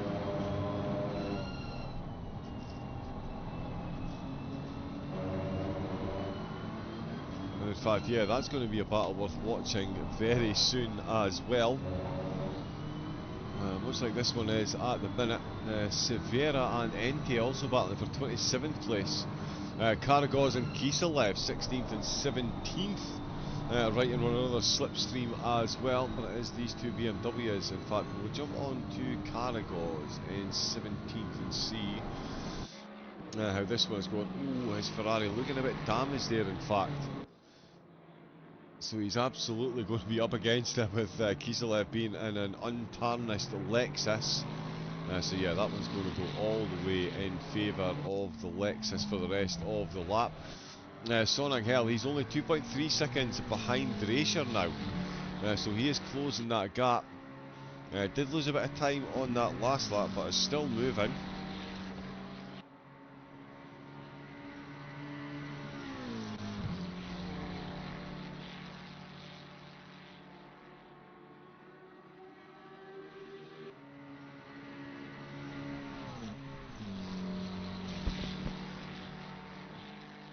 So yeah, 8.22 for Angel, 8.19 for Geronimo. Ahead of the Mazuk is absolutely flying. He's just done an 8.14 compared to Orr's 8.15. Ferez with an 8.17. Sidoric, of course, 8 minutes 11. As you do. The gap up at the top, though, can certainly make this interesting. Mazuk has been absolutely moving this race. Has made up 18 places. And is up into 4th place. I mean, 47 seconds behind Orr's, but if you can keep lapping quicker, there's still 20 and a half hours of racing to go. There's a lot of time. A lot of time left to make up that difference. I think Cluj, yeah, Cluj has been overtaken. The OLR car now in 14th position. So that's just taking a minute or two to update, but Cluj is definitely now in 14th place. Stroman, the Canadian driver behind the wheel of the 666 machine, although just as I say that, the back end trying to step out as he keeps it between the mayo and the mustard very handily indeed. Caragos, now we did say that Caragos was going to be massively outgunned by the Lexus because of not only the Lexus straight line speed but the damage that he's carrying, but absolutely not being deterred at the minute, that's for sure. Although it has just jumped up to about a 1.3 second gap, so maybe that damage is starting to tell a bit. Felix Zimmerman, another one of the OLR cars. They've got quite a few in the race today. He's just coming up on a back marker. No, sorry, that's YC. And that's a move up the inside. Oh, on the way down into Ad Van Bogen. This is going to be interesting in the final chicane. The Ferrari will look to make short work, but the BMW most certainly will. So for some reason at the moment, yeah, so there's another couple of cars in the pit. Zimmerman is actually in 24th place. That will update in a second. And in fact, what we shall do, just for full clarity in the closing stages of the broadcast. Oh, up the inside, big contact, whole lot of door banging going on, and that is Zimmerman up the inside. And does make that stick.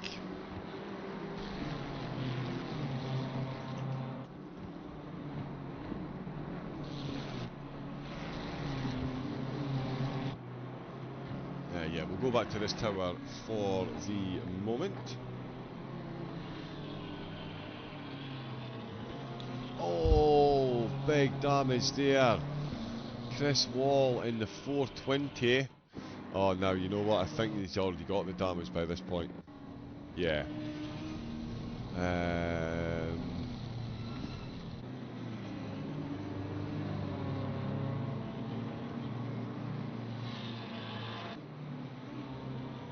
Let me see. I think.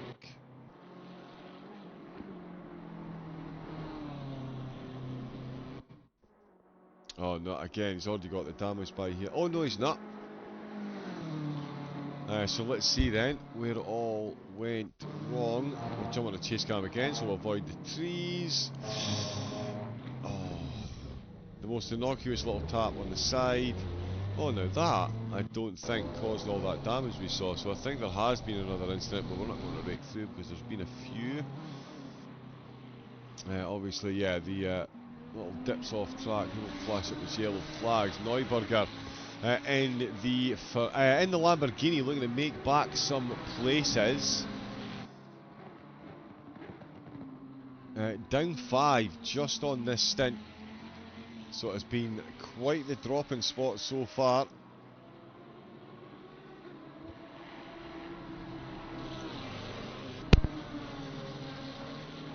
Looking to make one back though, this time at the expense of Dreiser, who is now 12 seconds behind Angel. Angel still trying to close up on Geronimo, with Maziuk having a phenomenal stint. Although Geronimo is going that bit quicker at the moment. No, sorry, Maziuk is. He's just got that done, and yeah, he is going the quickest of the two. Let's see what Neuberger can do as they exit Ad Van Bogen and head up towards the final chicane in the stadium section. Backs right up there. Oh, and the Ferrari's gifted him it. Oh, and the Ferrari, big mistake by Drazier on the way into the final chicane. And that is absolutely all at sea for the Ferrari driver there. So through Ad Van Bogen, everything going absolutely perfectly well. Given plenty of time, but just too much contact on that entrance. The sausage on the entry curb. Oh, yeah. Has to give it the semi-Austin powers to get back on track.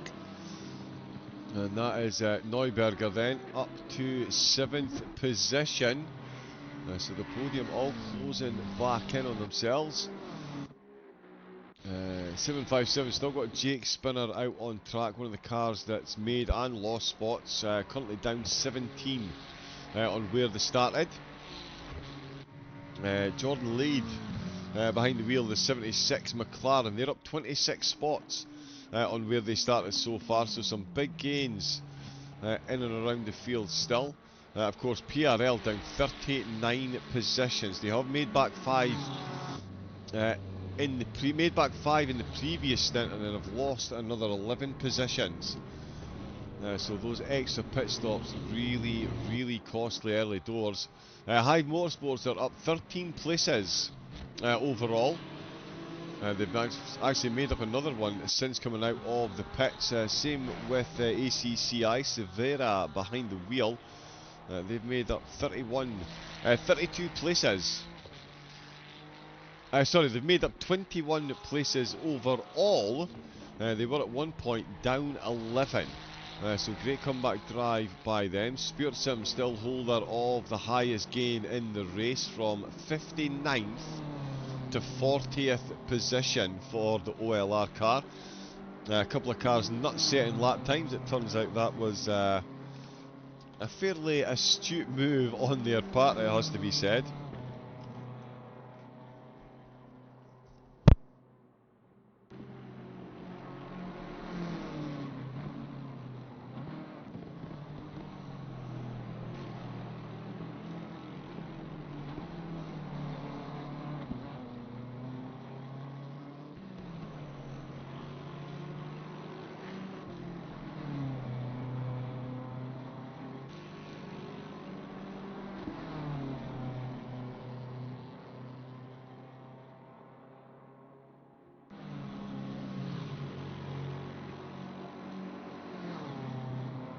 And Thomas Clues, there we go, the other OLR car. Couldn't see him, look, 37 places they've made up as well, so not quite as many as their sister car, but 14th overall is not too bad in the opening 3.5 hours. It's Mazik who has had a phenomenal start. Please look at car number 59. We can certainly do that.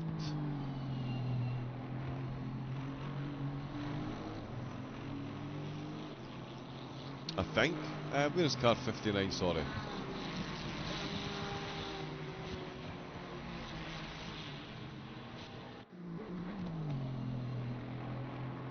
Oh, there we go, there we go, there we go, there we go, there we go.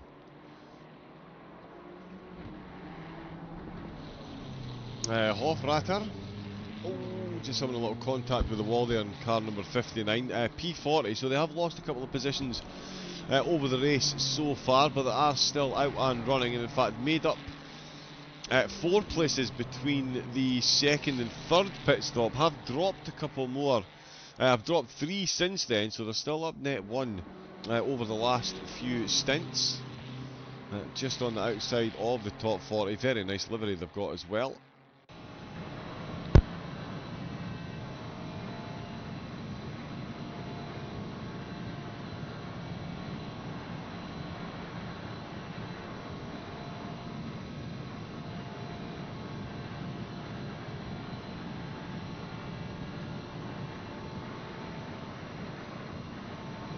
Oh, we've got a yellow flag. Oh, Death Player Ente, certainly finding death in the walls. Let's have a little look and see. Oh, that's Sonang Hell behind them. And there's some trees. Oh, gets someone. Wow, manages to survive getting on the curves to get out of the way, and then on the tarmac loses the back of the car. Such a cruel mistress this course can be at every single opportunity. Let's see, Spurtsum still looking quick. Up near, certainly further up the field. Oh, Neuberger with a white flag, right, just lifting a bit there for the blue flag. That's not Angel ahead of him. It is a McLaren though.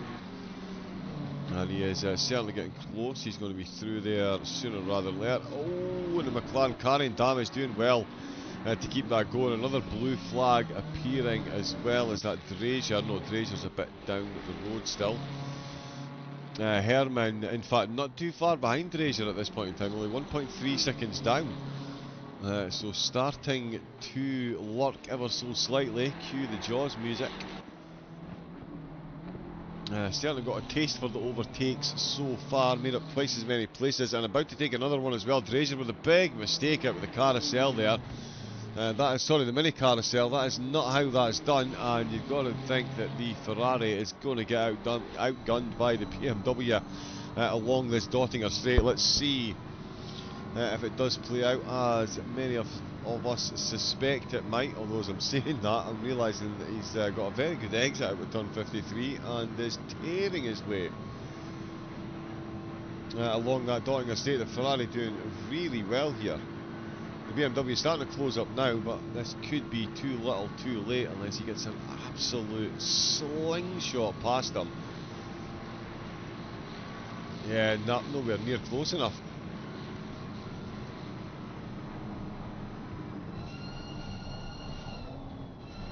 Oh, through the final few corners. Very nicely done. The BMW Herman really closing up nicely there. So it does manage to maintain the gap that he managed to get from the slipstream along the Dottinger straight. Couldn't quite get the overtake, but certainly through the stadium section. Now it looks like Drazier's going to have his hands full, looking at the outside line, or showing the outside line. Opens up the corner, really carrying that momentum well. Opens up turn 2 as well, and has to lift. He was going that much quicker there, had to lift to avoid contact, and Drazier holding the racing line and absolutely needs to. Although as I say that, he's just run a bit wide there down into turn number 3. Schumacher-esque. The BMW is going to need to be absolutely on point. Out with the hairpin as quickly as possible.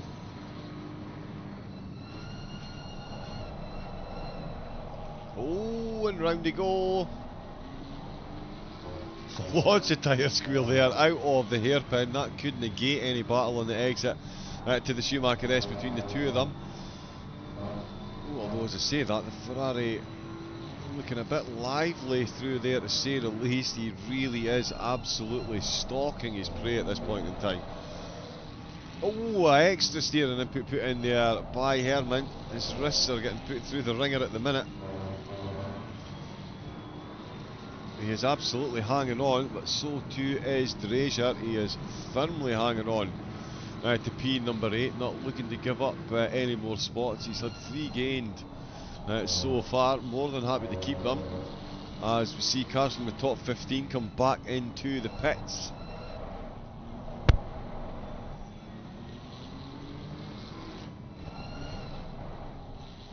He really is pushing these buttons at the moment. That was the wrong time to be taking a drink of a tea. But what a battle between these two. Drazier absolutely hanging on for dear life here. The BMW absolutely on point. Caragos is right up on Kiselev as well. So that one is doing, they've got a minute to make up.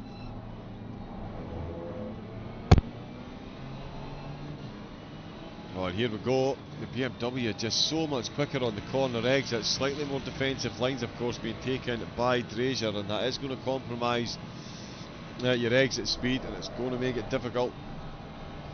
But as long as you're making it difficult for the car behind to get past, then that is job 1 done.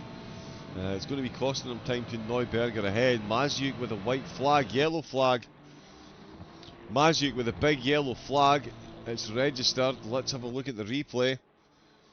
And he's all on his own, or is he? Tell you what, we're going to far chase cam again just to make sure the trees don't get in the way. Oh wow, just runs wide and taps the wall.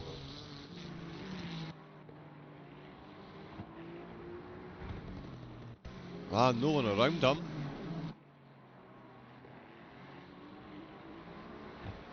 And yeah, the Fiat with the Alfa Romeo livery finds himself losing a bit of time. He was all about the gains not so long ago. Karasov looks like he's had a bit of a moment as well. That of course is Lambo. Oh, yeah, I think there's been a bit of a miscommunication there. I'm not sure. Potentially the BMW trying to let the Lambo pass. That hasn't worked out well though. That is for sure. Yeah, it really hasn't worked out well there, and the BMW has ended up in the wall, and the Lambo could be carrying some front end damage there. It was like someone out of a Mad Max film, where he was lifting him up. That is a photo that could generate many a meme. So the Lambo going full land plough, lifting the back of the BMW. He's made contact with the wall, so that could be another penalty coming through. The race leaders still absolutely flying up at the front.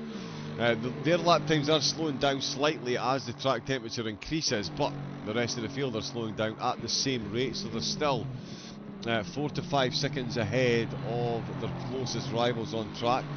They've got another blue flag here. It is a very quick Lexus, but now the Aston will make very short work of that.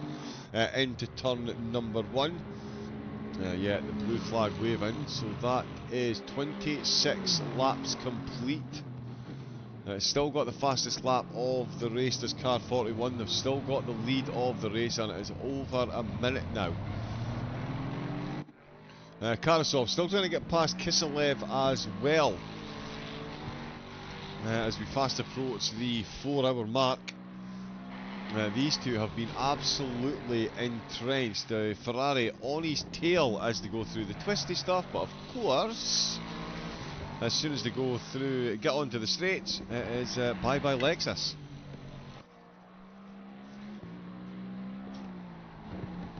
Oh, and Herman is back to within a couple of tenths of Dracer as well. Oh, that's not going well. Blue flag just trying to get out of the way. That's the BMW we were not long on board with, the one that got taken out by the Lambo. Herman having to take avoiding action there. They were all a bit slow into that final carousel. Car 999 Blowbaum. Another one. They're down. They're up overall. 33 positions have made up. They have lost 7 in the last few stints. So the quicker cars that drop down the field starting to catch back up. Blaubaum now in 20th position. As Pichel looking to take back another spot. Oh, Herman is within 2 tenths. He's really close right back up. Caragos, where are you now? Yep, he is still very close there. I think Herman's the most likely to get the overtake done here. BMW on Ferrari, with the Ferrari being the car on the attack. Oh, he's right on that curb as well. He's really forcing every defensive line he can out with Drazier at the minute. Drazier managing to hold the spot, but for how much longer? In fact, if we jump on a helmet cam and then push.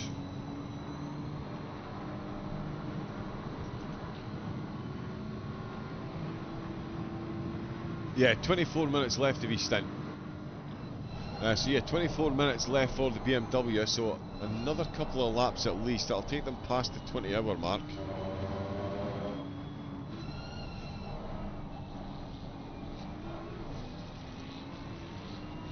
Ooh, very nicely done.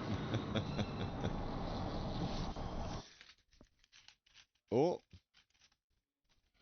we've had a quick bit of a freeze. The car's, there we go.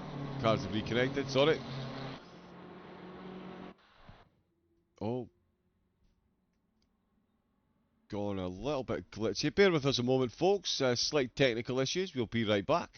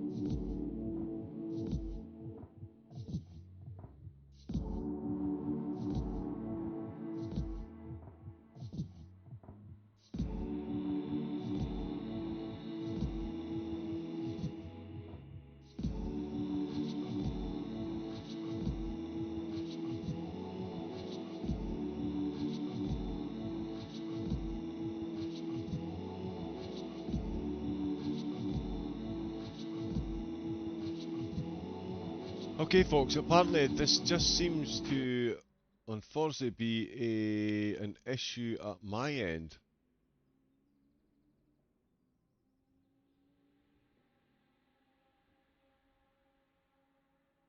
Let me see if I can rejoin the server actually. Bear with me a moment or two.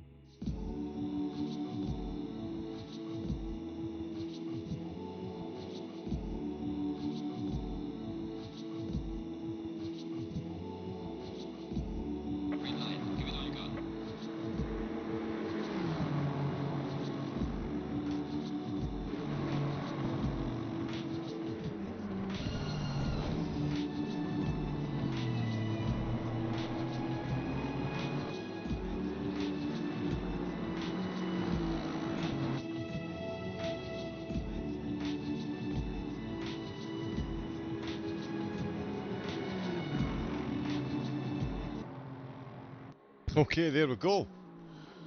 Quick restart, and we are back up and running. Yeah, apologies for that, not sure what happened there. Yeeted out by the server. Thank you very much for that. Let's see, it says that Ors is in the lead of the race. I'm not 100% sure how trustable that is. Theo, I've honestly, Theo, got absolutely no idea. If I'm being honest, I've got no idea what happened there. It has slightly tidied up the frame rate, actually. Strangely enough. It's an ill wind that blows nobody some good. It currently says that Mazuik is in second. Where is car 41?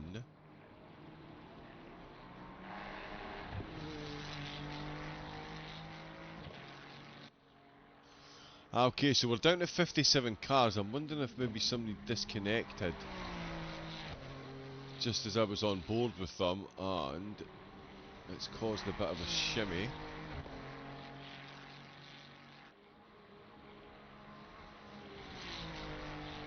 Oh my goodness, it's car 41.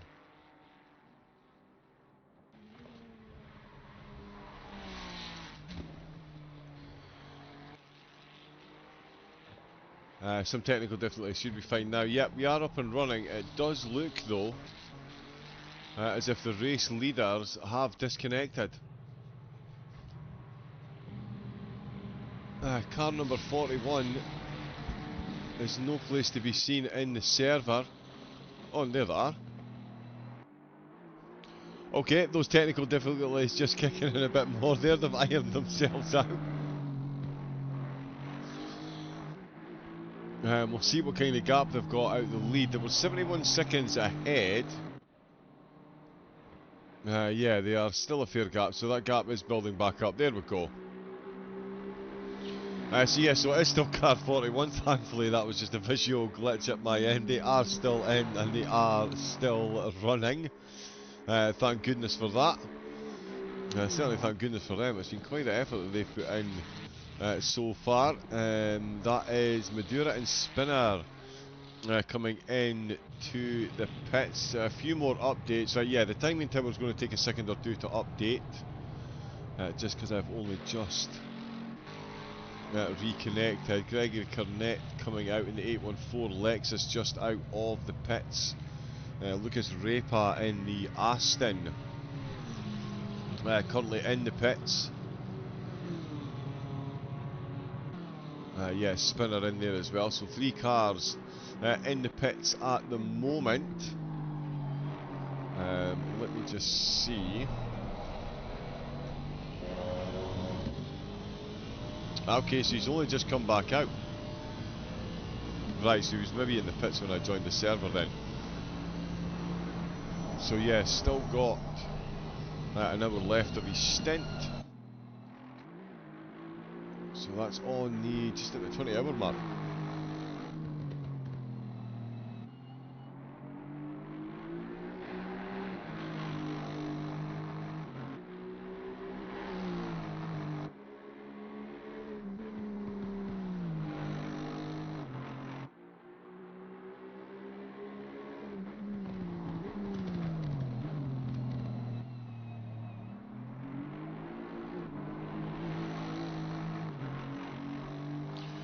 Yeah, so some more positions, sorry, just further down the field, just ironing themselves out ever so slightly.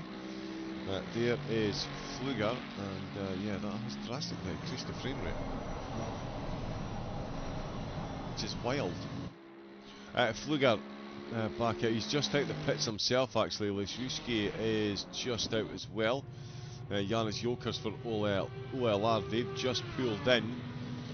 So yeah, if the race leaders just come back out the pits, there's going to be a few of them coming in and out. There is Neuberger just exiting the pits. They've come back out in 10th position, and that is shown on the screen. Excellent. Can you put, don't be scared to put a please in, there we go. I need to know their position for report. Okay. 88.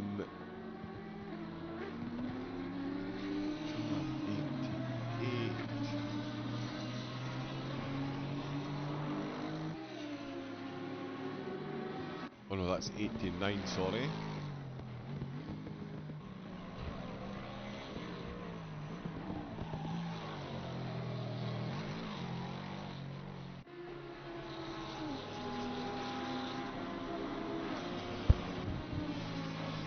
There we go, so yeah, they're currently in 10th position. Neuberger, it's saying down 3, but again, that's a bit messed up because I've had to rejoin. But yeah, they are. I can't believe how much better the frame rate is, it's wild. Besson TV, how's car 428 doing? Let us have a look and see.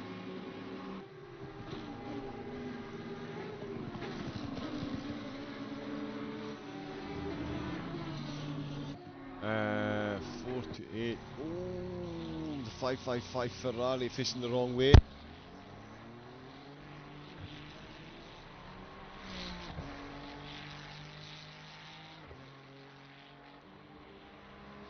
Absolutely, yeah. All it takes is a minuscule lapse in concentration. You're the wrong way. Let's see, sorry, 428 we are looking for.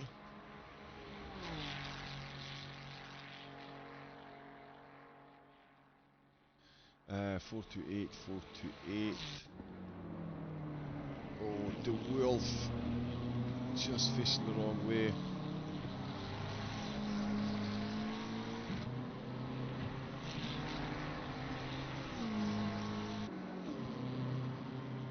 I don't think 428 are still in the race, sorry. We have lost 8 cars since the start, and I think 428 may be one of them. We do have a 427 still in the race, but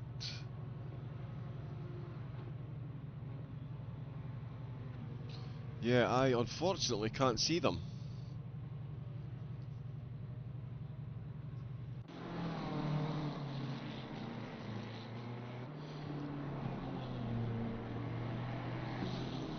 Oh yeah, the car numbers are there on the screen, so that's fine. But yeah, sorry, I think 428 are out of the race.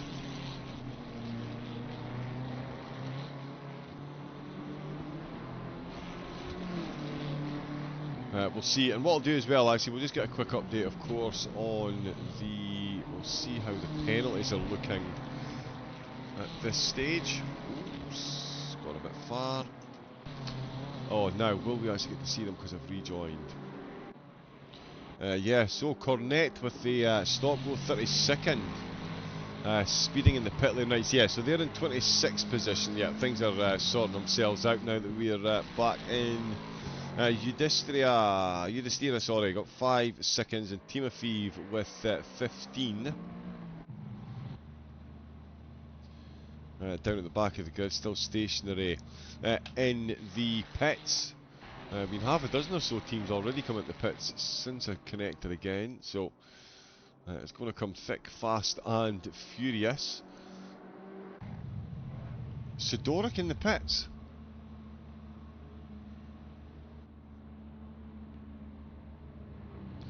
I mean, that does actually seem more like it's on time. And there's no incident registered, so maybe they weren't just out of the pits. Maybe it was just showing me that stint timer again because I'd only just reconnected. Let's get a sanity check. With the BMW, we need to use helmet cam, sorry. Alt D. Okay, it says he's driven 9 minutes.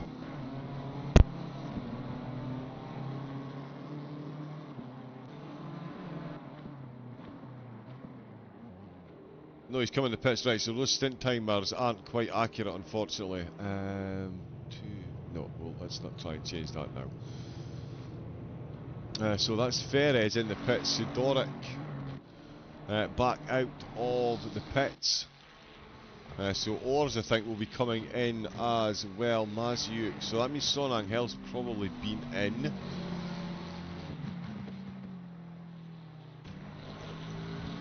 Yeah, he'll be staying out with this stage. With the rest of them ahead, coming in. Here he comes through the mini carousel again. Yeah, heading towards the Doctor straight just as they're coming in. So same place as last time, effectively. So he's definitely keeping time with the drivers ahead. It's just whether he can close the gap in the next 20 hours. You would guesstimate that he would do so. There we go once again. We have the link in the chat from Uplay. Of course, if you want to get on to ACC, get yourself over to Uplay. You can get yourself signed up and get some cheap games, or get big discounts on the games of your choice, and of course ACC as well. Get the game, get the DLC, get signed up to ACM, but more importantly, of course, in the chat, we're raising money today for Warwickshire and Northamptonshire Air Ambulance. After Harry had a bit of a close shave recently, they came to his rescue. They're not funded by the government in any way, shape or form. Absolutely vital services to people in critical need of medical attention. So if you can donate, we're at 61% of the total so far. £300 donations coming in. Absolutely incredible generosity. So thank you to everyone that has donated so far. Hopefully you are enjoying the racing as well, as Mazyuk and Geronimo come into the pit. So we'll get a good look at the stint timers when they come out.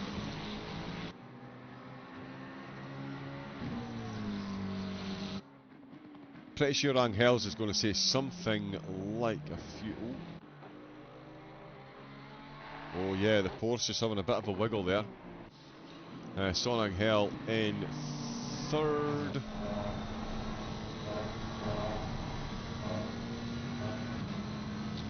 Right, okay, yeah, it's saying 52 minutes left. I don't think he does. That puts him on pretty much the same strategy.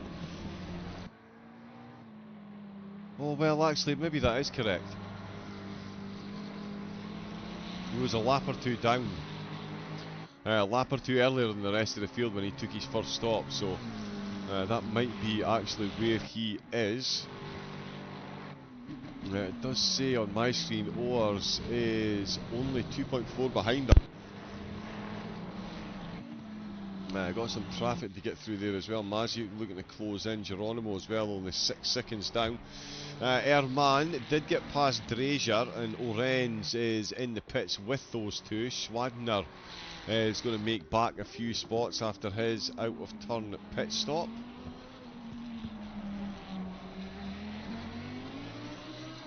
And yeah, that's going to pop him back up to 7th place. There we go, all the leapfrogging going on during the pit stops. 26 degree track temperature as well. Oh, now we've got cloud gathering as well. There is cloud gathering. Are we going to see some rain falling on to the track? That would certainly be the great leveller. As everybody knows, 28 laps in. Is that going to be appearing? No one in the race interview chat. But that is the opening 4 hours done and dusted. So that's all we've got for the broadcast for the moment. I hope you've enjoyed it. As I say, we will be back in 16 hours time And in fact, because we started late,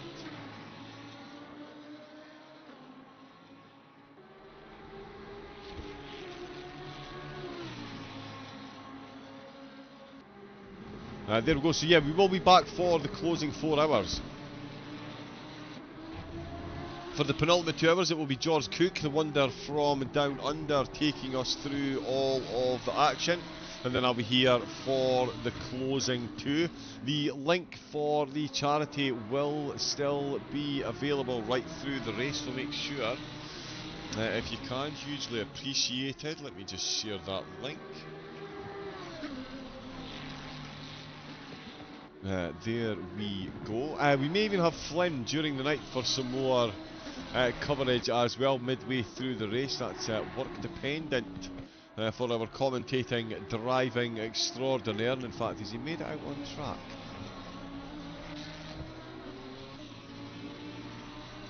He has indeed. There we go. So yeah, Flynn out making an appearance. I'd love to see it. Cars ahead of him with penalties as well, and some of them coming into the pits. So yeah, hopefully he has a very, very, very good stint.